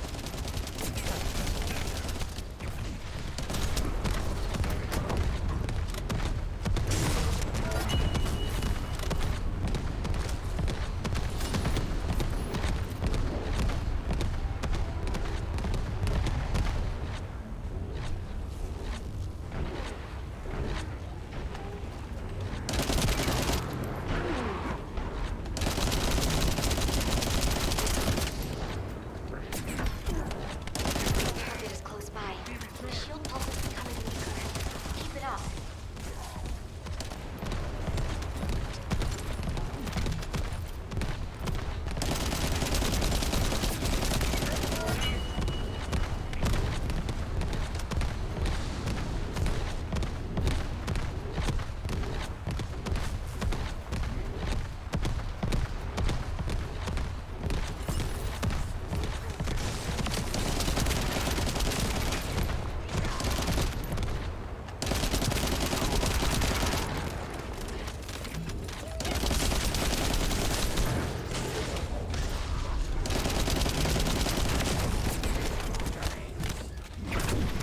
Go after the last target. Don't lose your focus. Once the barrier is removed, you'll be able to stop the action. Then continue searching the area. It worked. The barrier's pulse is weakening. Now, let's do this. Hold on. What is it? Oh, we have to go that way anyway. Found a route that leads to the Eye of Truth. There's a Vulgus signal coming from inside. Tread lightly. I can feel the Vulgus pulse ahead. You handle the fight while I check the situation, okay? Enemy reinforcements have arrived. Are they really trying to stop us?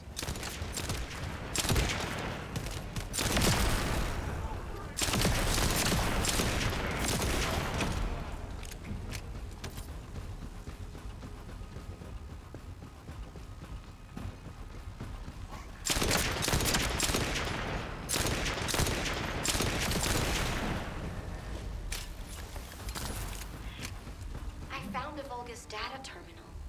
Maybe we can use it to find the information we need. Well. Let's see what's in there.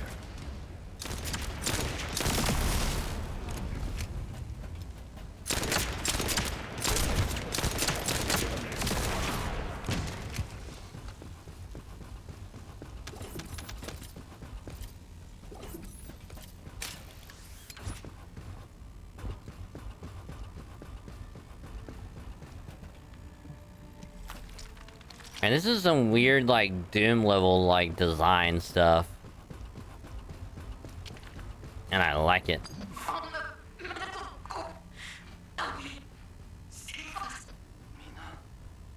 That's the voice of one of the members of the medical corps. Damn it. I can't make it out clearly because of the noise. Watch out! It's a trap!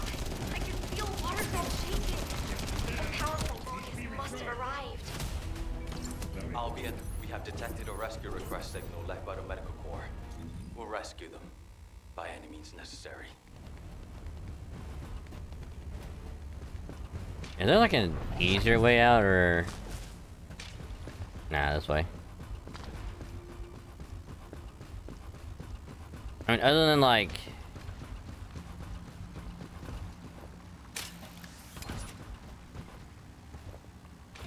And then just like fast travel back and then just going that way, but...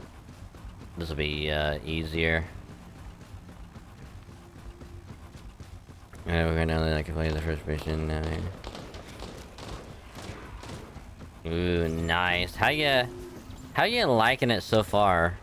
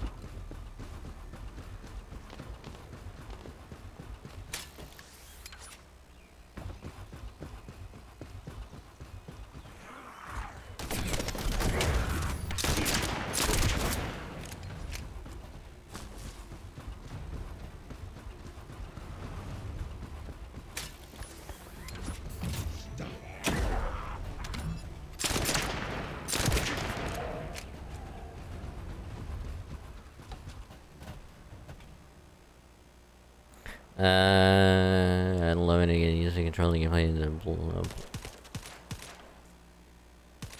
I wonder if it has like a parry system or something. The voice signal from the Albion channel was transmitted from somewhere nearby. It might be a rescue request from the missing medical corps team. We have to save them. Can you help us? You don't even have to ask. We're definitely going to save them, aren't we? Need to be recharged.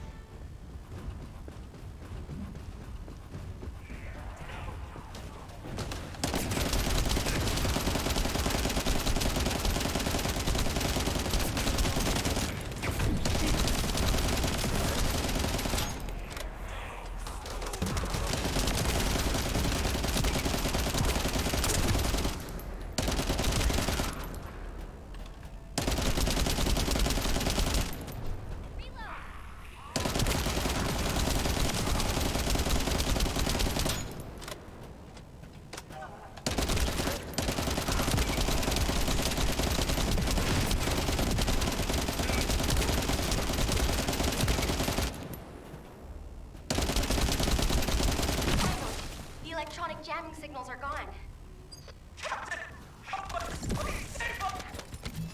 That's one of my is it coming from? There's a device nearby generating a specific frequency. Once we stop it, we'll be able to determine the location.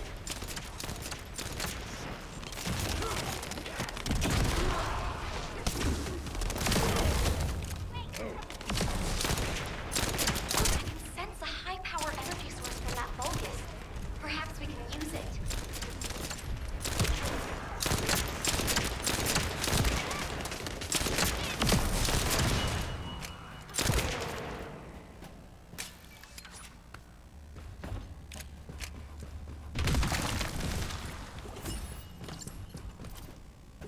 Well, I can't save him.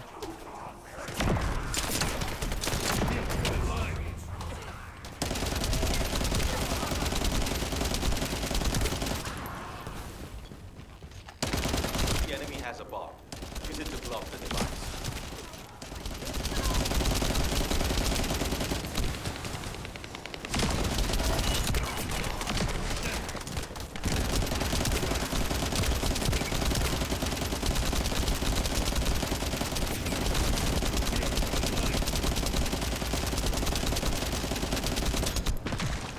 No, we're too late. We found something. Ever had everyone look at the thing I wrote on a clan? Yo, nice. Nice.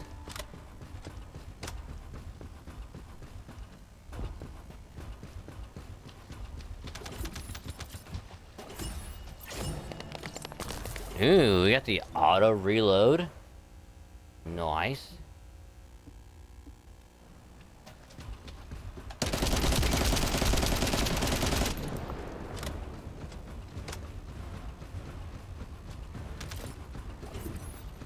Nice. I'm gonna get the second thing.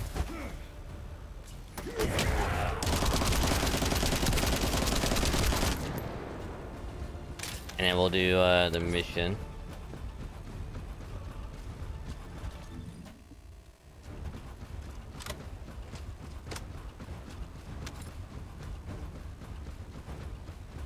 But stream's going pretty good. We got a lot of Star Rail story done. I think we're nearing the end of it.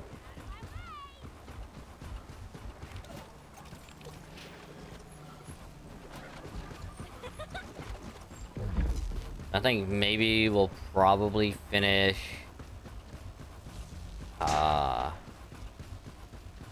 whatever left on Thursday maybe. And then we'll do that to get knocked out. Bobby, I'll go into the main base of the border first. If Mina's still alive, the others will be there too. We have to hurry. Eugene, be careful! You can't do it alone!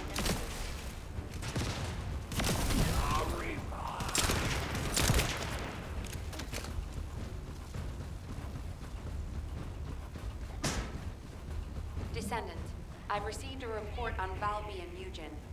We need to focus on the operations to neutralize the Eye of Truth for now. I missed all my shots. I suck.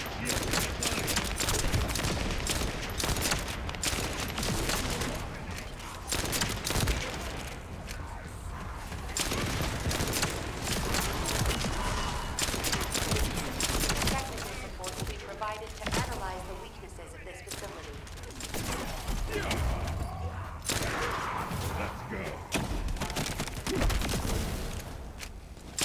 Descendant, this is Ecker. I've set the target zone to your seed. Get to the location.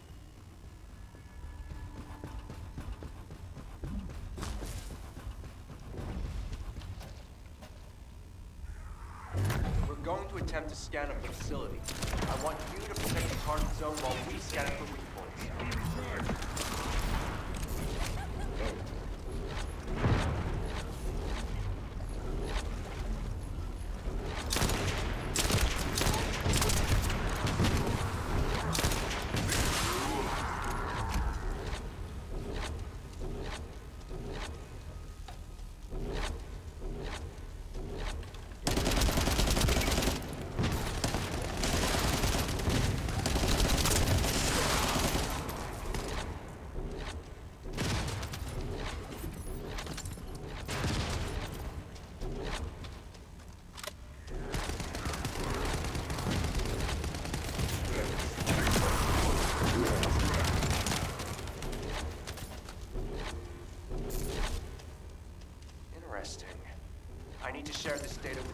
Kate, we're almost done. You only need to hold out a little longer. Done. I'll send you the scanned data.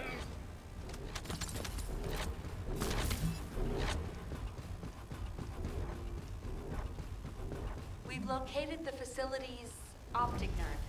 Destroy it.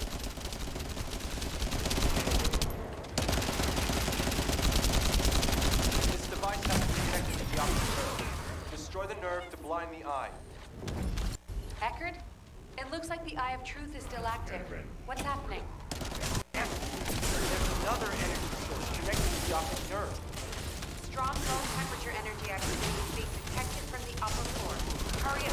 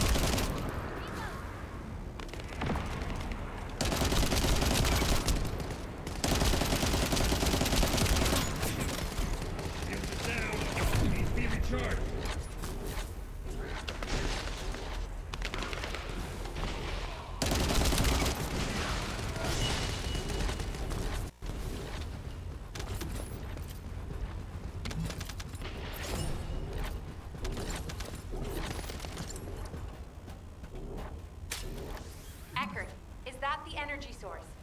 The Vulgars are transferring energy, I'm sure.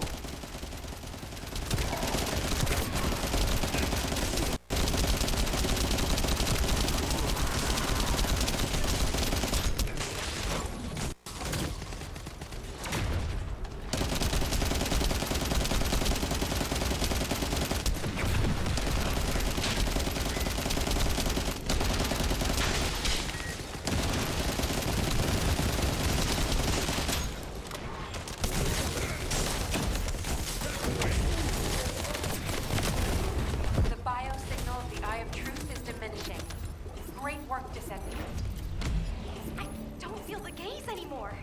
You did it. We've gained entry into the Order's fortress. Join us there.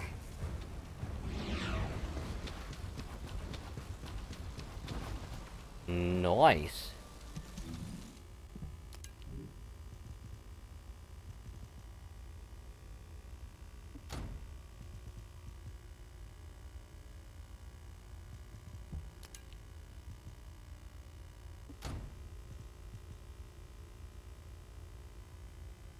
I mean,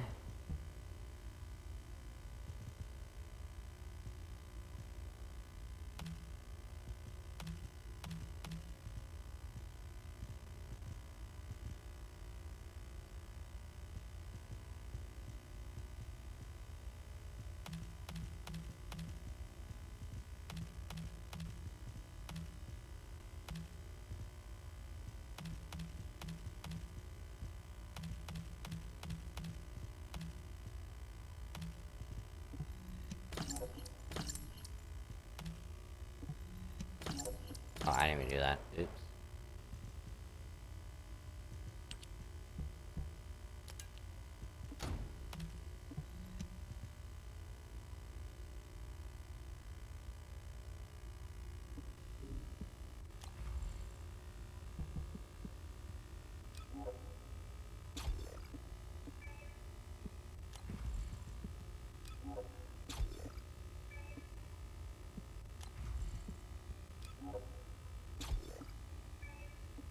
Nope. Hey, Reggie. Welcome to the stream. Hope your day's going well.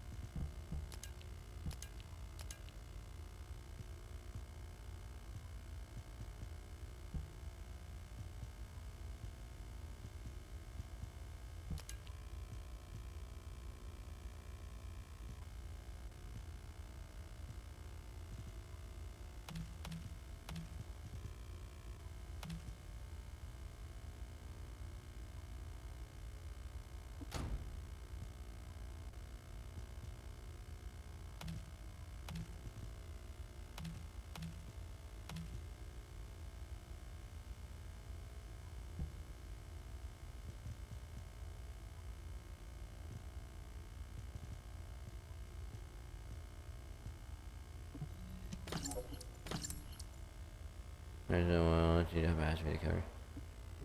know what I do in those situations, Renji? I go, nope, no thank you.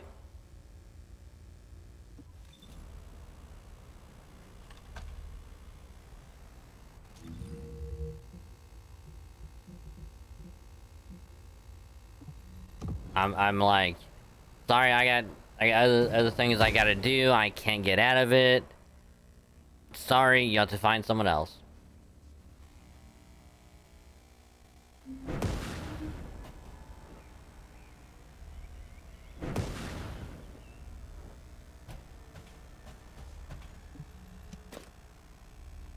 Cause it's like, sorry.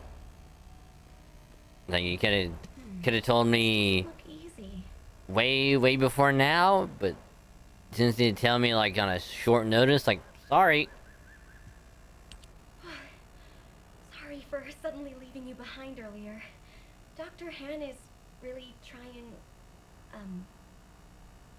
in any case, I think it would be best if we left Eugene to focus on searching for the Medical Corps members.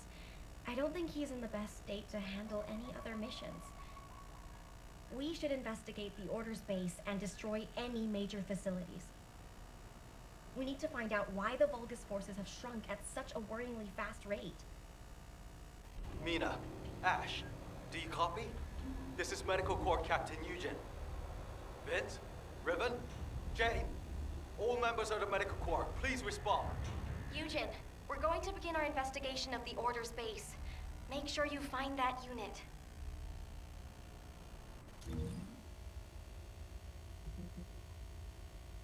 So it's just pretty much just do all the missions like normal.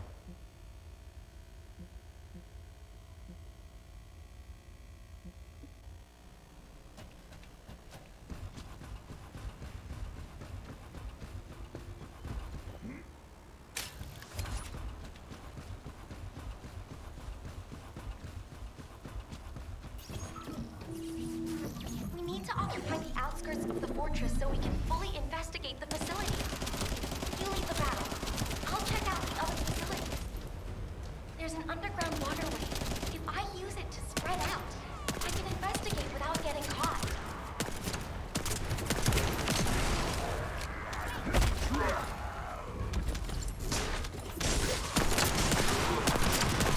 It's Eugene here. There's something I want to check. I need you to collect as many DNA samples as possible from the Vulgus nearby. I hope my speculation is wrong, but Ow. I need confirmation. I'll need a variety of samples. Thanks for doing this.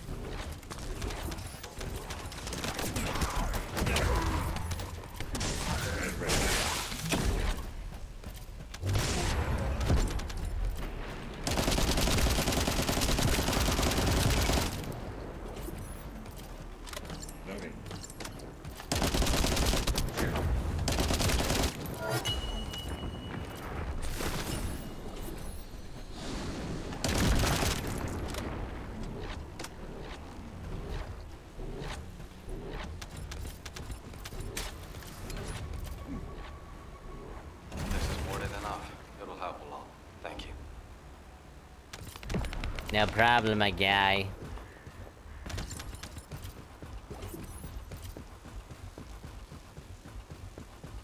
I was doing that, but then I was like, spending overtime. True. I mean, as long as it doesn't suck. You know, like... Be careful! Vulcus reinforcements coming your way!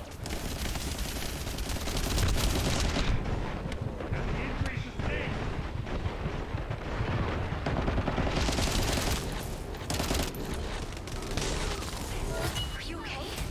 Thank goodness. I couldn't use comms while in the water.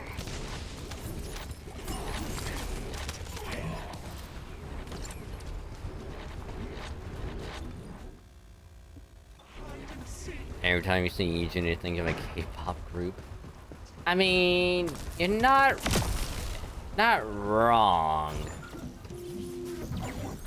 You know.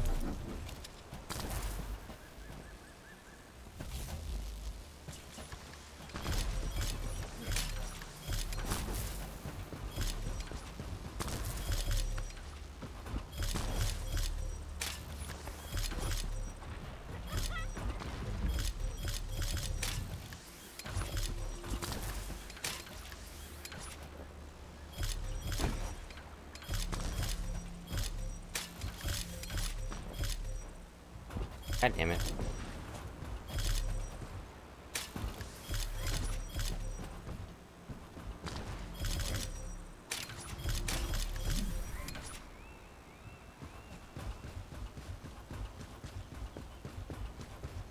I mean, as long as someone else got him, you know, all that matters.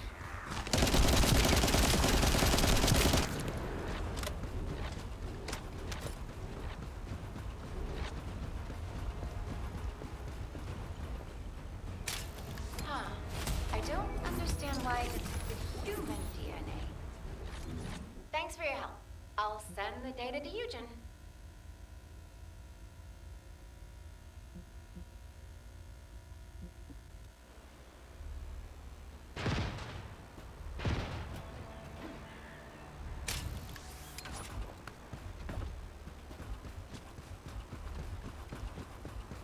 I mean, I'm gonna go back and just do the other one.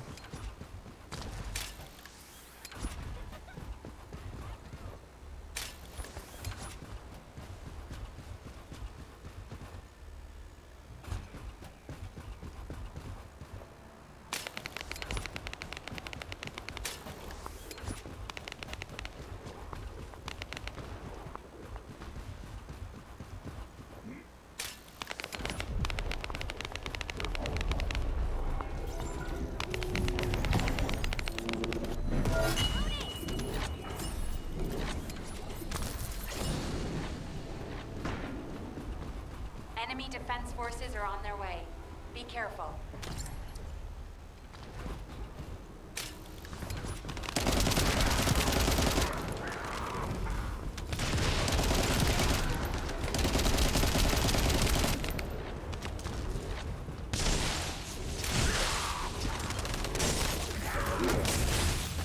Valby has really helped us by leading the enemy away.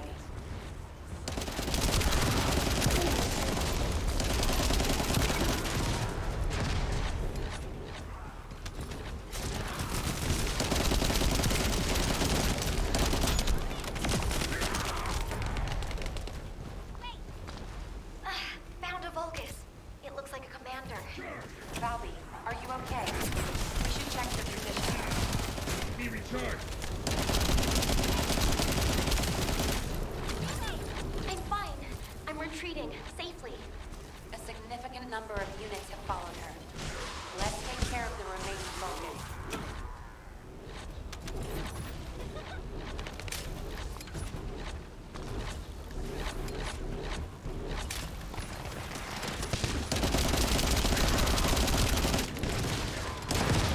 That must be the commander Valby was talking about. Begin engagement.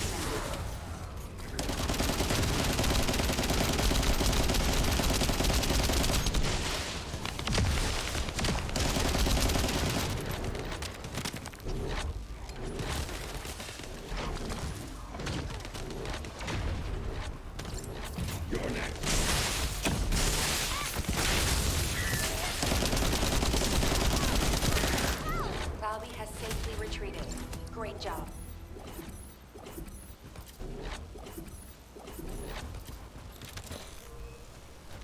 Okay, we're close to this one.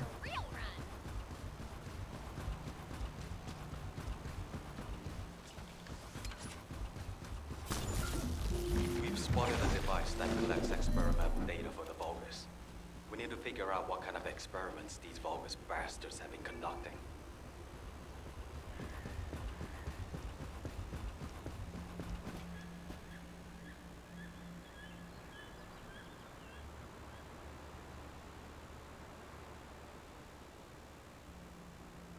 Now we wait.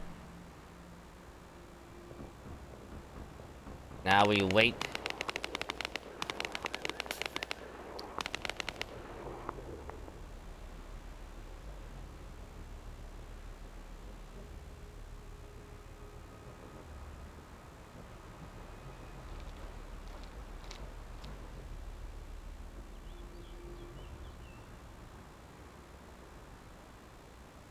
I don't want to do anything because I'm not trying to do this solo.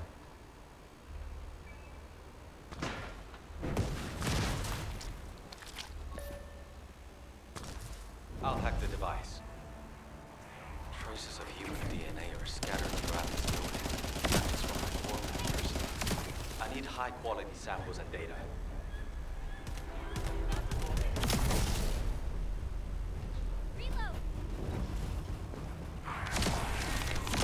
I'm analyzing the data in real time.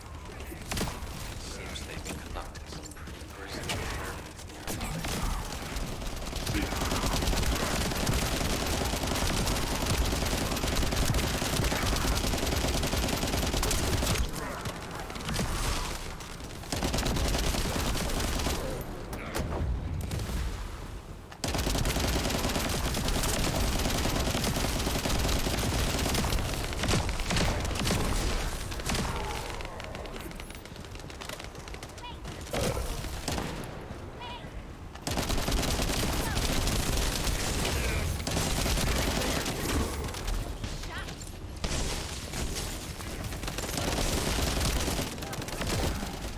Couldn't interpret all the data as some parts are encrypted, which is annoying.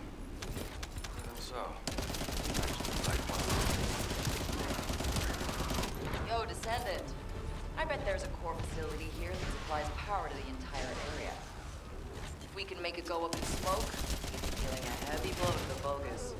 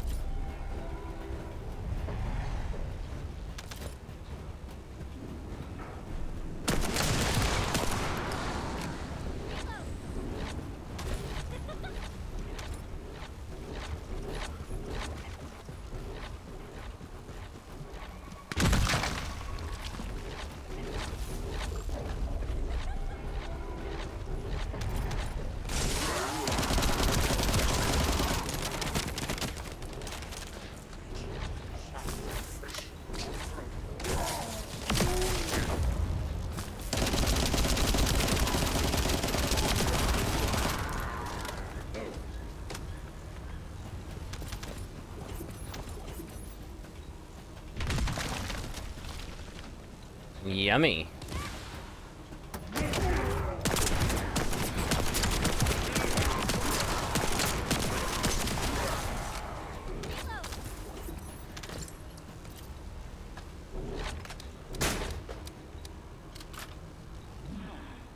That's weird. The power grid is cut off, but it's still working. Did I choose the wrong facility? Based on the blueprints, there's a backup power source underground. The Vulgus must have activated their backup source.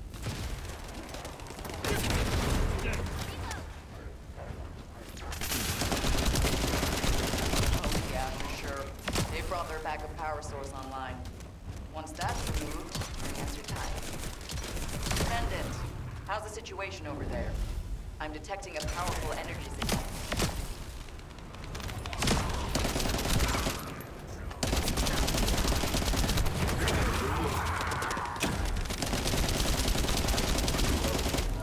Oh, that's a relief.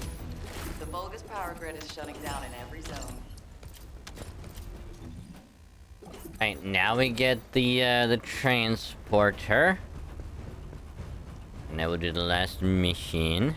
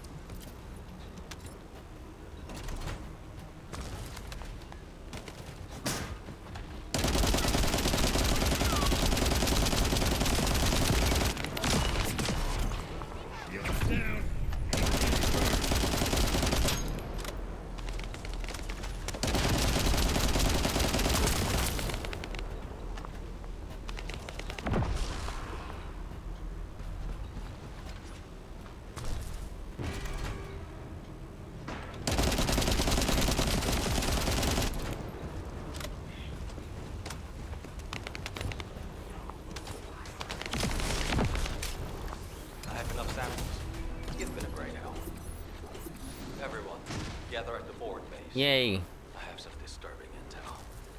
Is it signs of the medical corps? I really wish that were the case. But regardless, this intel can't be ignored.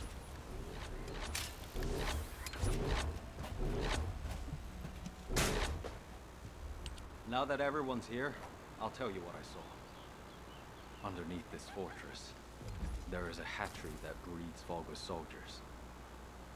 It's known as the Pool of Life. It's a disgusting Vulgus facility with many horrible uses. During strategy discussions with the Medical Corps, someone once raised the idea of researching the scope of the Vulgus military forces and their estimated losses, as well as how they went about replenishing their forces. The prevailing opinion among the Corps was that since the majority of the Vulgus legions are organic beings, excluding the Legion of Immortality, they would be limited in the number of units they could mobilize. But Captain Glay had a different theory. She thought that as long as the Vulgus had a supply of DNA organic matter, it would be possible for them to create as many organic Vulgus as they wanted. I genuinely hope her theory is incorrect. But the composition of the organic matter we found is a perfect match for the DNA we previously extracted from Vulgus samples. And the cargo boxes filled with this organic matter are connected to the underground. There's a steady flow of them.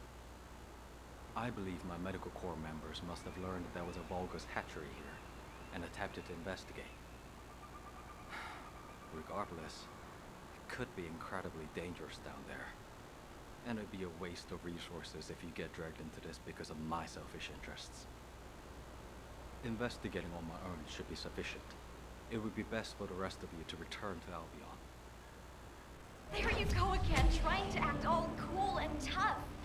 You're more like a piece of paper, easy to blow away. Those Those aren't selfish reasons. They're called the bonds of friendship. We all understand that. We'll let you take the lead, but when we go back together. Including the members of the medical corps. She really is stubborn. We should get moving, Dr. Han.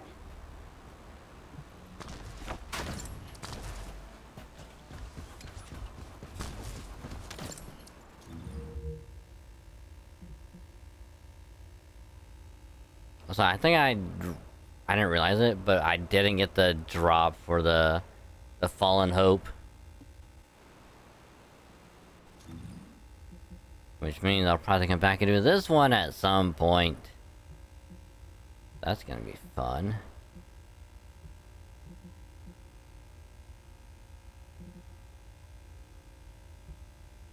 That's gonna be a lot of fun. Not.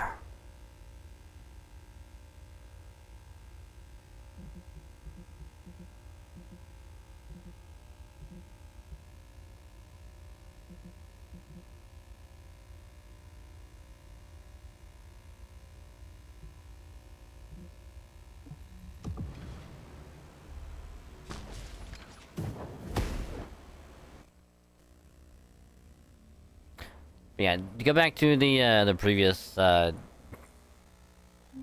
of discussion, if I had to choose between the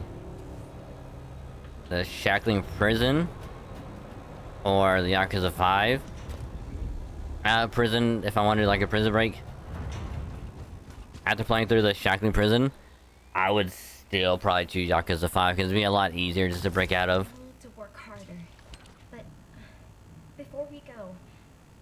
Not to mention, you can plan things out way beforehand and have it go a lot smoother. Why haven't any of the other legions shown up to defend it? No matter how far this place is from the other legion-occupied zones, it's highly suspicious there hasn't been any support. Do you think it's because of the solid defense line our forces built? Although we've deployed a lot of troops to guard the Ironheart, the enemy hasn't taken the opportunity to launch any counterattacks.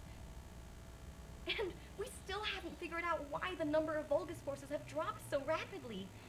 If they have a hatchery, shouldn't their troops be increasing? Oh, this is giving me a bad feeling in so many ways. It feels like the inside of my suit is boiling. I hope nothing has happened to the medical corps members. Mina? Ash?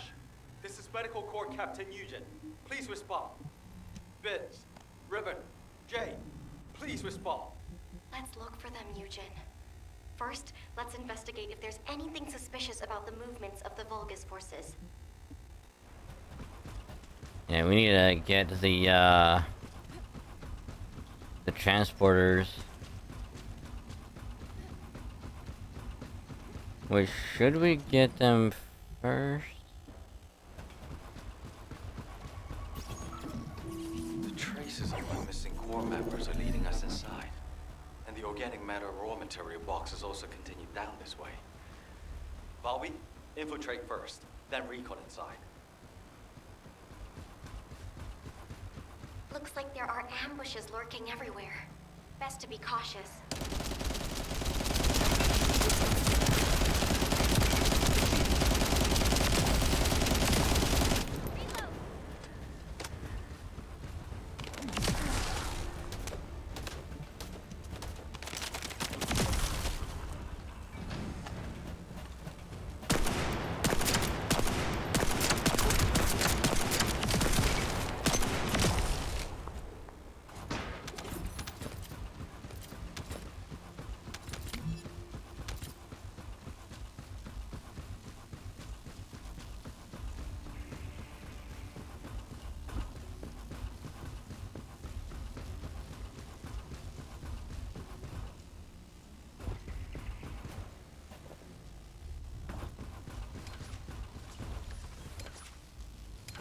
The way this facility has been arranged is pretty impressive. There's no way we would have known beforehand that it was on the ground. That object would be used to combine Vulgus DNA and organic matter. Destroy it, so they can never use it again.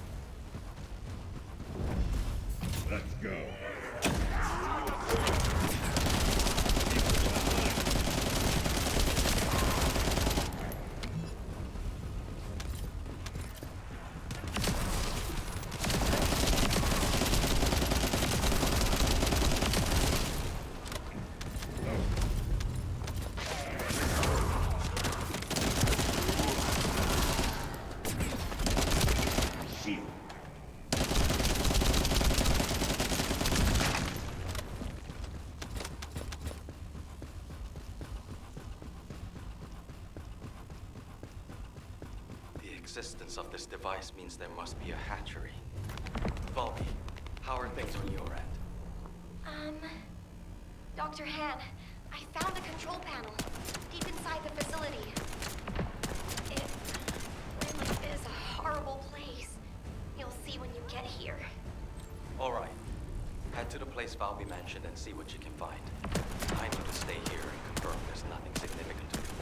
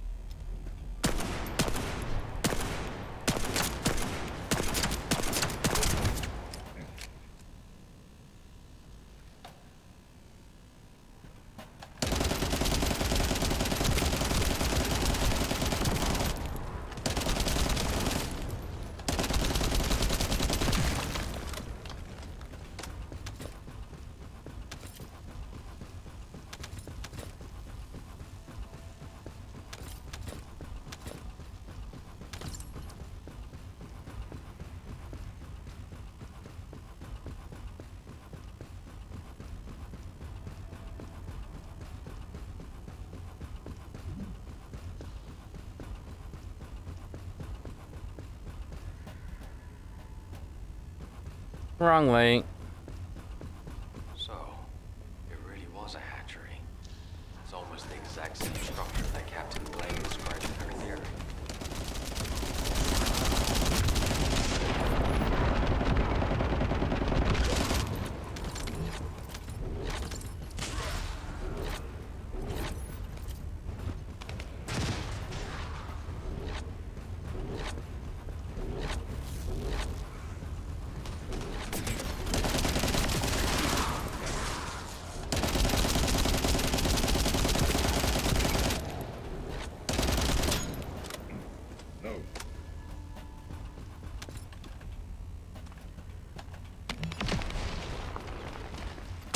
Let's look for the control panel, quickly.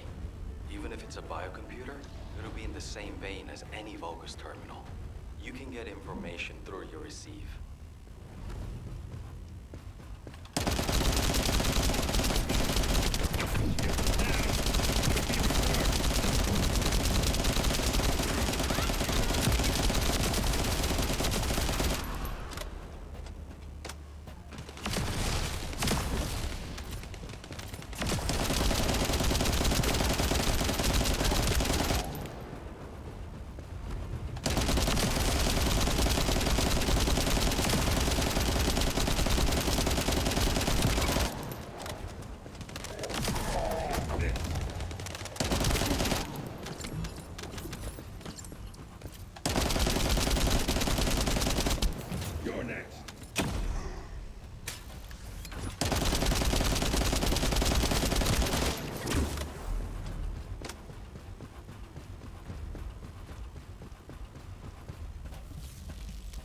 Oh, excuse me. Keep searching for traces of transported human DNA and large amounts of organic matter.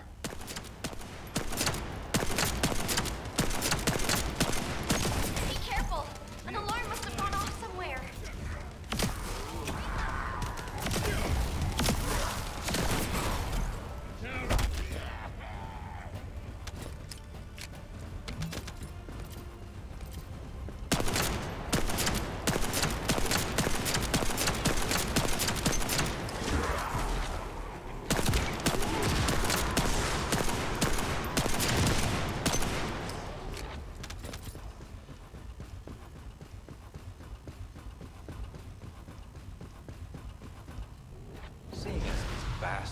trying to stop us. We must be moving in the right direction.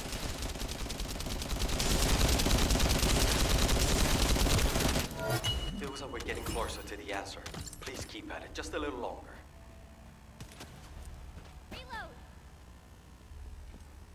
Oh, gimme.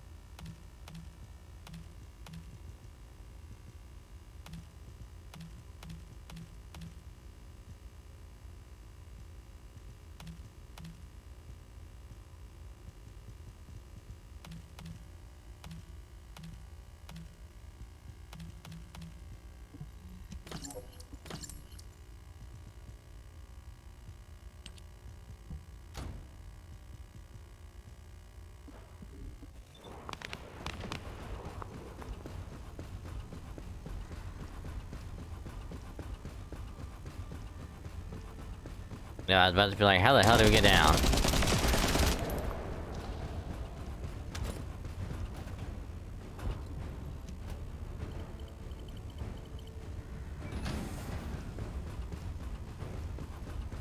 I mean, that works.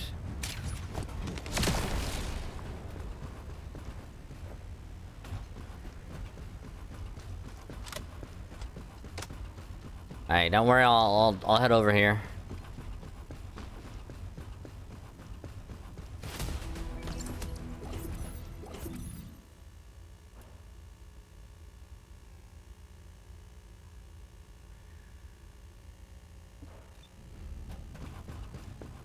Alright, so now the question is, how the hell do we get out?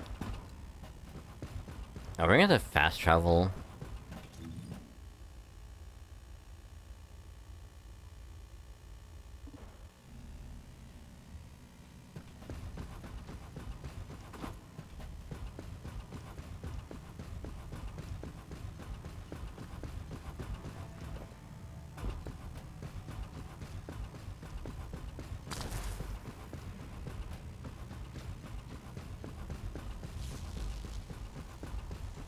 Well, that's awfully convenient.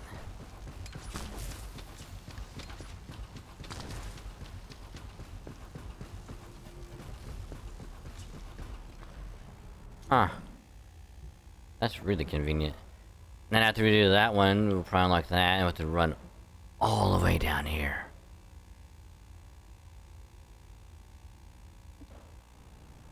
Which actually, that's not a bad idea. Let's run down here first. And then we can just fast travel back here and just do the mission.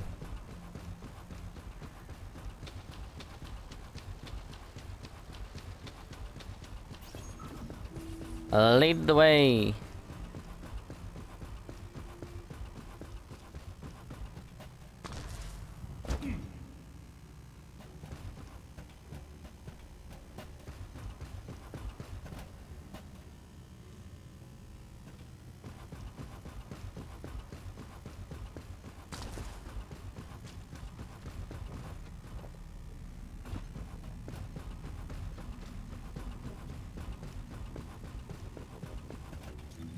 I'm trying to get down to here. To the other transporter.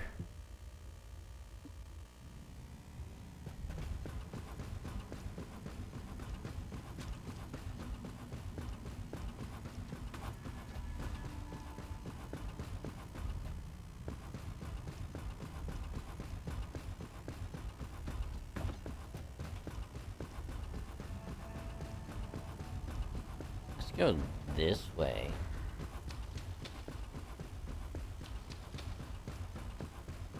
Yeah, this should take us close, right?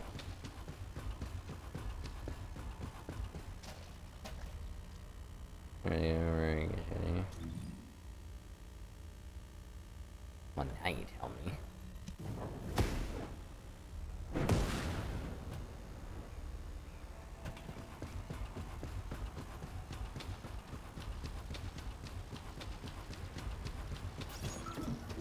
Let's spread out from here. I'm going to find as many missing survivors as I can. I'll head in the direction of the Vulgus forces. Affirmative. I will guide the Descendant through the operation going forward.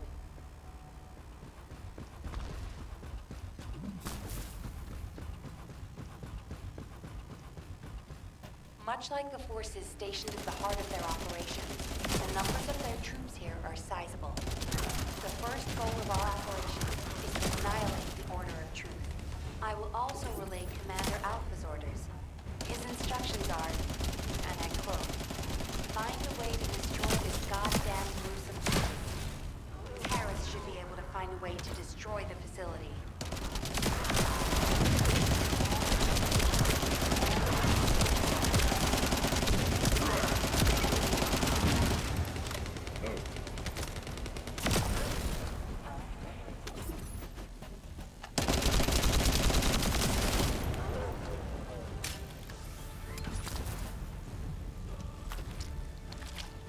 Yo, Descendant. Smash all the stabilizers you see. That, the overloaded energy will blow the entire facility to Kingdom Come. Alright. Harris's prediction is accurate. The energy readings within the zone are rising. I believe destroying 2 more control units will bring the facility's operations to a halt.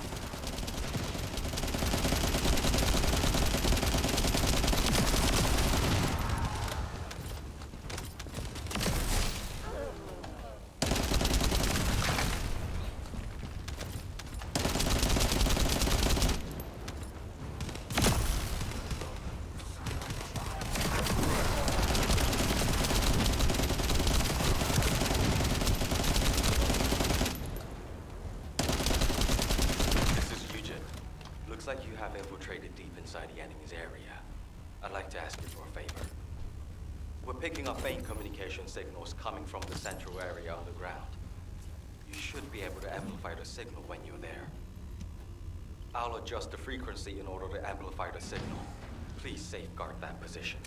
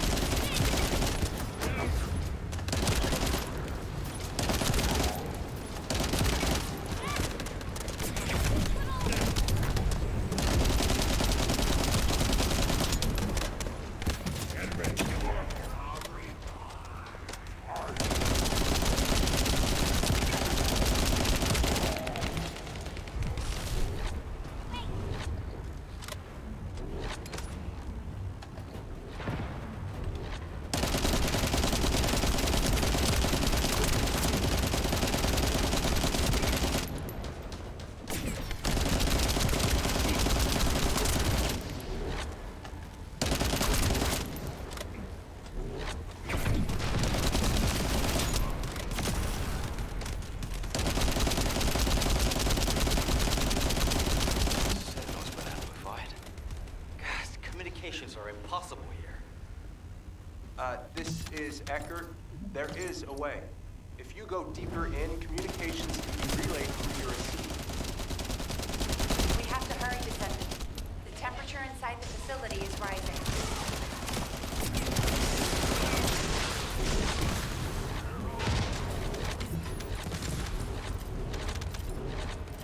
Connecting to the comms channel. We're getting too much interference from something noisy nearby. Some kind of energy from the Vulgus is interfering with our comms.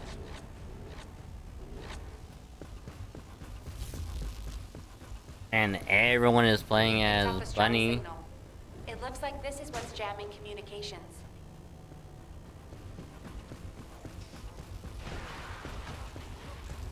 All interference has now been cleared. Initiating broadcast of communications through the Descendants' seat. Captain! Captain! I don't want to die like this! Riven, where are you? How about the others? We're all together. All together. I'm I'm on my way. Hang in there.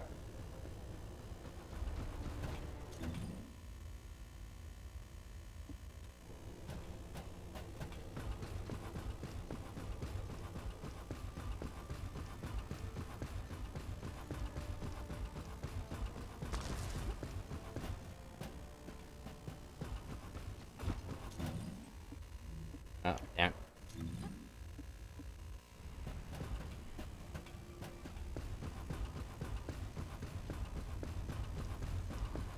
I remember correctly. Might have to. I.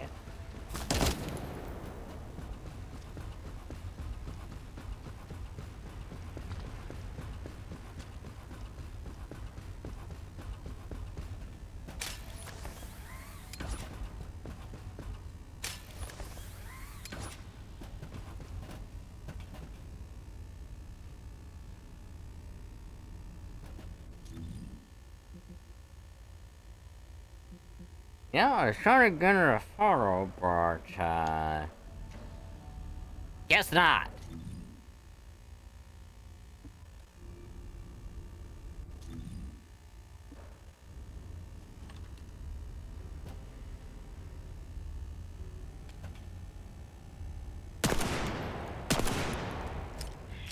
No.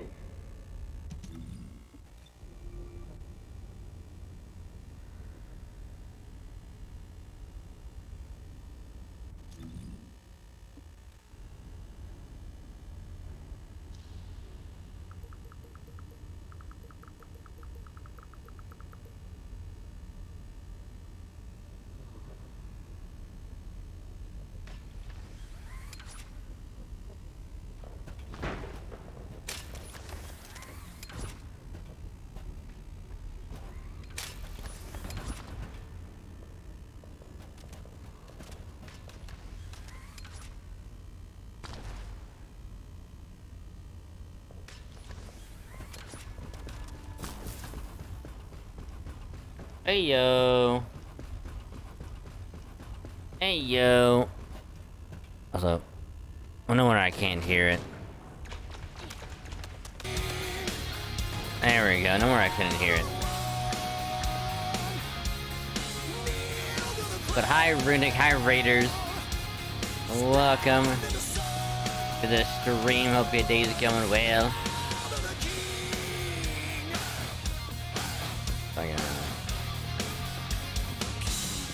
Is this like the right way? Nope, not the right way.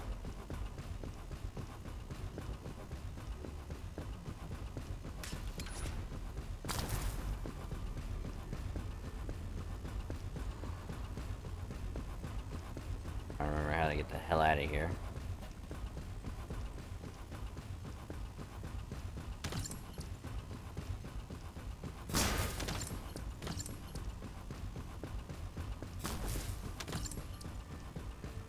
If I remember. I don't know how the fuck to get out of here. GR, you might have to lead on the way there because I don't know where the fuck I'm going. Anyway, I got other shit to do. But hi, Renick, hi, Raiders, welcome. Hope you had a great stream. Hope your day's going well. Welcome, oh, welcome. We're doing some First Descendant because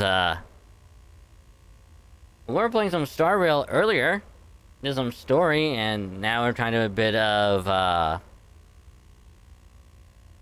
of First Descendant. Trying to do some story bits. And right now, I am fucking lost. I don't know where the hell I'm at.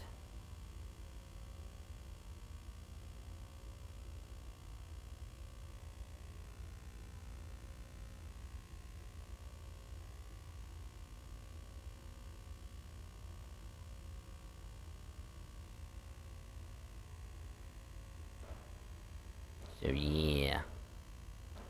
Yep. We just be chilling with some First Descendant. I'm trying to get as much done as I can tonight. Because we were doing like a lot of Star Rail earlier. So, welcome. How was your stream? How was the vintage story?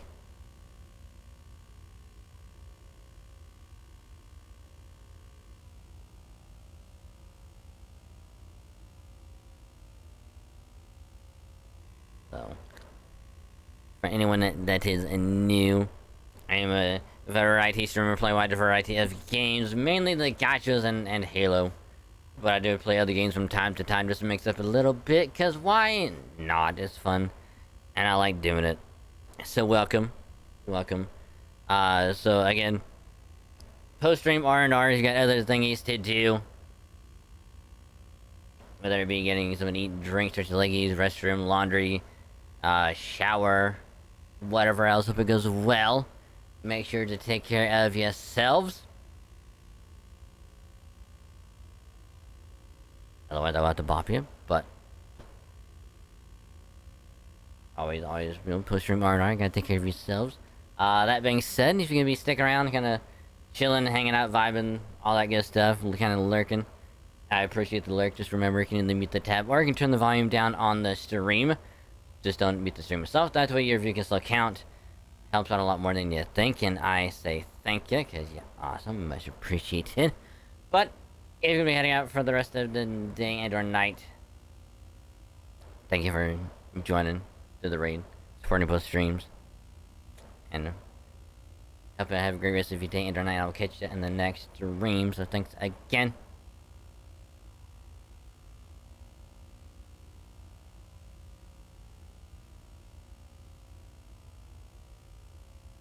Gotta move where I was living a game in the storm. Nice. Gonna get someone to eat and chill. Nice. Yeah, because I don't know where the fuck I'm going anymore.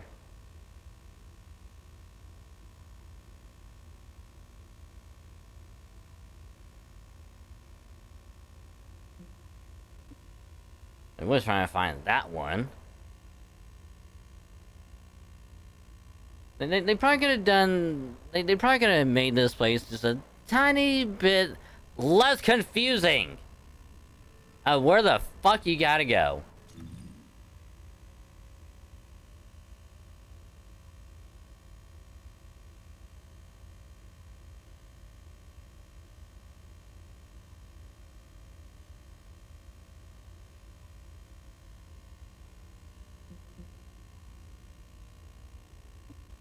Because now we're gonna try and find a way back over there.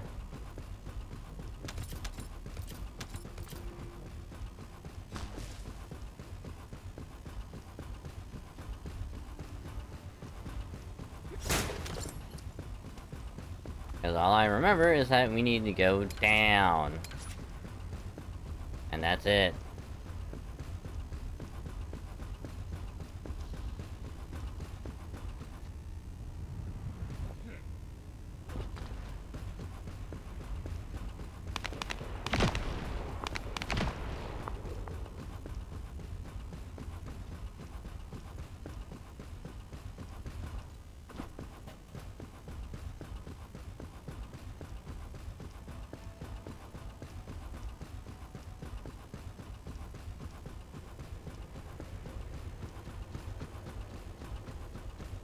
This way to here.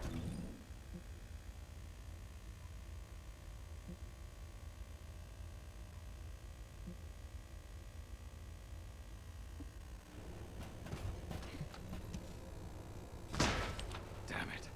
There's something even bigger underneath the hatchery. Interference has cleared up, and I've located the last comms from the team. There is a very strong Vulgus signal coming from the direction. Damn it. I refuse to let them die in a place like this. They mean too much to me. I promise I'll be on my best behavior. I need your help. My people. Can you help me rescue them? It's not about can or cannot. It's a must-do. We promised we'd all return together, remember? Yeah, and I'm going to keep that promise. No matter what.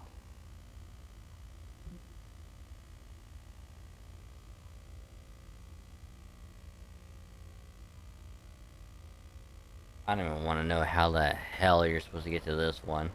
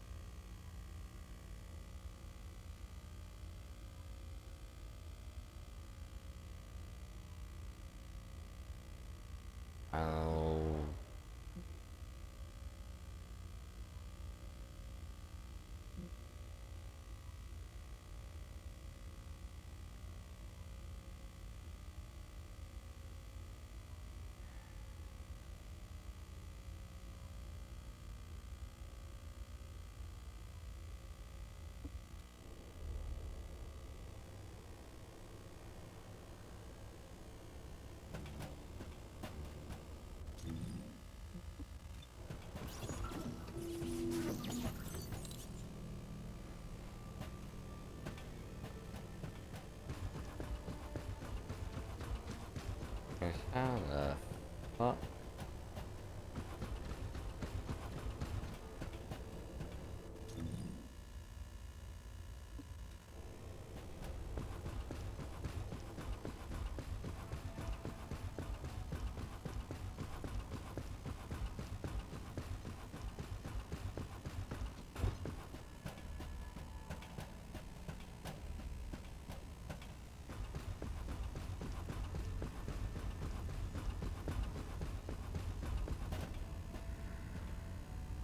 Oh.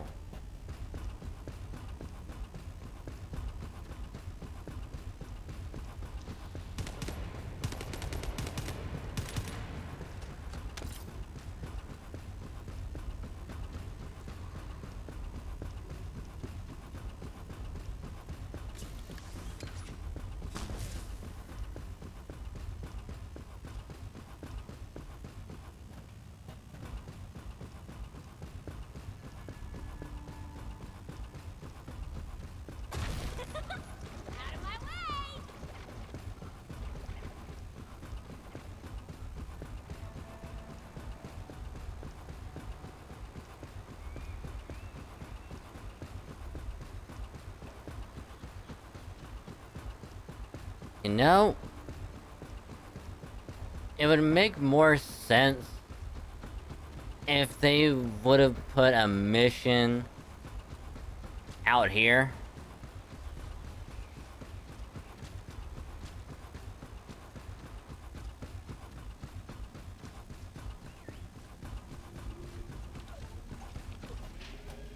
Cause fuck. Instead of only being like, hey, 2 missions, and then good luck trying to get all the way out of here and then back in.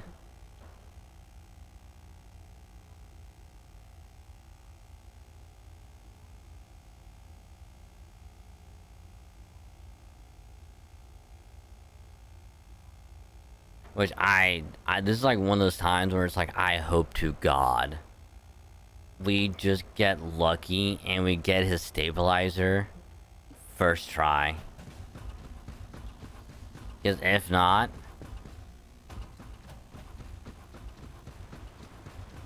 we'll have to load in. I mean, it'd probably be easier to just do this one and go right back in. All things considered.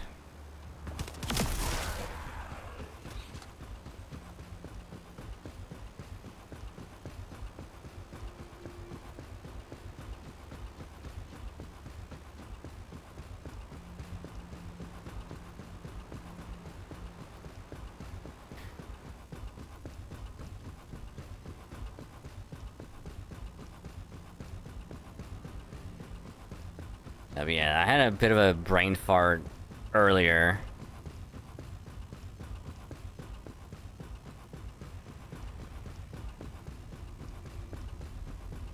Oh, I wonder who that could be. Way over there.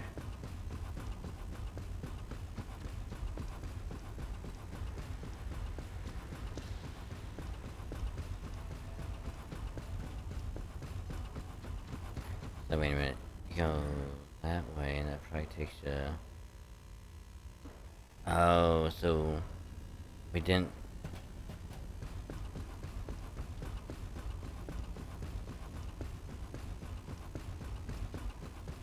I hate this place. This place sucks. I hate this place.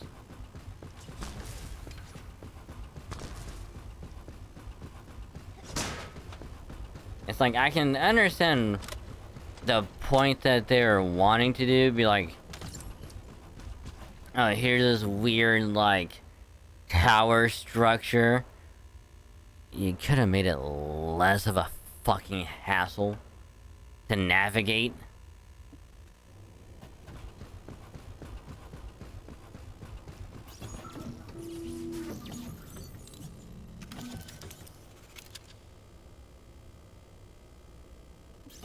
I mean...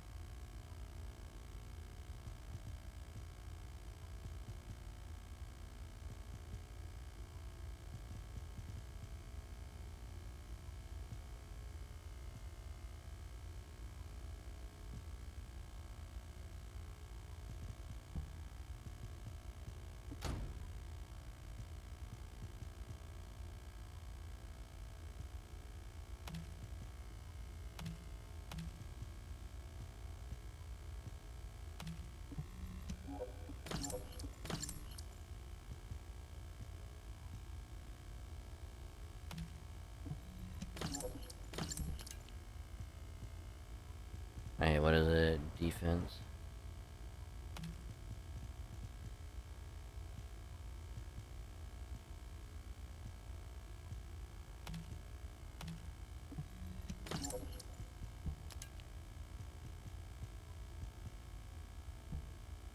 And shield.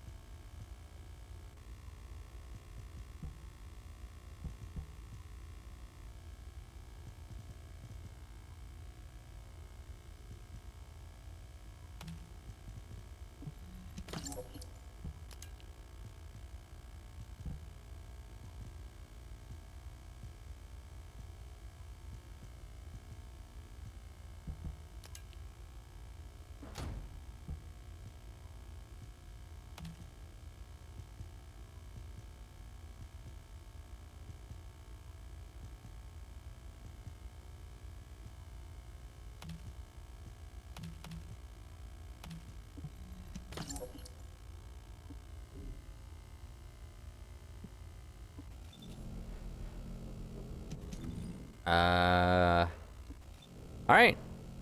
We'll do this and then we'll probably call it after this mission. Because this one will probably take 20 minutes. I mean, I had a brain fart earlier. So I was like trying to figure out how to get out of that place. And a bunch of other stuff, and it's just like brain fart.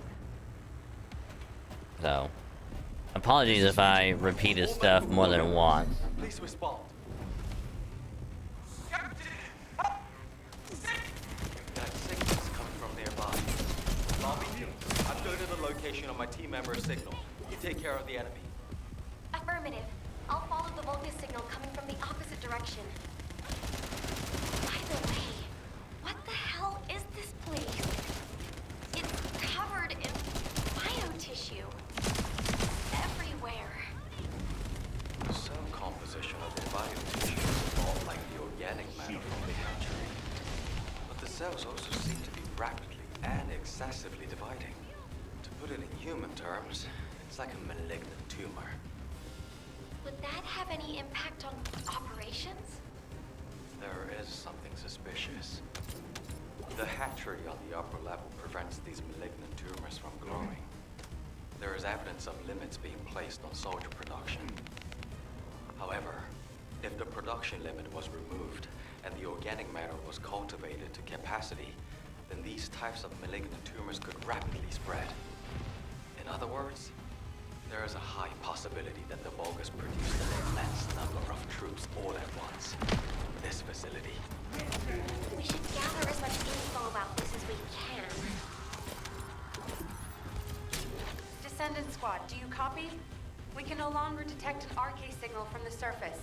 Please report your status. HQ, we've discovered a biofacility in the Order's main base which is producing Vulgus troops on a large scale. We're investigating it. We've also located the missing medical corps members. Copy. Do you copy? RK signal. Stop. HQ, do you copy? We're so deep underground the comms link is unstable. We should get this mission over with quickly, so we have time to give a report.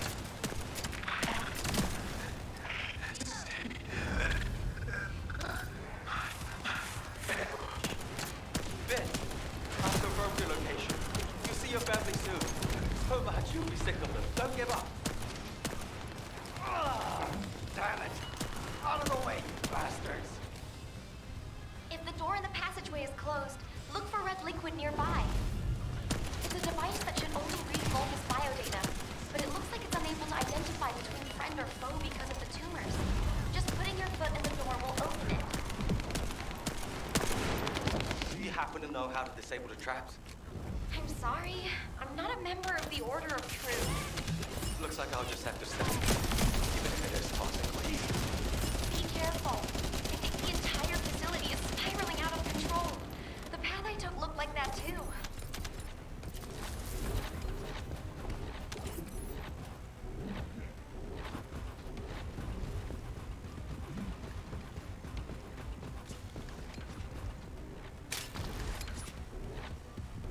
Eugen, how are things on your end? Did you find your core members? I'm still approaching. Mina said they were all together. If I head to the communications coordinates, I should be able to find them all. There's been no replies for a while now, but our vital signs are being transmitted. Those dumbasses, how dare they put their captain through this? I'll let them know they can never leave without me again. I'll just have to do the heavy lifting from now on. Am I witness to this? Are you going to keep that promise? Eugen, I think this door connects to that side, but it won't budge. How did you open it? There should be a security device in front of the door. Shooting it should do the trick. More importantly, why is nobody responding? Mina, Vince, everyone, please, respond.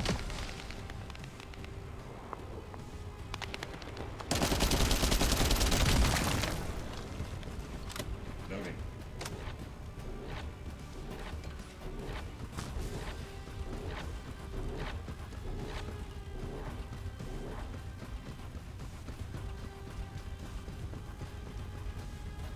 What the hell is this?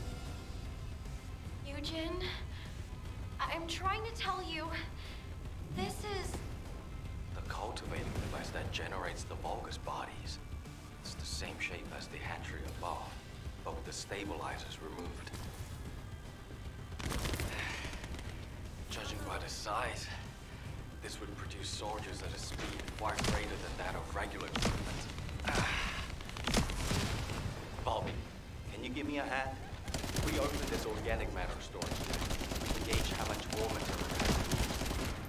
Then we can get a rough estimate on how many units have been made. Check those auxiliary tanks that are down there. There are Vulgus waking up in all directions. Watch out! Eugen, you need to look for your medical corps members. Go! Quickly! If I don't do this now, everyone in Albion will lose someone precious to them.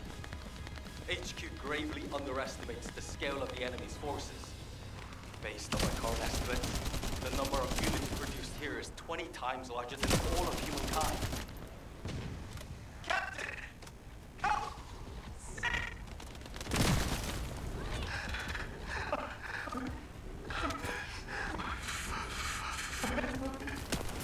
Vince, all of you close by? Damn it!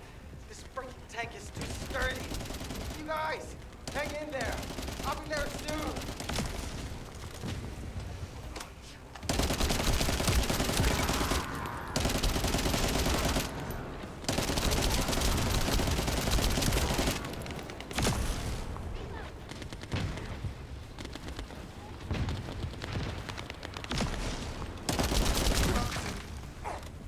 Captain! I don't want to die like this! Everybody's here.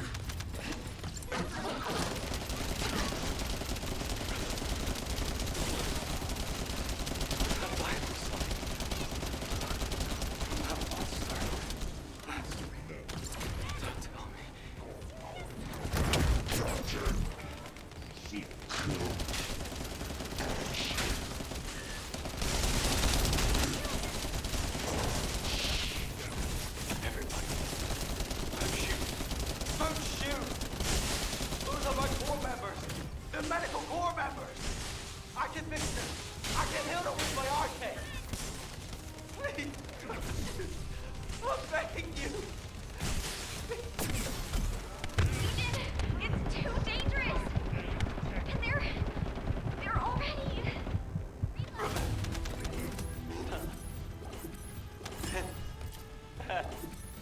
Okay. No. Please. Ah! Guess what? Guess what I'm gonna have to be doing later.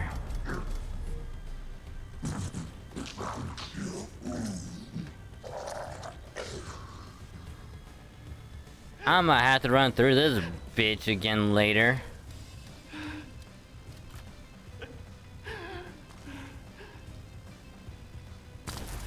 HQ, reporting results of the operation. We've confirmed evidence of large-scale Vulgus production at the Order of Truth's main base.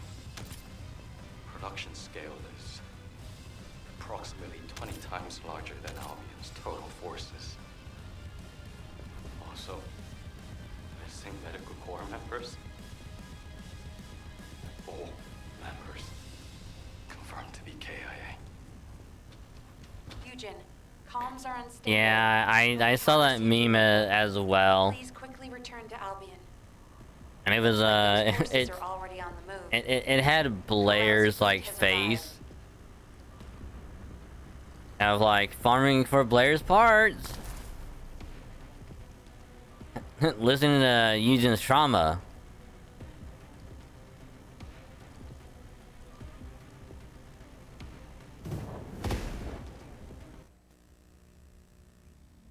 And it's like, yep, that's gonna be me.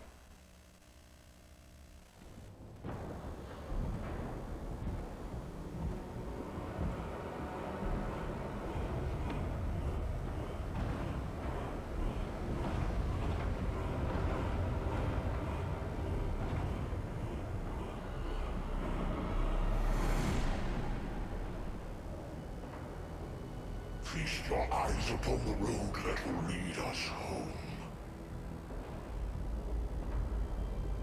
The time has come. We shall terminate the Descendant's humanity and end my conquest.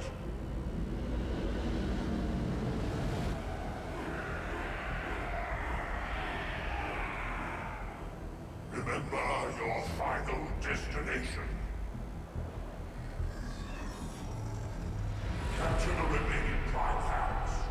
All our paths are within range. When the three paths converge into one, my conquest will be complete. Raise your weapons.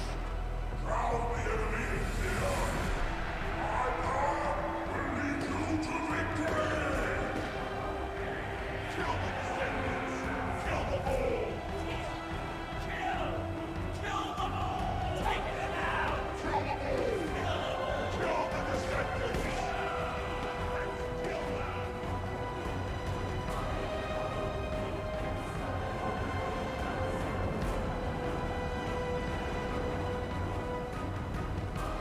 Load the Iron Heart onto the ship.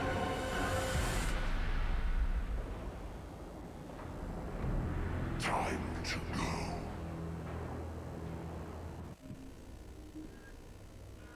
This is HQ. All zones in Albion are now on high alert. Any descendants who are operation ready, please assemble at HQ.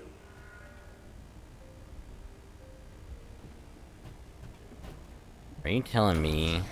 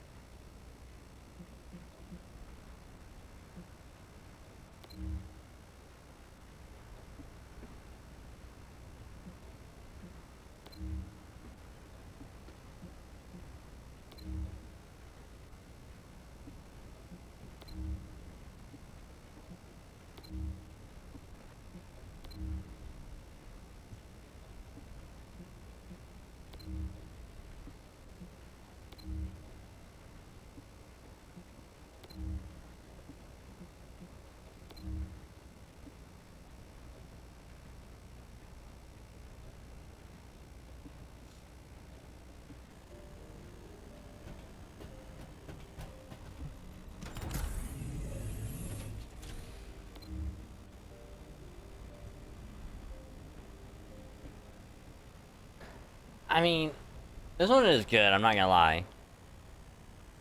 It's just... Because eventually, like, I know I'm gonna want to farm for, like, the weapons and all that. That's the part that's gonna suck.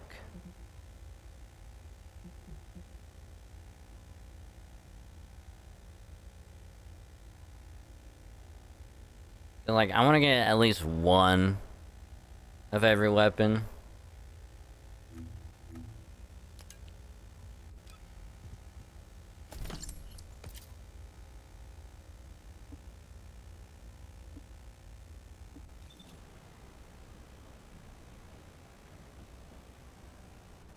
I mean, like, for sure, like, I wanted to get, I want to get Thunder Cage done for sure.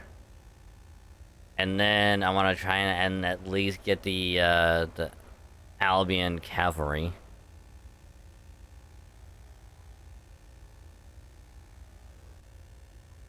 Which, is it Agna Desert?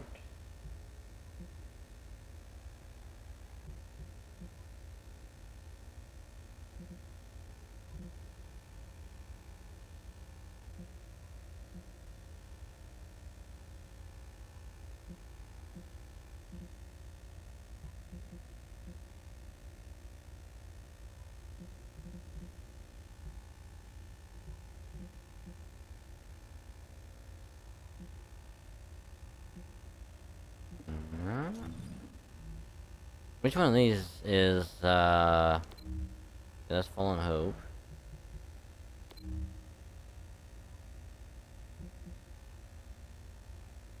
This is for First Thunder Cage.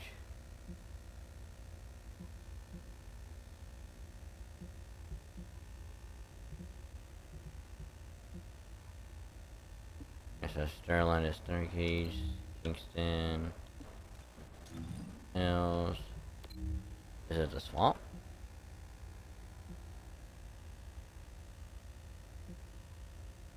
No, swamp is last dagger. Has to be Vespers.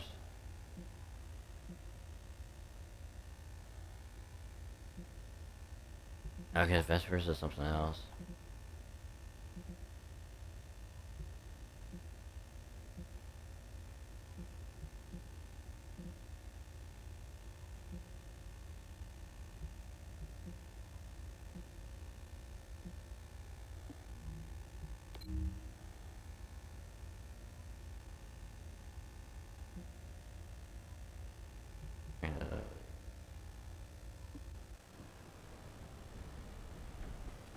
I'll worry about it later.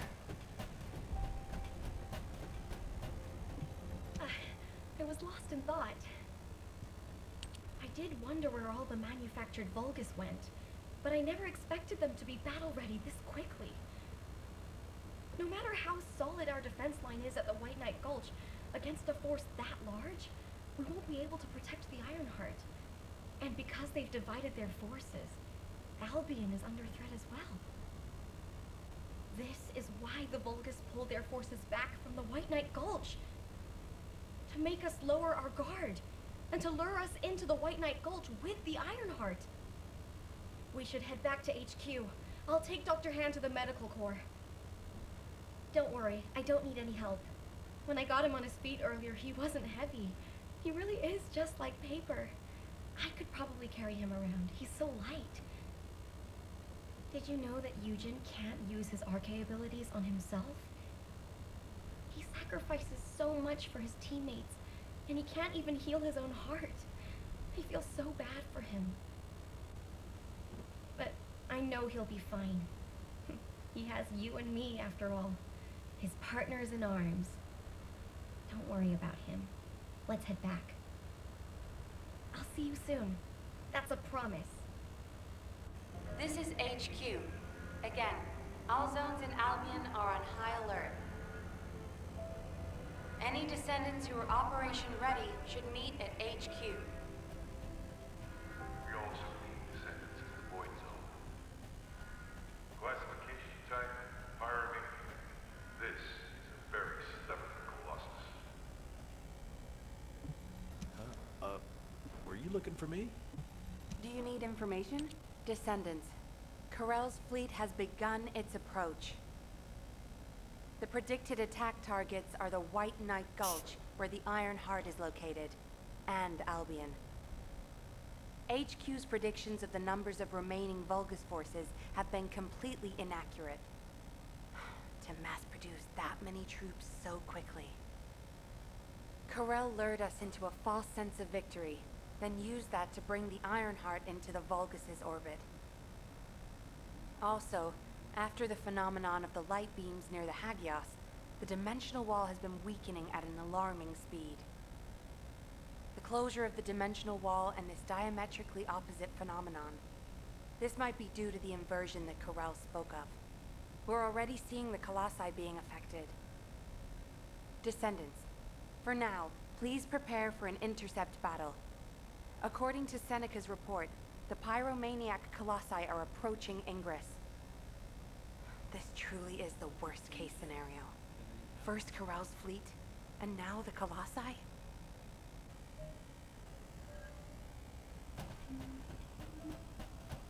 I mean, we're not gonna fight the pyromaniac, cause You need information about the Colossi.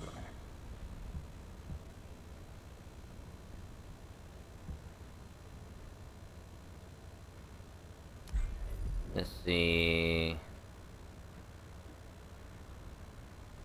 Weak to ice, which I think what all of our weapons pretty much have on.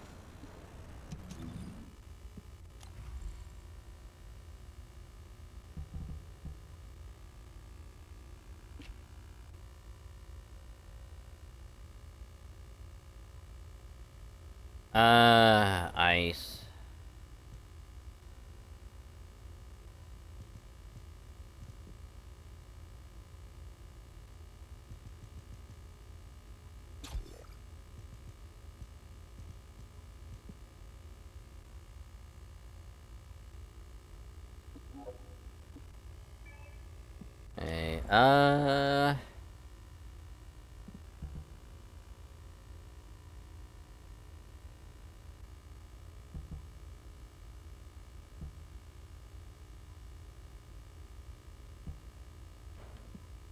Hey, where's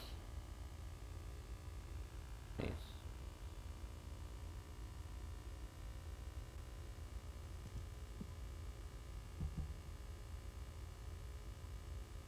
I'm sure if I take that off.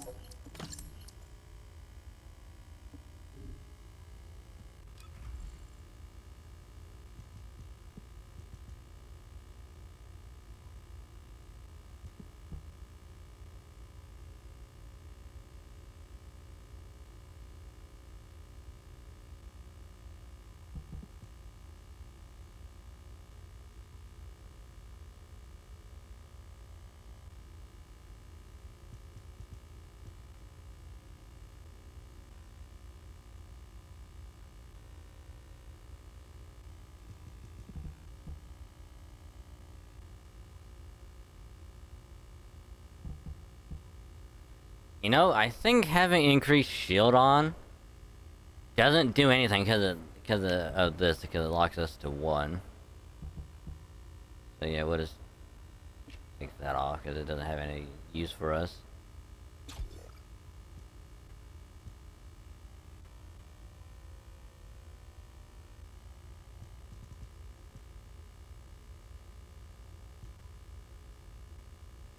Ew, HP recovery could be really good.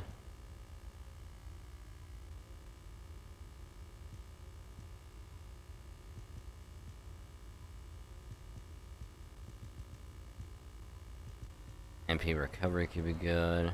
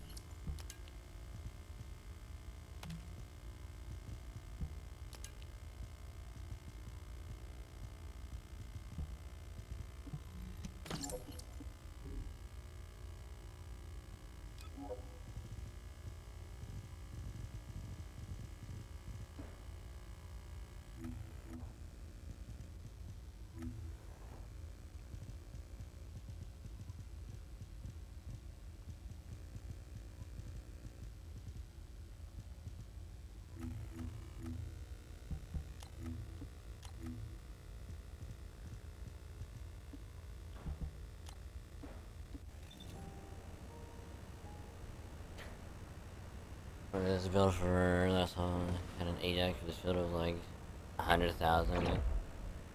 I mean, obviously,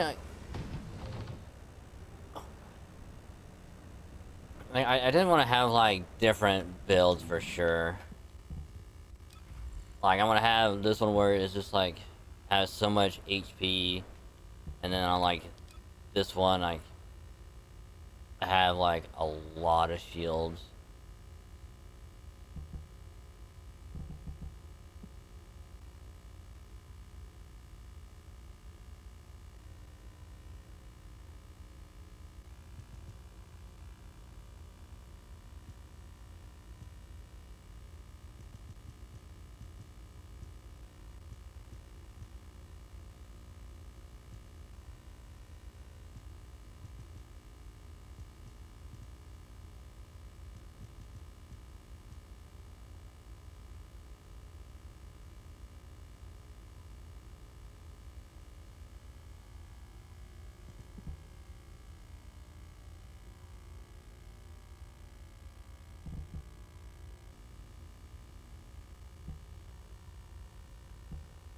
It's like there has to be like like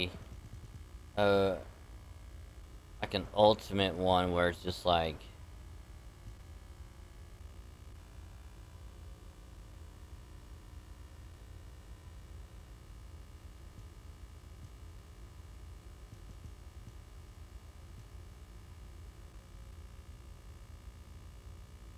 weighing the scales could be decent.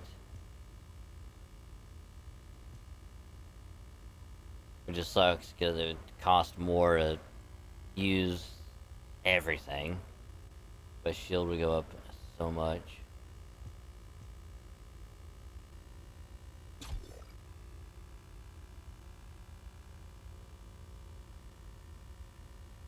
I don't know, that means...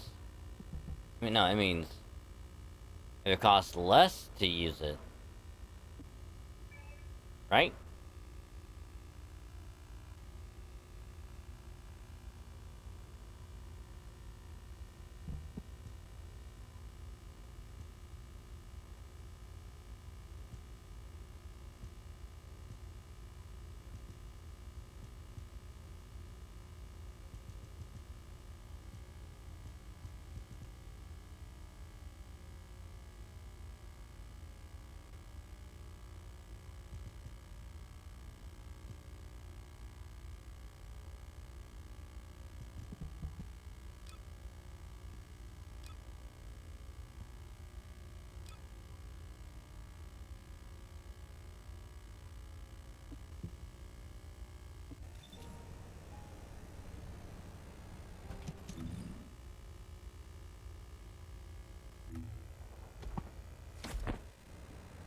Really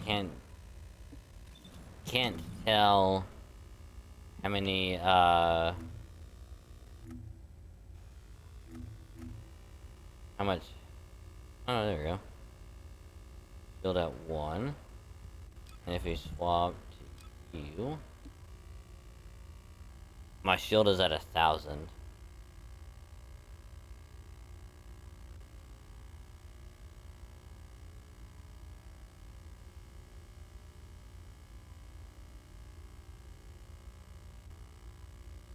$16,000 on that one.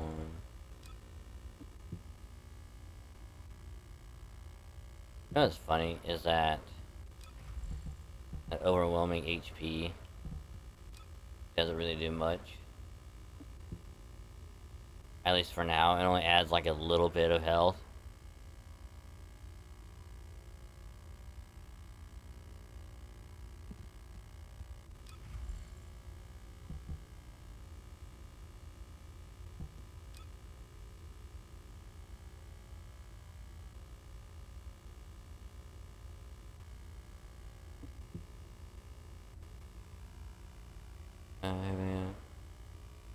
Alright, later, Cedric. Thank you for joining. It was a pleasure to have you. So, thank you again.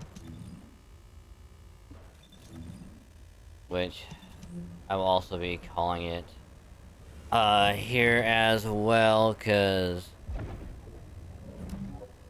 I need to get some sleep for work.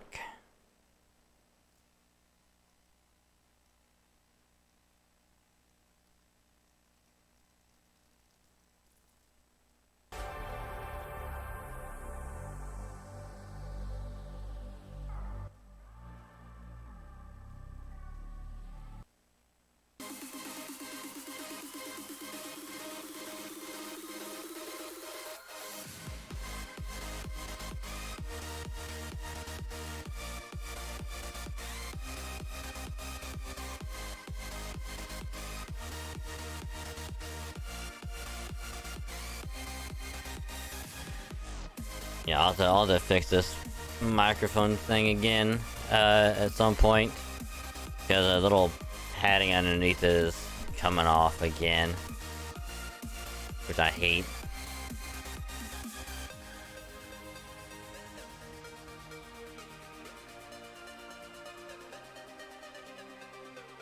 I hate it oh so much. Oh so much. I don't know why it does that. I need to find some other way to keep it on there so it won't fall off. Or find another method to keep it on there.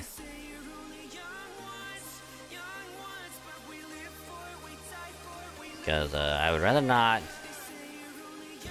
Excuse me. Rather not have it slide off and crack underneath it. But... Yeah. Yeah. What an eventful night. Got quite a bit done.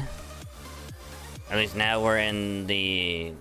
Well, probably will be in the Hagios area next time, because we gotta do the... We gotta do the Colossus fight. And then they'll probably do the Hagios after that. And then probably a couple more Colossus fights after that. And then we'll be in like the final area.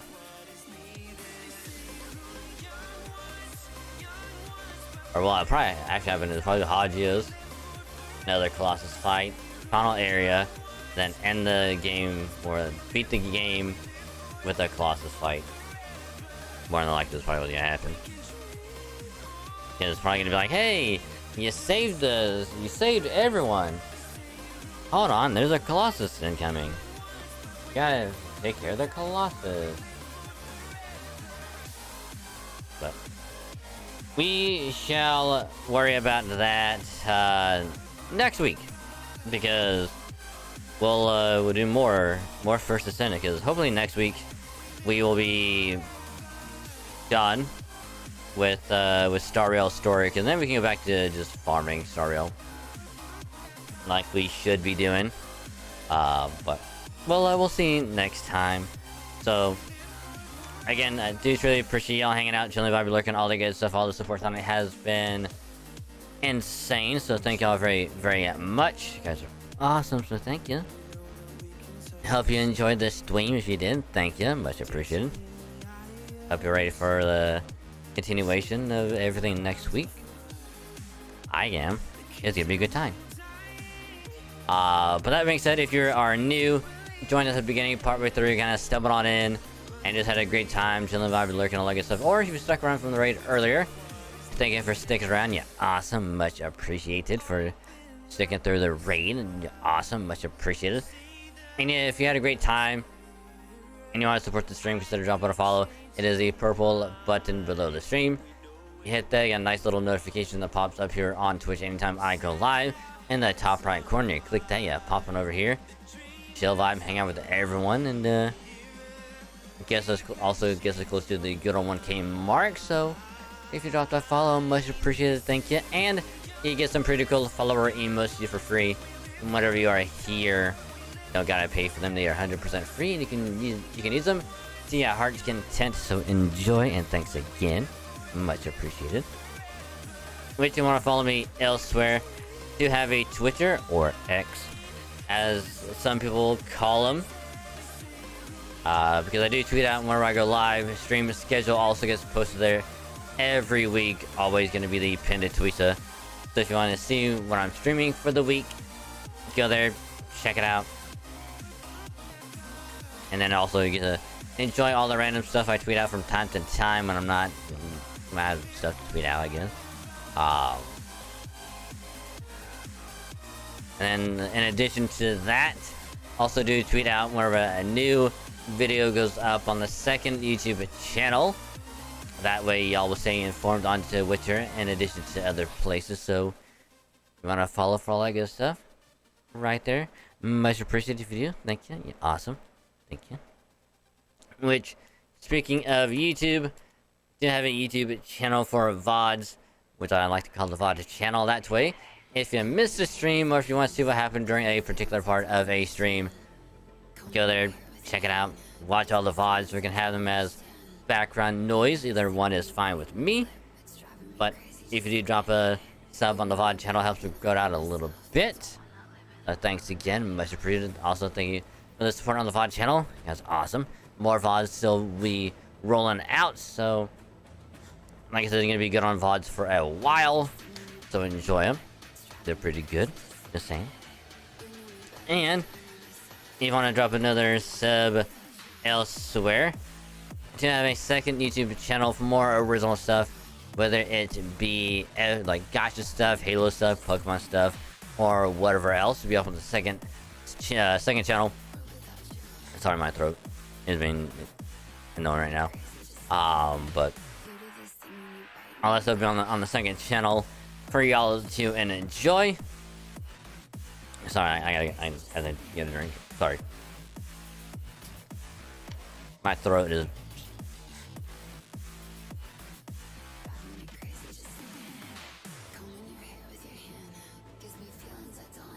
Ugh.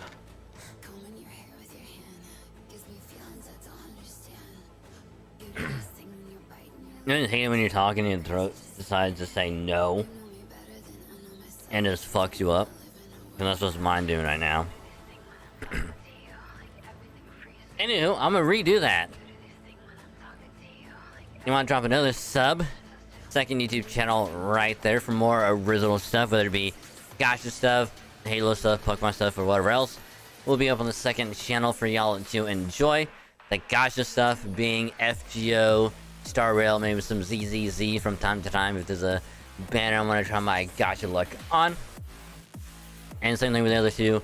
If there's a banner I want to see if we can get lucky, we'll do some pulls on those banners if we can get anything good. If I do it on stream, I will highlight it. If I do it off stream, I'll make a video of me doing the pulls, and then I will edit and get that ready to be uploaded at some point during the week, in between work and other stuff. So there's that. And then of course, Halo stuff being the MCC games I would play every Thursday, because every Thursday is Halo. We play Halo MCC every Thursday, whether it is solo or with friends. We play some multiplayer, maybe do some achievement grinding and all that other stuff. And then of course, make a weekly highlight out of some of the best games, funny moments, awesome times of the night. That way, you know, we just make a nice 35 minute snippet of some of that good stuff instead of having to sit through the whole like 2 to 3 hour session that we do every week. We may have a bite-sized bit for y'all to enjoy, which I usually highlight that and get that edited on the weekend and get that ready to be done on a Monday, so y'all will be able to watch the weekly highlight on a Mondays, because that's when they go up. So, Halo stuff on the second channel as well. And then, of course, Pokemon stuff will be uploaded every Wednesday. No set time on a Wednesday, but they will be uploaded every Wednesday for your viewing pleasure. Currently, we're going through our first ever Pokemon ROM hack of Shiny Gold Single, which is a lot of fun. I'm enjoying it. It's difficult, but it's also fun. Episode 8 will be going up... Well, at this point, it'll be tomorrow. The 21st. So, you got episodes 1 through 7 to hold you over until episode 8 goes up. And if you somehow binge through all of that, we have a playlist of the previous Nuzlocke of Heart Gold and Fire Red. Also hold you over until then. So you got all that stuff over there to watch. And then of course next week is when episode 9 is going to be going up. Which again, I will be editing that on Wednesday. Because I have some free time to do that on Wednesday now, so yay. So right there. And then of course any other random videos, if I decide to do anything, I will let y'all know first.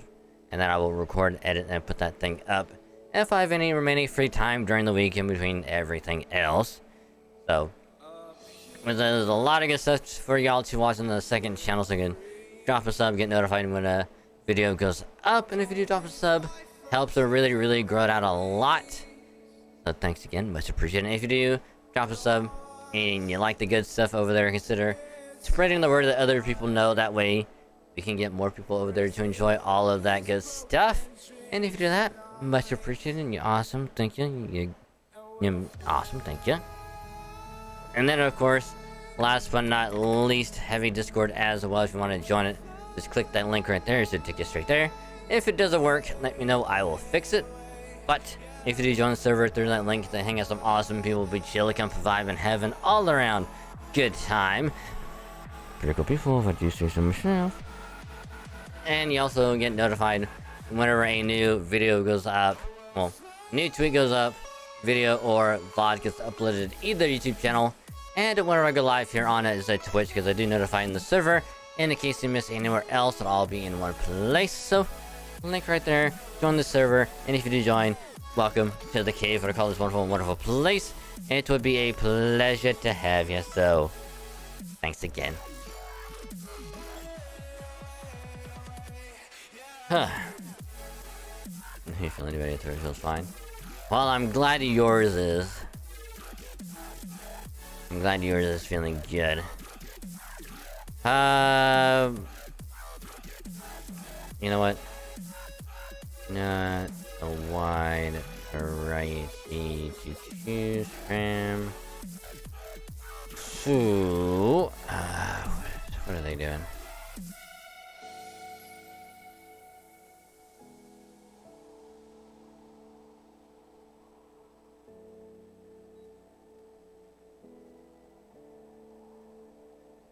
Let's see what they is doing.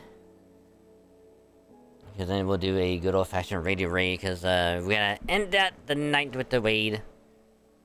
Because it is what it is, and that's what we must do. So let's see what they is doing really quick. Alrighty, actually still going, which is good. So we shall raid them, because we have raided them before, but we shall do so again, because why not? Why not? Because it is late, and we shall raid them anyway. So, again, do truly appreciate y'all hanging out, chilling, vibing, lurking, all that good stuff. Much appreciated. Tuesday stream, I'm gonna be going back to doing some OG RE4, trying to make some more progress in that. And then we'll also play some Tekken 8, try and do some more online matches in that, see how well that goes. So yeah, hope you're ready for more RE4 goodness and me getting my ass kicked in Tekken. So that's gonna be for Tuesday. But in the meantime, good old raid message being the good old-fashioned dragon raid. And if you are subbed, you have 100 channel points. That's some huggies. Send some huggies their way. So just copy and paste that. And yeah, so again, copy that. Y'all have a great rest of your day and or night, and I will catch y'all later for the Tuesday stream. So again, have a good day, night, all that good stuff, and I'll catch you later. Bye.